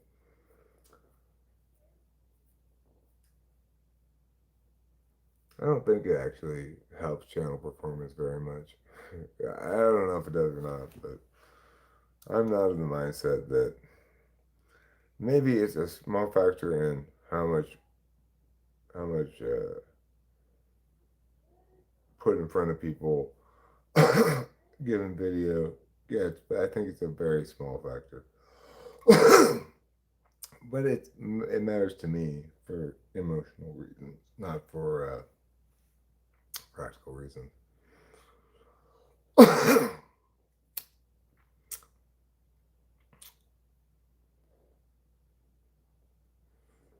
It's Friday night. You've done a lot this week. Yeah, it's a perfect halftime. It's like this is a week where of Eric doing everything right while concurrently doing everything wrong. Like, I mean, this whole papers project was totally unnecessary. Delilah had the papers the whole time. It's also the case that I had this horrific scare today where I thought, in this way that you could only script it this way. It makes no sense that it naturally occurred this way, okay? Like, I don't remember what day it was, day 1 of this ridiculous paper project. I open up shit tons of these envelopes, right? Because there's like multiple, like everything has its own like number at the end of the account that's a little bit different. Like 210 is one of them, and so I try to keep track of like there's these these ones are the same thing, different date because it has the same 3 numbers at the end of the account, right? Versus this one is a different date for this one. I'm trying to find the most recent one of all of these things, right? And I find blah, blah, blah, blah, all to 2024. I'm like, okay, cool. I can't find anything more recent than this right here. But I don't think we've done anything with the portfolio or whatever, so we're just gonna assume it's the same going forward. Same pattern shown. No, thing of us not doing anything, just it going up or down with the markets or whatever. Then I get next day today, and I go, okay, let me see if I can find anything more recent. I do not understand why I cannot find any 2025, 2026 stuff. It's freaking ridiculous. Did I throw all this stuff away? What's going on? So I'm looking, trying through the last scraps of things, trying to find something more recent. And I find right away the very month after the stopping point where I had gotten to yesterday, um, all of a sudden, in, in two of these accounts, there was all of the money had been taken away from it and put someplace else. And it was like, okay, I went to bed last night saying 99.999% sure that we have this much money because um, I can see the pattern here over time and I project into the future, it's approximately now. Unless there's something. And then I get it this morning and all of a sudden what seemed to me impossible was staring me right in the face. I don't remember any transaction freaking liquidating this huge amount of money and moving it someplace else where I don't have any papers about it. Obviously, I freaked out. And then I did what I should have done in the first place, called Delilah, and it turns out that the reason I couldn't find any of these papers that were recent is because she started getting all the papers when all of those things were moved out of my mom's name into her name as a trustee. So it's owned by the trust and not have anything to do with my mom's name anymore. Because the government doesn't like it when dead people own stuff for a long time. So it was like, okay, phew. Of course, I panicked for kind of irrational reasons because what I was imagining some sort of identity theft thing would be very difficult to do with those kind of portfolio stuff. It's not easy to do anything with them. You got to go through your broker and blah, blah, blah.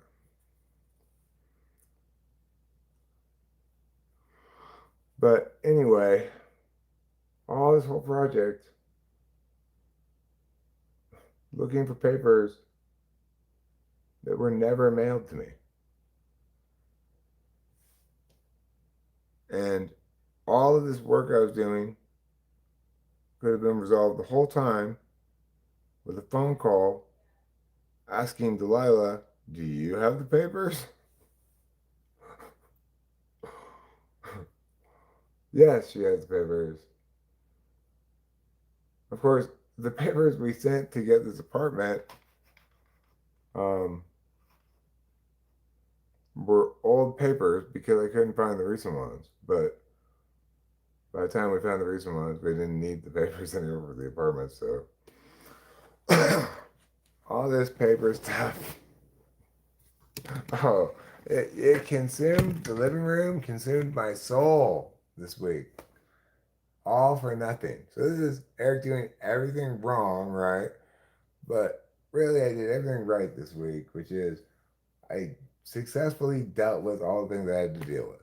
I may have done it in horribly stupid ways, but I got them all done. And I was smart in that I understood what was important to get done and successfully got it done in the time frame I wanted to get done. And and it all worked out very well. Like I had all these fears and stuff, all of them were unfounded, and everything's great. What a weirdly I would never have imagined living this day 4, 5, 6 months ago, for sure. What a wonderful day. It's so great to be back alive. I'm really looking forward to going to New York, hanging out with Rachel's dad and the family that she likes. Some of her extended family, she I think is a little bit toxic, maybe. I definitely trust Rachel's instincts on those things. You didn't know, but I'm glad it was as simple as Delilah having them. Oh yeah. I mean, the other thing is, they took the papers I gave them, which what I told them was correct. It was like, I don't know where the most recent ones are, but this hasn't been changed. Like, we haven't like liquidated any of this stuff. Turned out to be correct. Um, but in the end, the only reason I really needed those papers was to prove our ability to pay to the land people, and uh, and so all the other stuff was just like anxiety and fear, unfounded, based on something, and then relief. And throughout this whole process, everything's been relief because um, obviously my dad set it up to be Eric proof, which is fantastic, you know. Like, I'd get his tax document, I'd be terrified to even open it. When I actually deal with all the shit, we're gonna get money back in taxes because my dad, before he died, he was trying to kill himself. He wanted to make sure at the end of the fiscal year he didn't owe taxes. Only two things in life are certain: death and taxes, said my dad. Well, he certainly died and he certainly paid his taxes.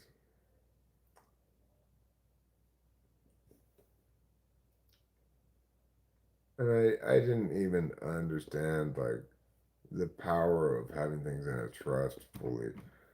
Like how I can access all this money without it being taxable income and stuff is quite amazing.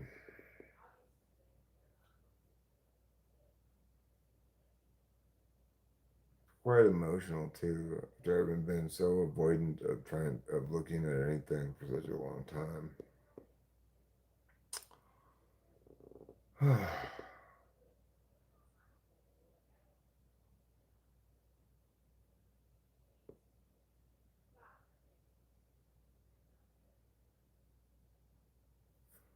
You know, not every day is fantastic in life, but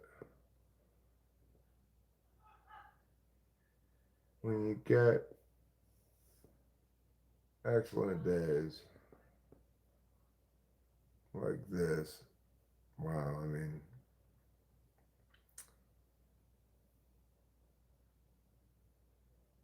it really advocates well for life.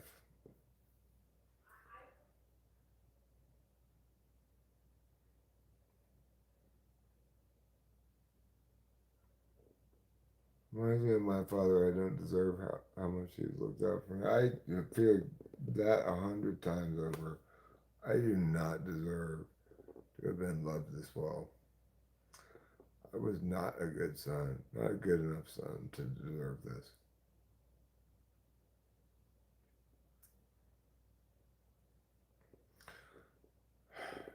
But you know, I'm I was never going to be and never am going to be my father.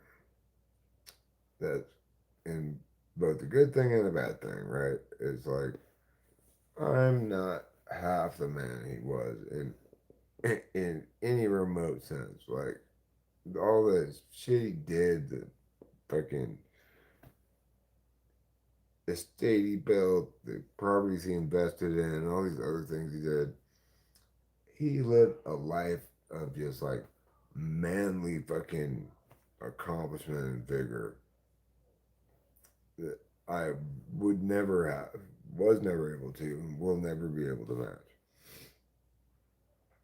But you know, ESTJs have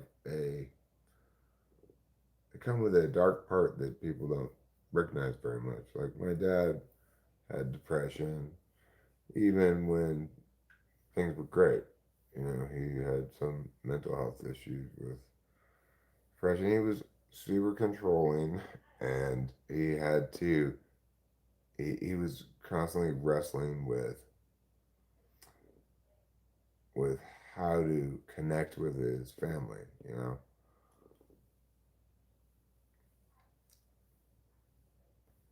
he wanted to connect by doing the stuff that mattered to take care of us, but he wasn't very good at connecting with us as people, you know. In contrast, I have a wonderful relationship with Delilah that I never could have had with my dad, but also I could never have taken care of Delilah the way my dad took care of not just me, but her as well. So, you know,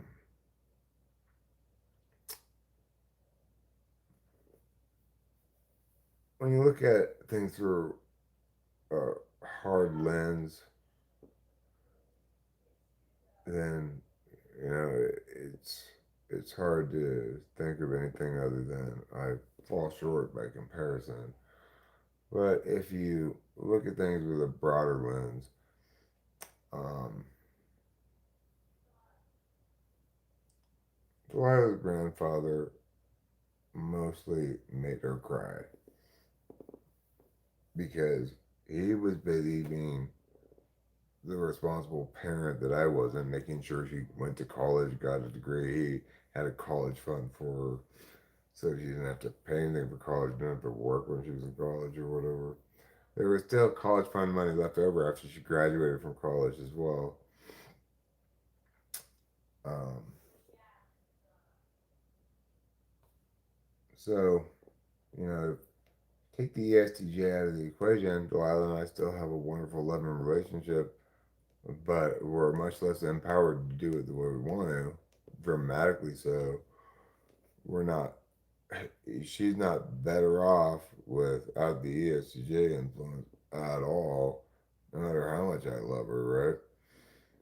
I'm just not capable of doing that kind of stuff that he was capable of. I mean, nowadays I feel a lot more capable of. I mean, now all of a sudden I feel like I can deal with adult stuff. I'll be very responsible and practical about stuff. But if it were my job to build it, I couldn't do it. I wouldn't. I just I just don't have the attentional configuration for it.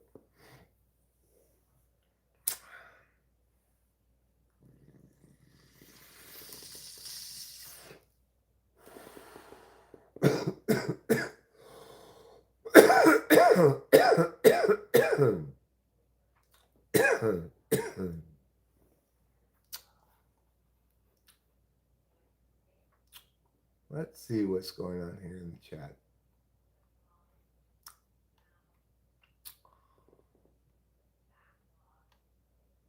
Let me go back to where I see Doyle because I saw somebody saying something to Doyle. So I want to find my context window.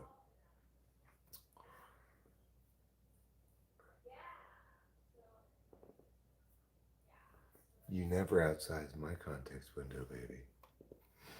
That's got to be a new pickup line in the AI age.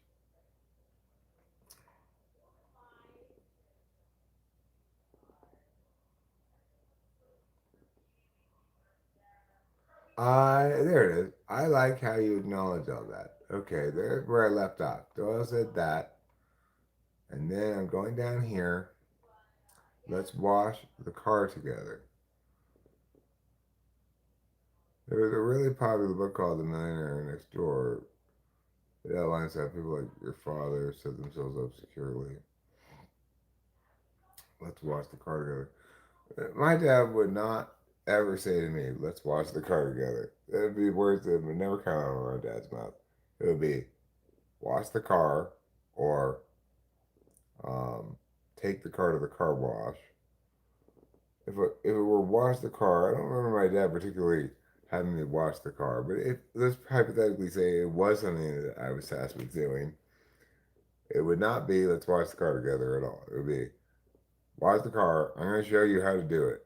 I'm going to watch you do it right for a little bit, and then I'll let you do it. If you're doing it wrong, no, not like that. You're not listening to me. I said, you know, wax on, wax off, motherfucker. I just accept the love and try and love others my way.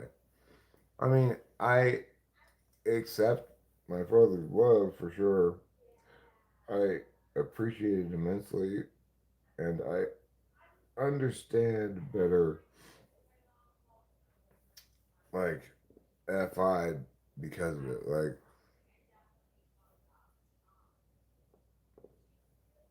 my dad loved me because I was his son, not because I lived up to this expectation or not.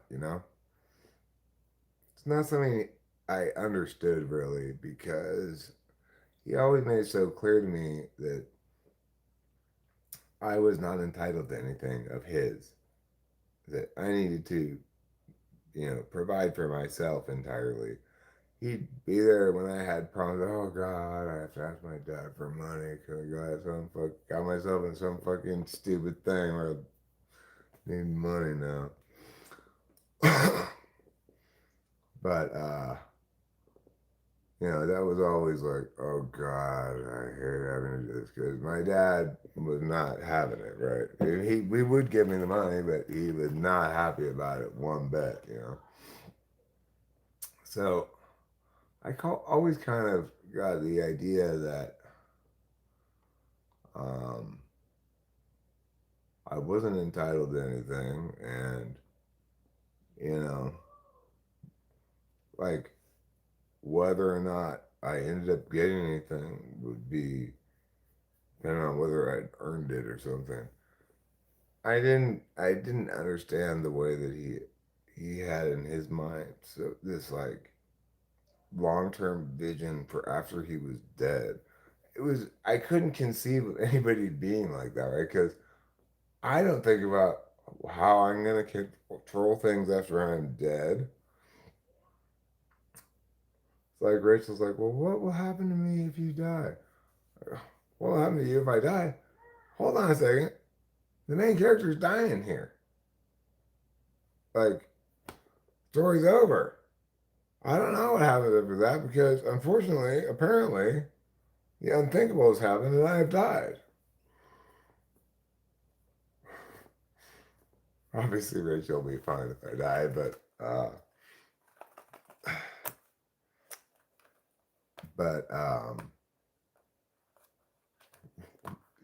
the idea that I would put all this time and energy to building, like now I understand my dad's thinking, like it's critically important to me that I know that we're fine for the entirety of our life and that we're fine when late life big expenses happen or whatever.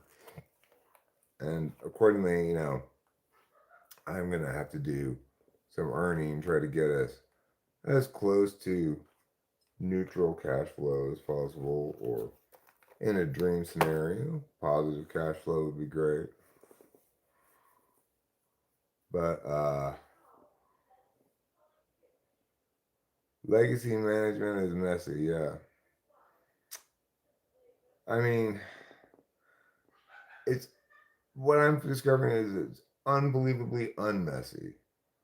I I was uh, I was assuming this stuff's super complicated and messy and involved a lot of like taxes and I don't know government rules about stuff. I just thought it was gonna be daunting. The way my dad set it up, it's actually super simple and incredibly effective way to deal with things.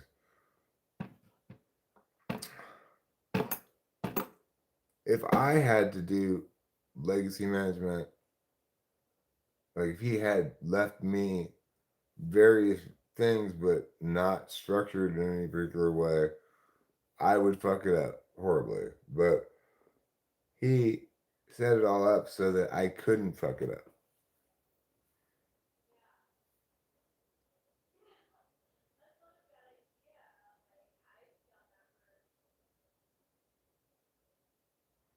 He enjoyed you too. We're different, to be honest. Yeah, we were very different, but just my dad lose his parents early. My dad's dad walked out on his family, and he was thrust into the role of the man of the family at a fairly young age. He his childhood stories are like, well, I had to get up and milk the cows, and then walk to school, and then come home and do other farm things, and do my homework too. Like, well, Dad,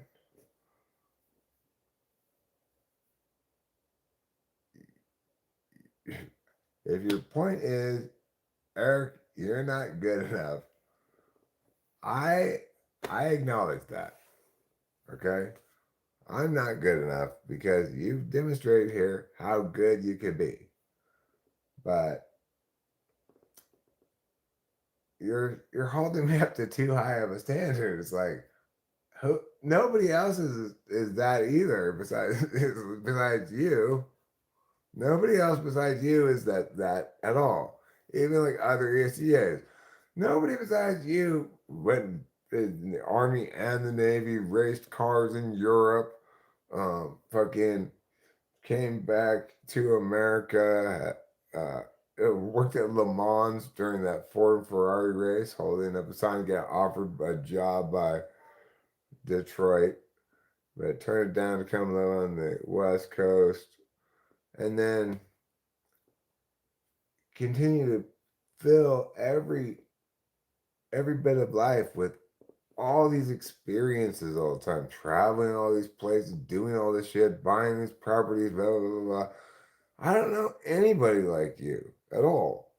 I don't know how you got to be like that, but you know it's unreasonable to expect your son to be like that. That's just I can't be like that. Yeah, that stream's still going.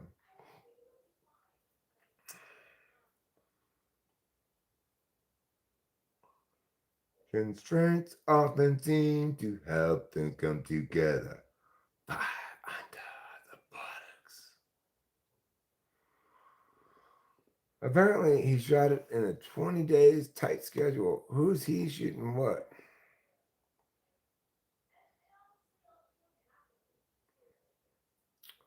Lowest income made film with highest box office is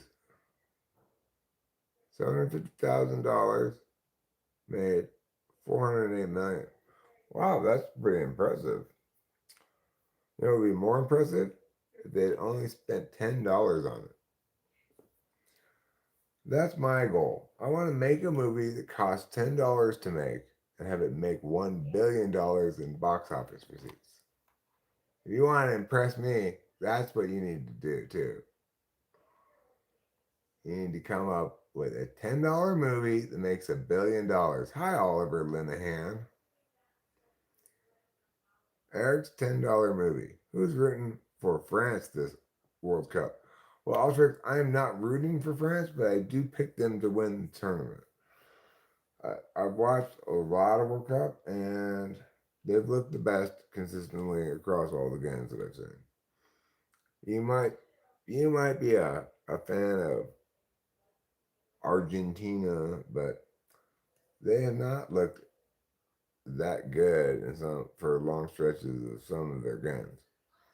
You might be like, well, England. Well, again, they've really had to scrap out their wins and stuff in a way that the France, sure, they had to scrap out that one game against Paraguay, but even in that game, you know, they always look super like elegant, like they could score at any time. Mbappe is super good.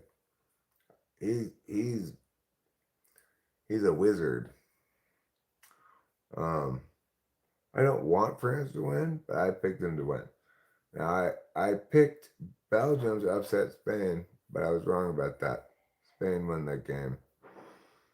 Um, it was a hard fought contest. Spain went up by a goal. Belgium tied them, and then Spain got the game winner and very late in regulation, like 88th minute or something.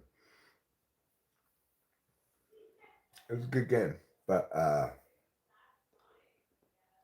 what I said even when I made the pick, I'm like, this is probably recency bias since Belgium looked so good against the U.S. Or you could frame it as the U.S. looked so terrible that they made Belgium look like the best team in the tournament. So, but accordingly, because of that recent performance, I picked Belgium to upset Spain. But Spain was the better team. Spain was the better team. Unfortunately, I only had two. Therefore, as I could not honor all such requests, it would be unfair of me to honor any. You only had two what? Eyes? Oh, hands. I see. Hey y'all, can borrow 600K trying to break a record here. Right. Well, that's why I'm saying do a $10 movie, okay? The US was so bad, you can't read much into that game. And Belgium changed their lineup back to the one that was playing poorly. Right. Well, I did read too much into that game. I thought, you guys look terrible, sure, but it's also the case that Belgium looked good. I did read too much into it, though. And I was wrong in picking Belgium to upset Spain. But I was right in picking France to beat Morocco. And I believe I'm going to end up going 3 for 4 here. I picked Norway to beat England. Even though I'd like England to win, I'm kind of split. I'm not really sure who I want to win the game. And of course, I picked an easy one. I think Argentina's going to advance over Switzerland pretty easily. Switzerland has a good defense, but they don't really seem like they can score that much. I think in best case scenario, Switzerland is going to score 1 goal in the game. But I think that even with their good defense, Argentina will score at least 1 goal in the game. So chances are 1-0, 2-1. Very much favor Argentina. So Argentina is going to win that game. Then we're going to have who's left? We're going to have Spain. We're going to have France. We're going to have Norway. And we're going to have Argentina. I'm not sure who plays who in the next round.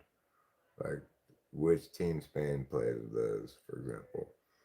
But of those 4 teams, France, Norway, Spain, and Argentina, well, I guess in an ideal, it's hard to say what would be ideal, but like if Argentina and France were on the opposite sides, then they could meet in the final.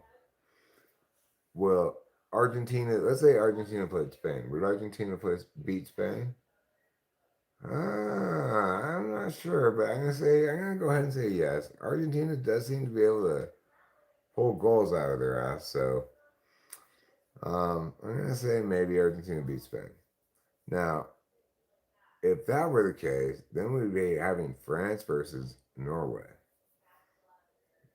I really like Norway in this tournament. I've liked them from the beginning, but France wins that game. If that were the case, then we'd have France versus Argentina. But let's say Argentina plays France first and Spain plays Norway.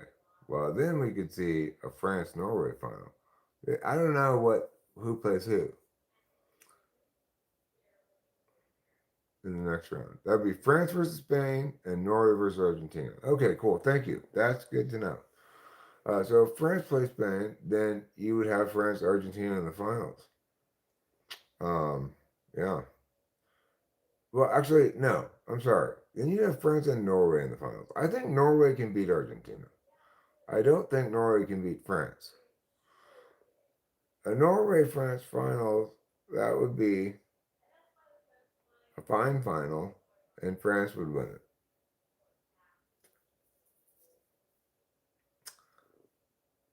But probably people would wish more for an Argentina France final. But I think they're going to be treated to a pretty good third place game with Argentina versus Spain.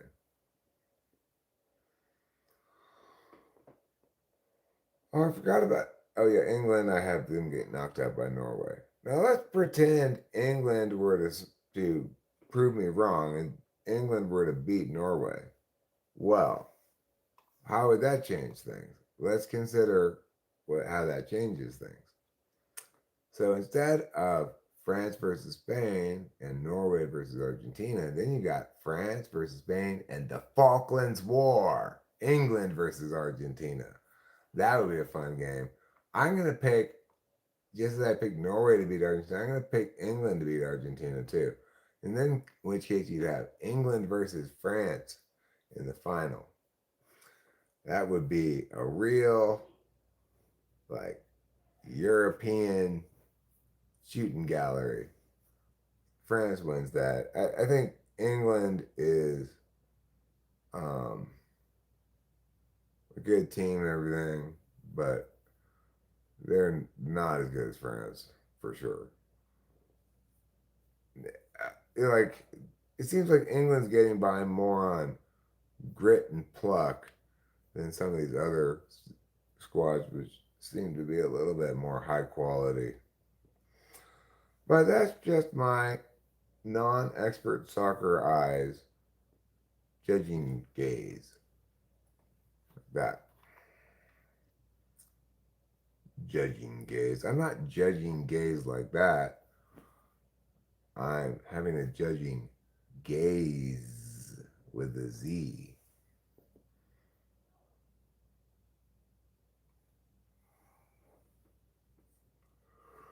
You can still go fast with bionic arms, just run on all fours, except for the lack of bionic legs. You know what, y'all? Why not run just on your arms? I think that might be faster than running on four legs if you have bionic arms.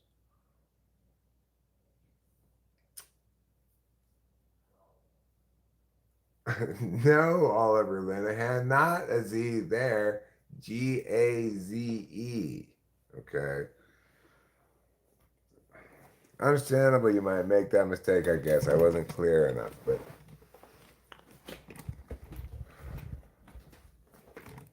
For those who don't know, Gayz. Well, that's what the cool gays call themselves. I'm not one of the gays with an S. I'm with a gaze with a Z. Oh, I do have another smoked sausage. I thought I was all out of them. But it's a good thing I got more smoked sausage anyway. I got a different kind of sausage this time because we went to Vaughn's in Oakhurst rather than Pioneer Market. It's better to go to Vaughn's and Oakhurst. They got more stuff, it's cheaper, but it's less convenient, and we're kind of habituated to going to Pioneer Market. Yeah, it's not entirely all benefits, no harm with Vaughn's. Like, there are some things at Pioneer Market that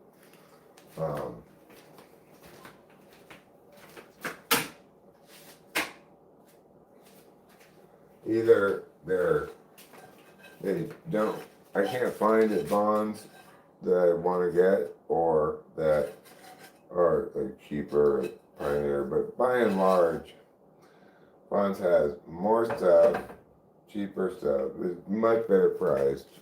Because Pioneer is taking advantage of the fact that it's a You know, the only supermarket in this little mountain town. Everybody who comes to town for vacation or whatever, then they stay at like a rental property or condo. They've got to get groceries. And of course, all locals have to get groceries there too if they don't want to drive over. Alright. Accordingly, all of that is just to explain the fact that when I arrived from the supermarket today, I had a different kind of sausage.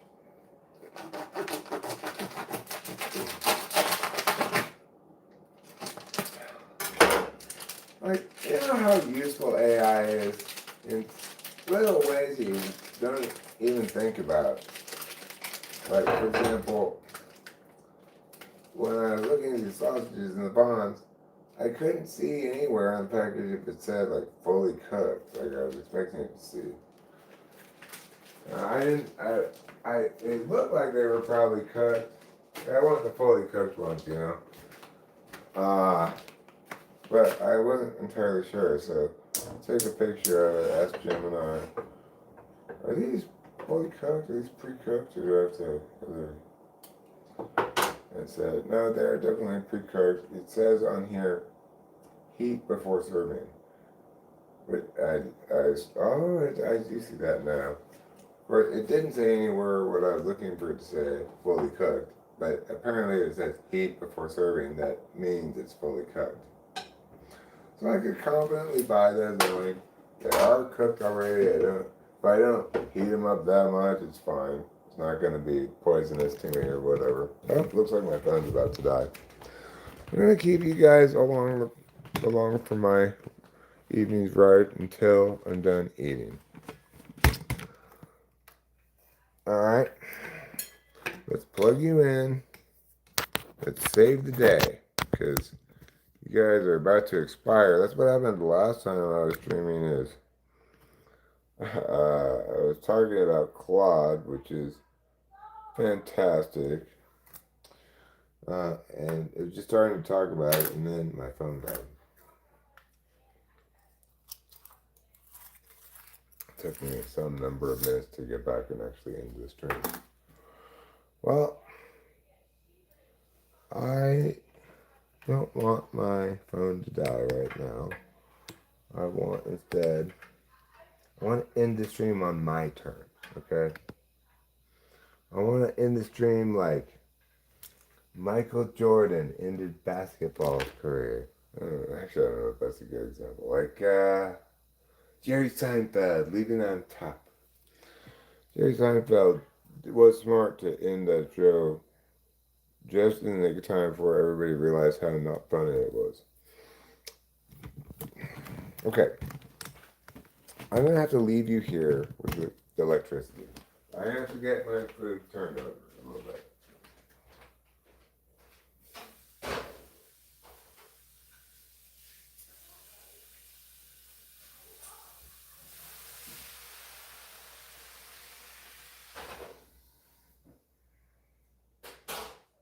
Alright.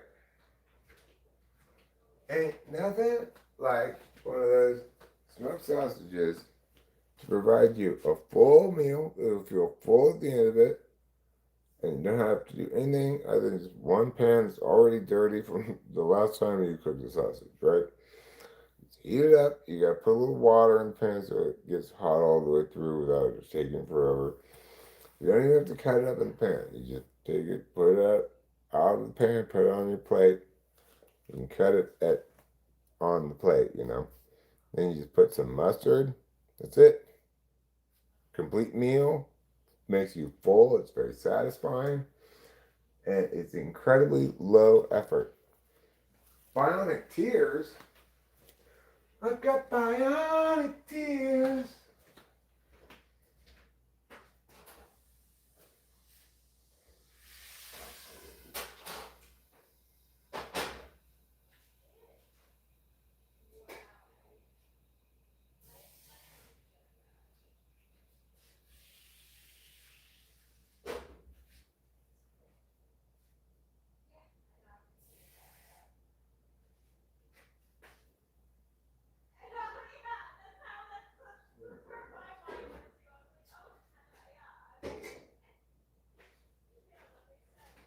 I guess with bionic tears, you could do like a year's worth of mourning in a day. Okay. I've emotionally processed years of trauma in just one day. Hi, do you remember me? Soft bird Briennes? Uh, rings a bell, but not ex- not a ton. I don't remember you, but okay, that's why. You've changed your name. Yeah, I do remember Brienne's talking play. The reason you rang a bell was because I remembered the Brienne's part. So the answer is yes, I do remember you. Your brother can do the Carlton dance? Not without paying royalties, my friend. It's fine if he just doesn't put it in a video or something. A year of tears in a day. Right. And I guess if you got bionic tears, you can pre-process trauma you haven't even incurred yet.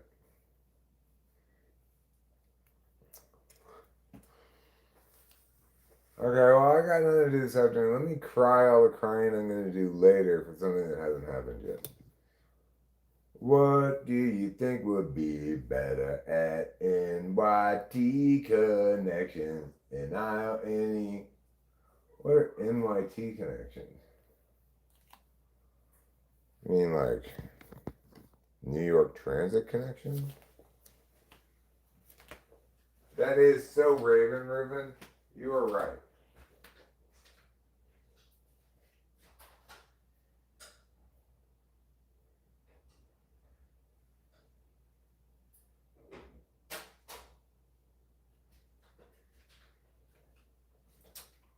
When I grow up, I want to live the life of Zach and Cody, the sweet life on deck.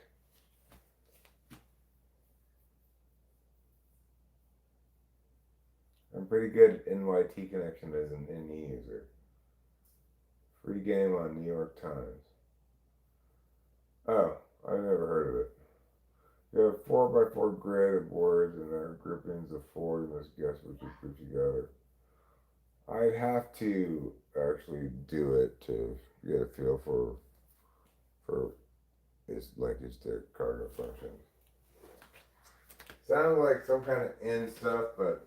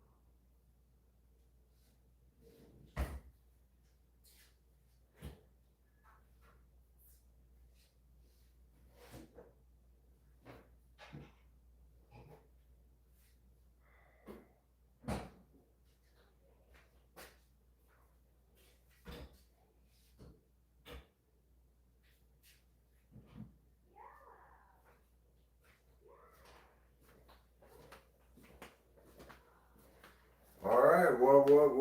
What's up, everybody? What did I leave my fly open? Nope. This is dinner, baby.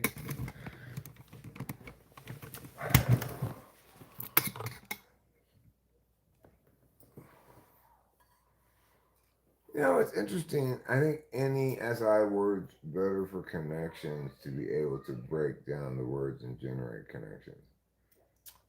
Um, you know what's interesting? Like, it seems like crossword puzzles should be any rewarding because it seems like, well, you're trying to think of different ways to say things. But I think it's too knowledge heavy. I'm not very good at crosswords. Like, it would give clues like Persephone in the Meow. Well, what the fuck does that mean? And it'd be like, the answer is a nymph or something. Nymph. Like,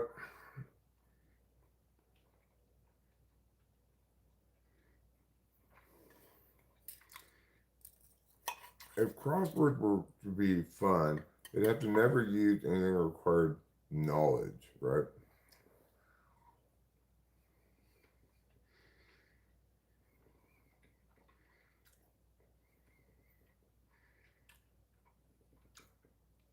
There are bigger questions than if it's you left your fly open. That's earlier. I'm sure if I got an answer. Has any demonstrative tend to manifest? Well, like everybody's six law function, it mostly manifests in its failures. I'm always aware of my six law function because it's always failing me.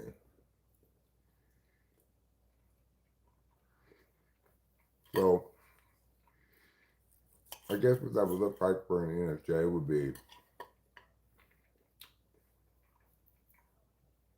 the sense of like, if only I considered this possibility when it was timely to have done so, instead of being so tunnel visioned about my NI way. Okay, my dinner hangs low. But the wonderful thing about this dinner is the more I eat it, the more I feel okay about myself.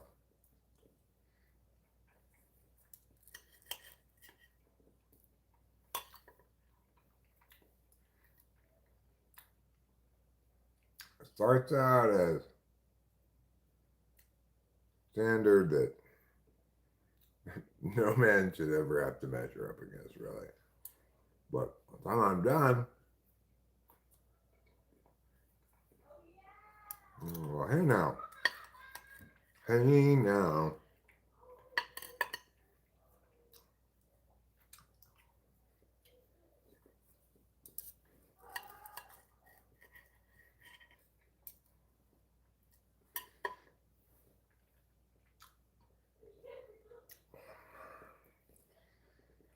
Hmm.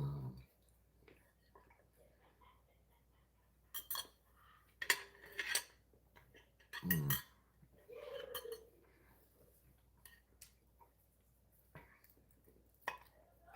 Great invention, or whatever you want to call it. These smoke sausages. You can buy them for about $5 a pop. And it's like, is there a better way to have a quick cooked, actual like home cooked meal rather than just microwaving something that generates very little dishes, requires very little effort or time. You can't fuck it up, you're already cooked. And one of them will fill you up. All you need is some mustard to go with it. Am I still getting high? Well, it's late in the day, so probably not as high as I would be getting in the morning, but I will be pulling bong rip after this dinner. I hadn't planned to pull bong rips after dinner, but now that you mention it, good idea.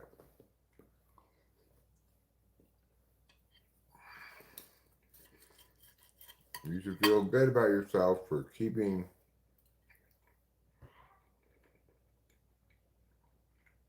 track of such important things.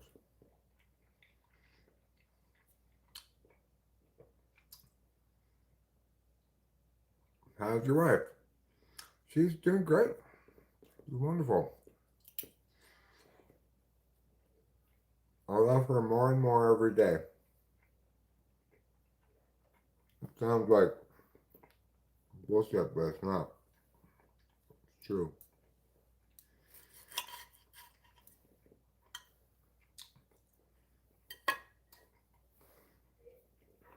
Right now, she's having a great time talking with a friend on the phone in the other room.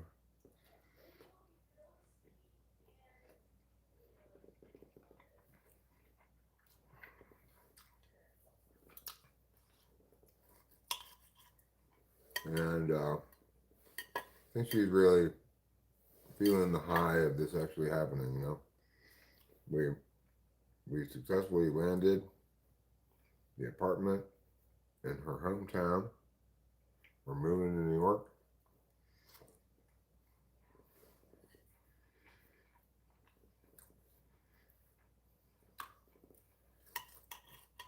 She intuited right away, oh my God, this place is perfect.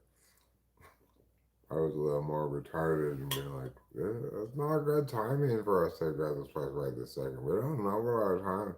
But fortunately, I came to my senses before it was too late. We were able to get it. And,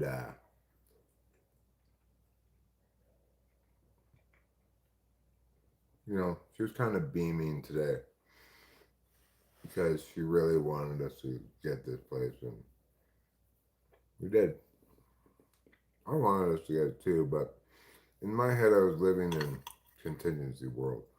Like, okay, well, contingency one, we'll try to get this place. If we don't, no. Rachel tried not to, but couldn't help but get her hopes really up for this one. And we got it. Not like this one is one in a succession of places. This is the first place we tried to get, so.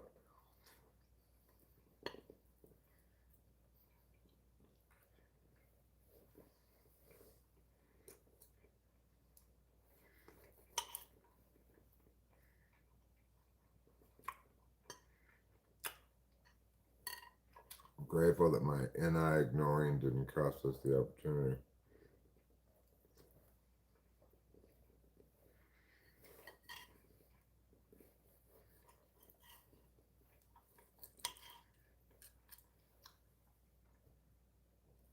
I'm really looking forward to Rachel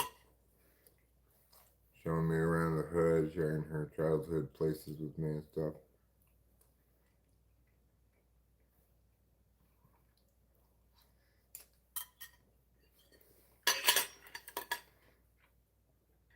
And you know, if I can make it there, I can make it anywhere.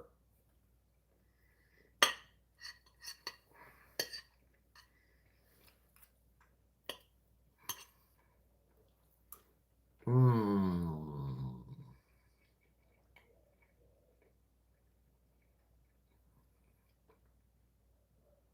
I think SD is tied to dopamine. Well, it is the case that feeling motivated to do stuff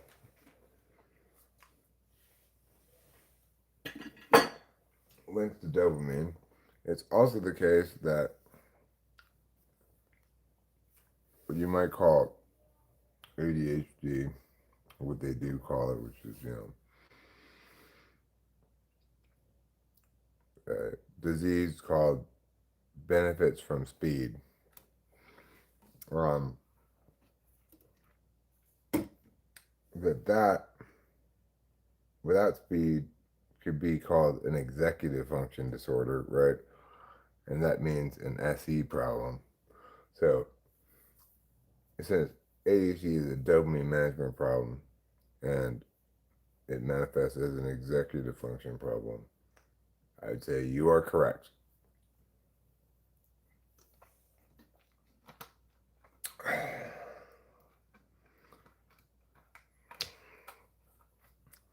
I am going to stamp your forehead with the word sane. You are correct and sane, Ruben, but it doesn't make sense to stamp your forehead with correct because that's not what they did in the cartoons.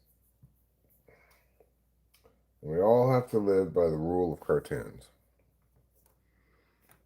If they do it a certain way in cartoons, that's how you have to do it in real life. That's why all of your anvils are necessarily going to be branded as Acme. That's why when you put a pie to cool someplace, you ill-advisedly leave it on an open windowsill. Glad you didn't get invited. Oh, and anviled. Oh, anviled. Right. Yeah, I'm glad I didn't get anviled too. It's easy to get anviled these days. Everybody always recklessly dropping Acme anvils from high places. Like, hey, bro, I get it. You want to get this bird, but there's other things besides the bird walking down the street.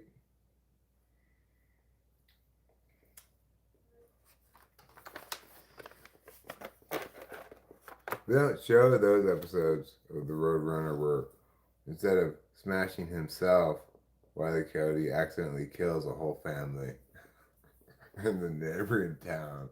They don't show that episode, but the dark side of Wile E. Coyote is not that he can't catch the road runner. It's not that he keeps hurting himself. It's his reckless lack of consideration for the well-being of others. If you could grab a black tunnel off the wall, okay, that would be a great power to have, right? Is tunnel draw or throw. Like anytime you go to a wall, you just have to draw a picture of the road continuing through it and you'd be able to go through it like that. Any of your ideas ever turn into anything? Asks Anonymous.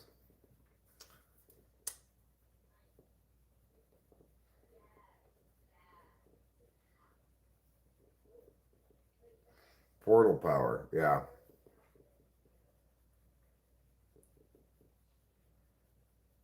Like, as long as you know what it looks like on that side, like if I can imagine looking this way and this restaurant there would look just like this, and I draw that, then I could walk right into that restaurant, you know? That is relatable. Even how you thought up the basic NI of it and probably considered some of the conditional logic structure. Automation sim, but I'm sidetracked with the game jam and struggling to come up with my own spin off of the theme. What's a game jam?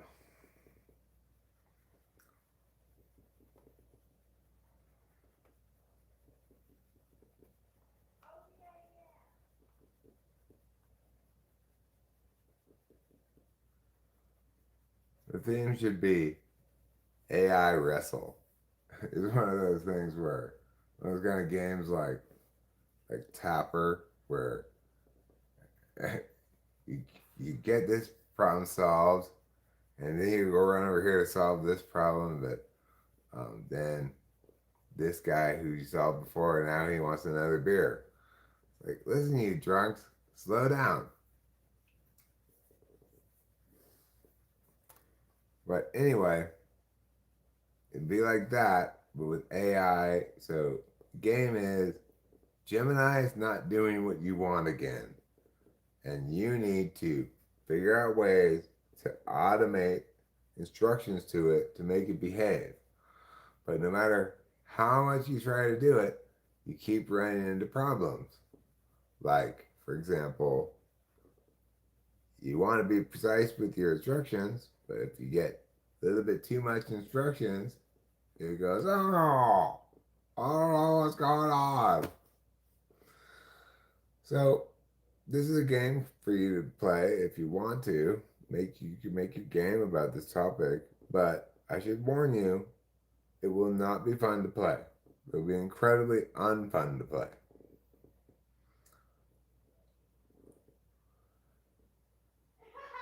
It'll be like a game called eBay where you pretend to put up things to sell. And it's a big pain in the ass. You like unfun to play. I could see somebody making a game called eBay, and it's just, you know, like you go through the world, you go to the thrift store, and oh my God, there's this thing for $1, but you have to know somehow whether it's actually worth anything or not. Especially if it makes me good at real life stuff. I know a guy, you do, on Twitch who's making a bobblehead shop simulator. A bobblehead shop simulator. Maybe you should make a game called Super Bouncy Ball Tycoon, in which your goal is to engineer ever bouncier balls. And, you know, you have some vectors you tweak, like add more polybounceethene. Like some things you make bounce purely high, um, but only on certain surfaces or something like that. Other things make it bounce true even on rough surfaces. And then you have to go to the bouncy ball symposium and prove that your bouncy balls are the best against the other bouncy ball making companies in order to make money with your pretend bouncy ball company. What about that?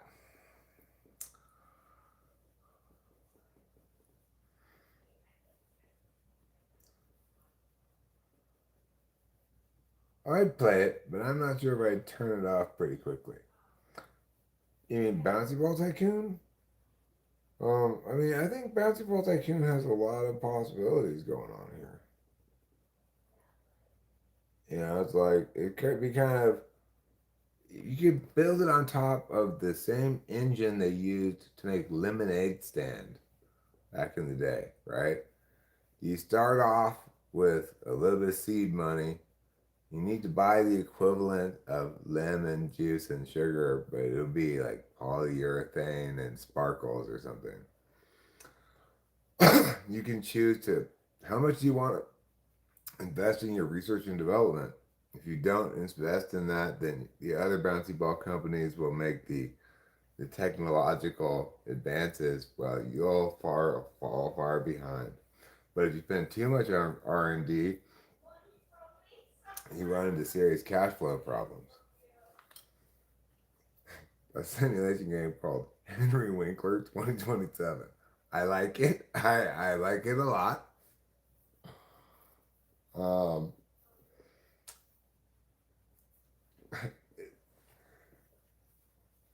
you have to like go around and say, "Oh, I really like to fish with the barbless hooks of the fly fishing." He's very mild mannered. That guy. You can infer the gameplay loop. Okay, I think it's we're gonna treat Henry Winkler's simulator. We're gonna base it on the concept kind of Goat Simulator, but what we're gonna do is gonna be centrally located at a fly fishing stream where Henry Winkler is just trying to relax and do some fly fishing, but various people keep coming around and bothering him. So he has to do various Henry Winkler things to make them go away. And you know, if you can actually have quiet enough, you can catch a fish, you get points. But it's hard to keep the people away long enough. You catch fish, you can move further down the river, but you know, eventually you're like, oh, it's gonna take days to hike back now. Hey, I'm really liking Henry Winkler Simulator. I think that's the best idea that's been floated so far is Henry Winkler Simulator.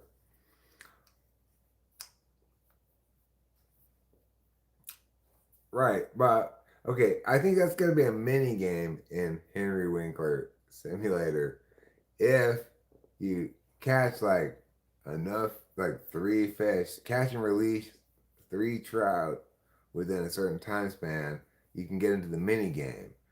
In which case, Henry Winkler's so happy with his fly fishing that he drifts off into a world in which he's back being Fonzie.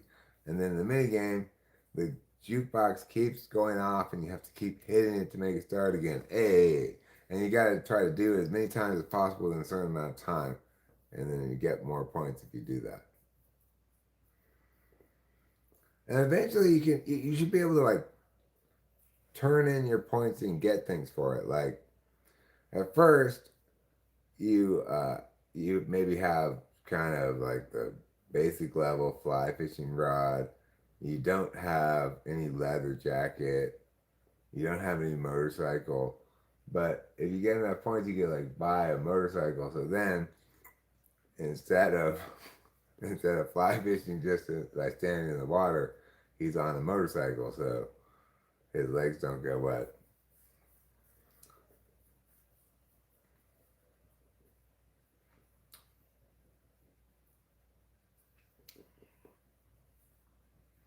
Liking it. You know, there's some of the things he could do could be from his role as the coach in Waterboy. So, like, another mini game, you could have to, you know, call football plays uh, without your book. You know, the bad coach has stolen your playbook. There was a dance called the Fonzie. Want a link? Do the Fonzie. Hey, hey, do the Fonzie. Is that where he exposes his butt cheek? This is a family-friendly Henry Winkler simulator game, Ruben. So you need to get your mind out of the gutter. Which, speaking of which, I want to tell you about the weirdest thing that happened last night. So, it was the middle of the night. I was about to go to bed. Rachel was asleep. Said, you know, I think Eric, let's be honest with oneself here. I think it's time to rub one out. So, naturally, I went to the old incognito window and I, in Pornhub, like, bring up Pornhub, please. Didn't work. So I like messed around with a bunch. I couldn't get any porn sites up on incognito window or regular window, but all the other internet stuff was working just fine. I'm like, what in the world is going on, Gemini? I mean, Claude. I was actually talking to Claude about it.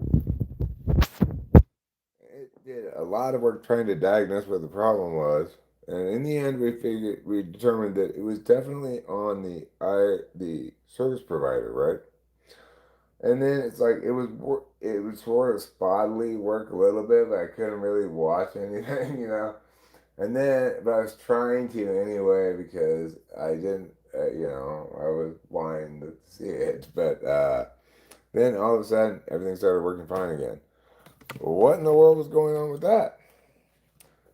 Well, Claude posits that it was some sort of like, I don't know what they call it, some sort of like ISPN server end filter thing that like Tiertel had accidentally get mixed in with something else or something. That's why it didn't really prevent you from seeing anything at all. Just everything took a super long time. Most of the like thumbnails wouldn't even come up. It would like show up like those when the web page doesn't actually load, but it shows you just text, doing that kind of stuff.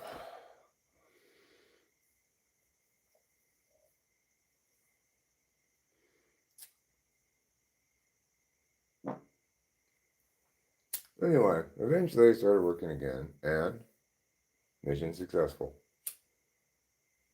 And I went to bed. But it's like, I was like, let's just run one out real quick and then go to bed. Turn into this big fucking like, freaking text tech support problem that I'm having that makes absolutely no sense. Like, what's going on? Well, whatever it was, it resolved itself eventually and started working fine.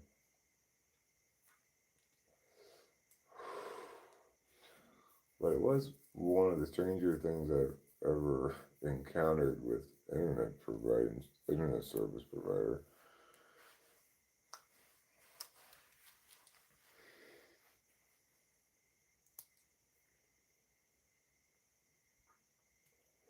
Monday, Tuesday, right. Monday, Tuesday, happy A. I'm going to bring it back. Nobody will respect it. I kind of liked the dance, the Bernie. I don't know what that dance is. Unfortunately, I can't really do any dances. Like do the shuffle. I don't know how to do that at all. Like whatever a dance is that requires any skill, I do not know how to do it.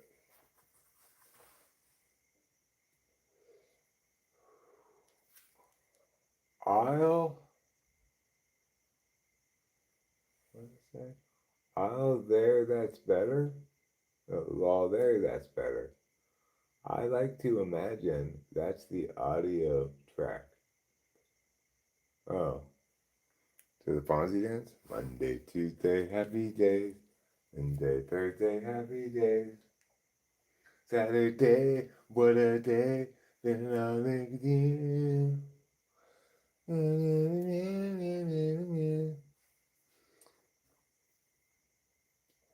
Like, how do you even dance to that song? I don't even know how you would dance to that song. It doesn't seem like a real hit in the discotheque.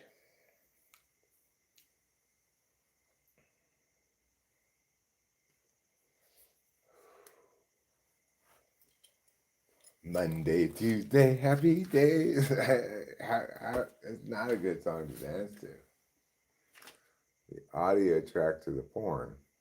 Oh, you mean Happy Days was playing while it wouldn't load any of the porn videos, it mysteriously would play that song on some sort of autoplay when I go to the page. Instead of Pornhub, I just get this weirdly distorted Monday, Tuesday, happy day. It was like changing speed. That would be pretty spooky.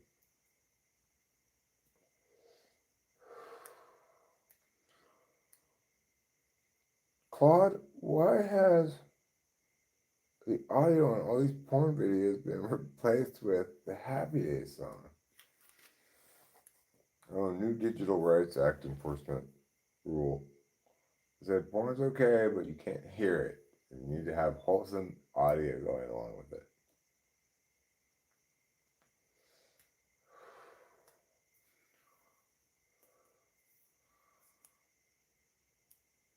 Something very North Korean about that notion. You can see North Korea saying, showing videos of happy North Koreans doing communist shit with that thing blaring and everybody having to stand there and smile listening to it.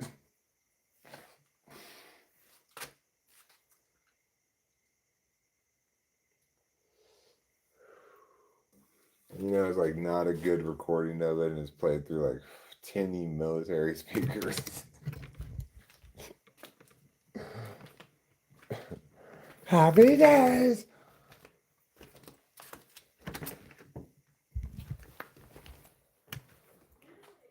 Kind of oppressively positive, that song. Look, you have days, I have days. Let me decide the emotion of my days, okay? Not all days have to be happy. I can have contemplative days, sad days. All right, well, I think it's about time to wrap this up, but actually, I think before I wrap it up, I am going to play a little bit of a song. Okay? No, it's not Happy Days. That was a good guess.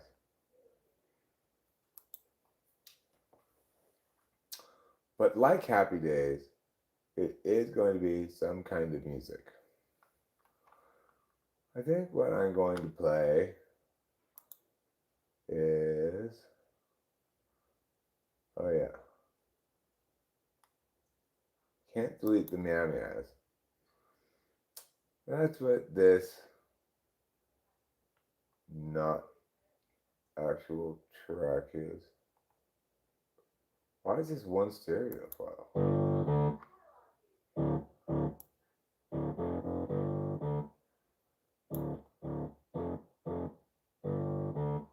This is just the bass line. Oh, right, that's what it says actually. It's just the bass line.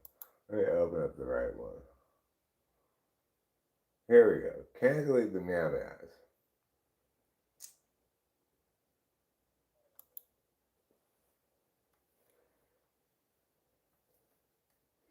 Alright, this looks more like what it's supposed to look like.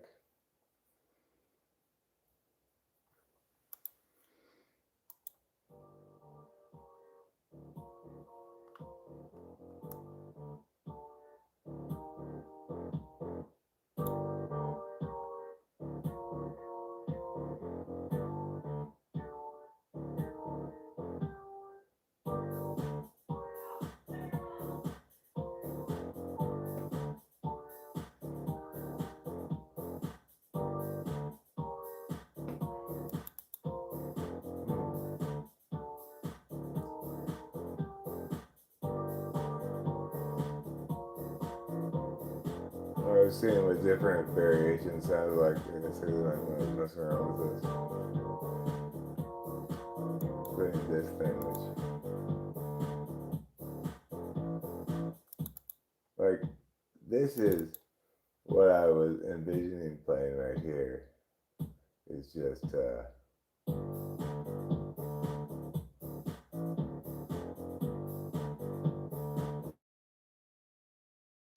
you can't delete the meow meows. You can't delete the meows.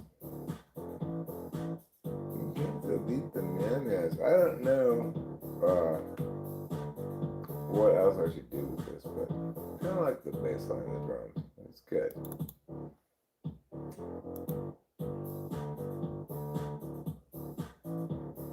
Boom, boom, boom, boom, boom, boom, boom, boom, boom. Good bass line. I don't know if it's going to end up being anything or not, but I'm pretty pleased with the bass line. Let's see here what else we have.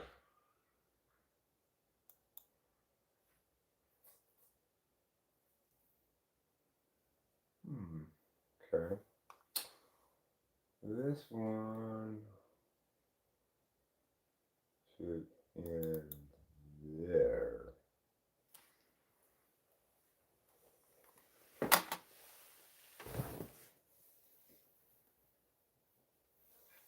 This is a nice song. Of course, you know.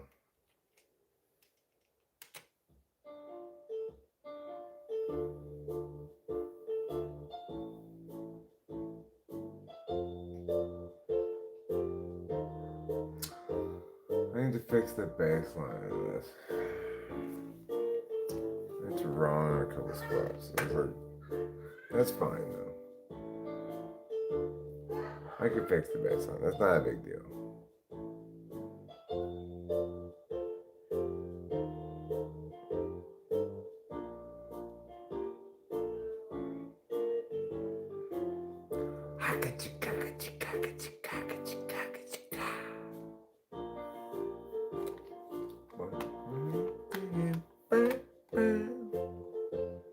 Yeah, I might just not have any vocals in the song.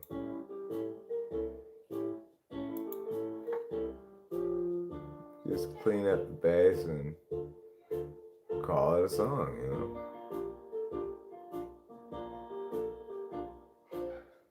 We don't really need anything else than this.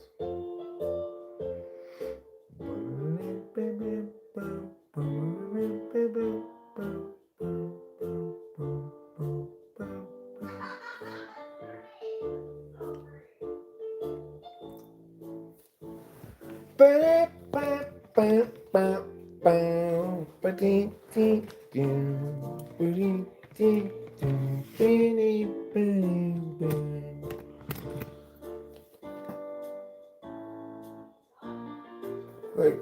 if I just get it super clean and just let it be the piano song that it is.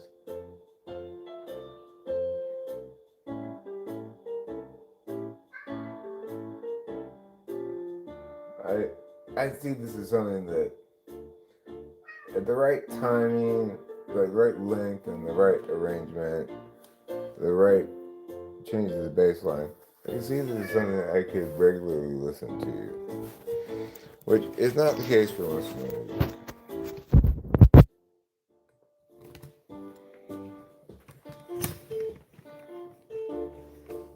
But I didn't mean to have it on start over again. Okay, stop already. You're supposed to end where I put it, not just start over again.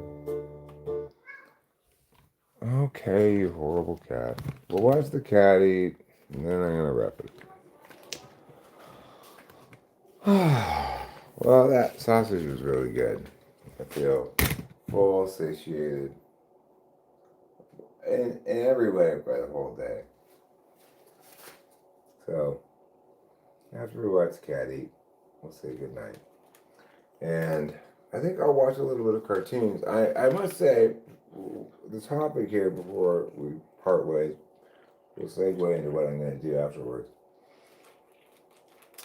Last season for Crunchyroll, pretty disappointing season. Not terrible, but it really didn't turn out too much of things that I was excited to watch every week. This new season, so far, is shaping up to be great. I've seen a lot of things that are very, like, first episode of it is great. Seems very promising. Cleavage's season 2 is one of the things coming, which I was not expecting. That's a super nice treat. I love Cleavage's. It's a great show. And, but there's lots of titles that are exactly in my wheelhouse of what I want to see. And most of them seem to have high ratings, and I have not really watched a lot of them. So I'm excited to check out some of this new season's anime. You know, Crunchyroll's been pretty hit and miss last few seasons. You know, a season is actually a season of the year. It goes along with their seasons. They have 4 per year. And so the amount of anime I've been watching has been diminishing compared to alternatives like YouTube. But this season here seems very promising to bring me back into the fold of anime more heavily. You know, it's one of the things where when it's great, it's fantastic, and when it's not great, it's not great, you know.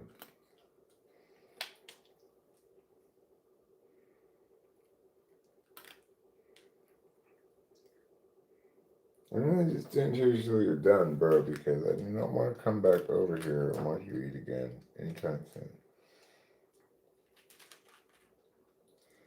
Yes, you're a good boy. You like to eat your food so much.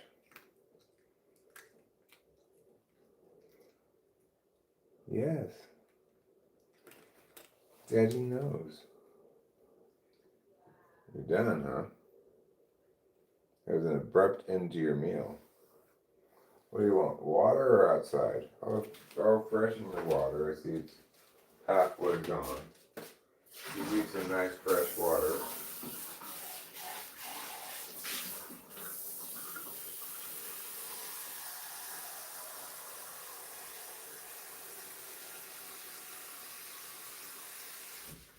Well, I'm pleased that I was able to save a mouse from Kapio's clutches tonight.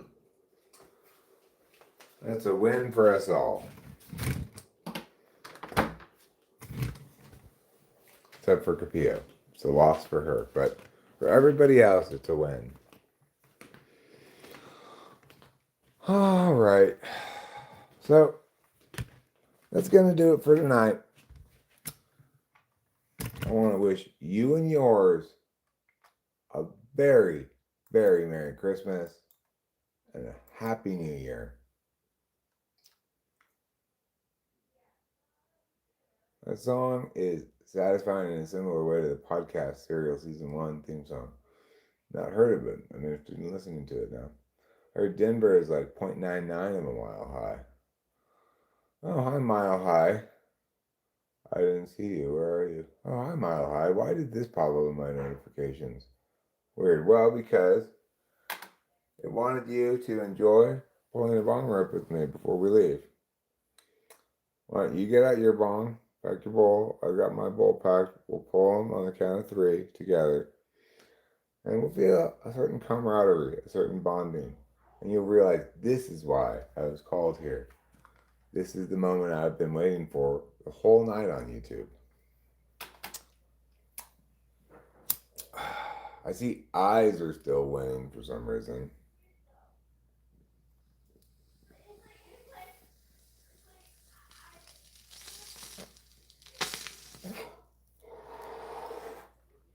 Even though I think I made a pretty compelling case in favor of arms.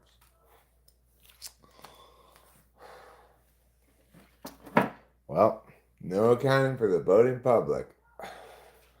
Thanks for being here. I had a wonderful time. I hope you enjoyed it as well. I really appreciate all of you. I love you. I'll see you later.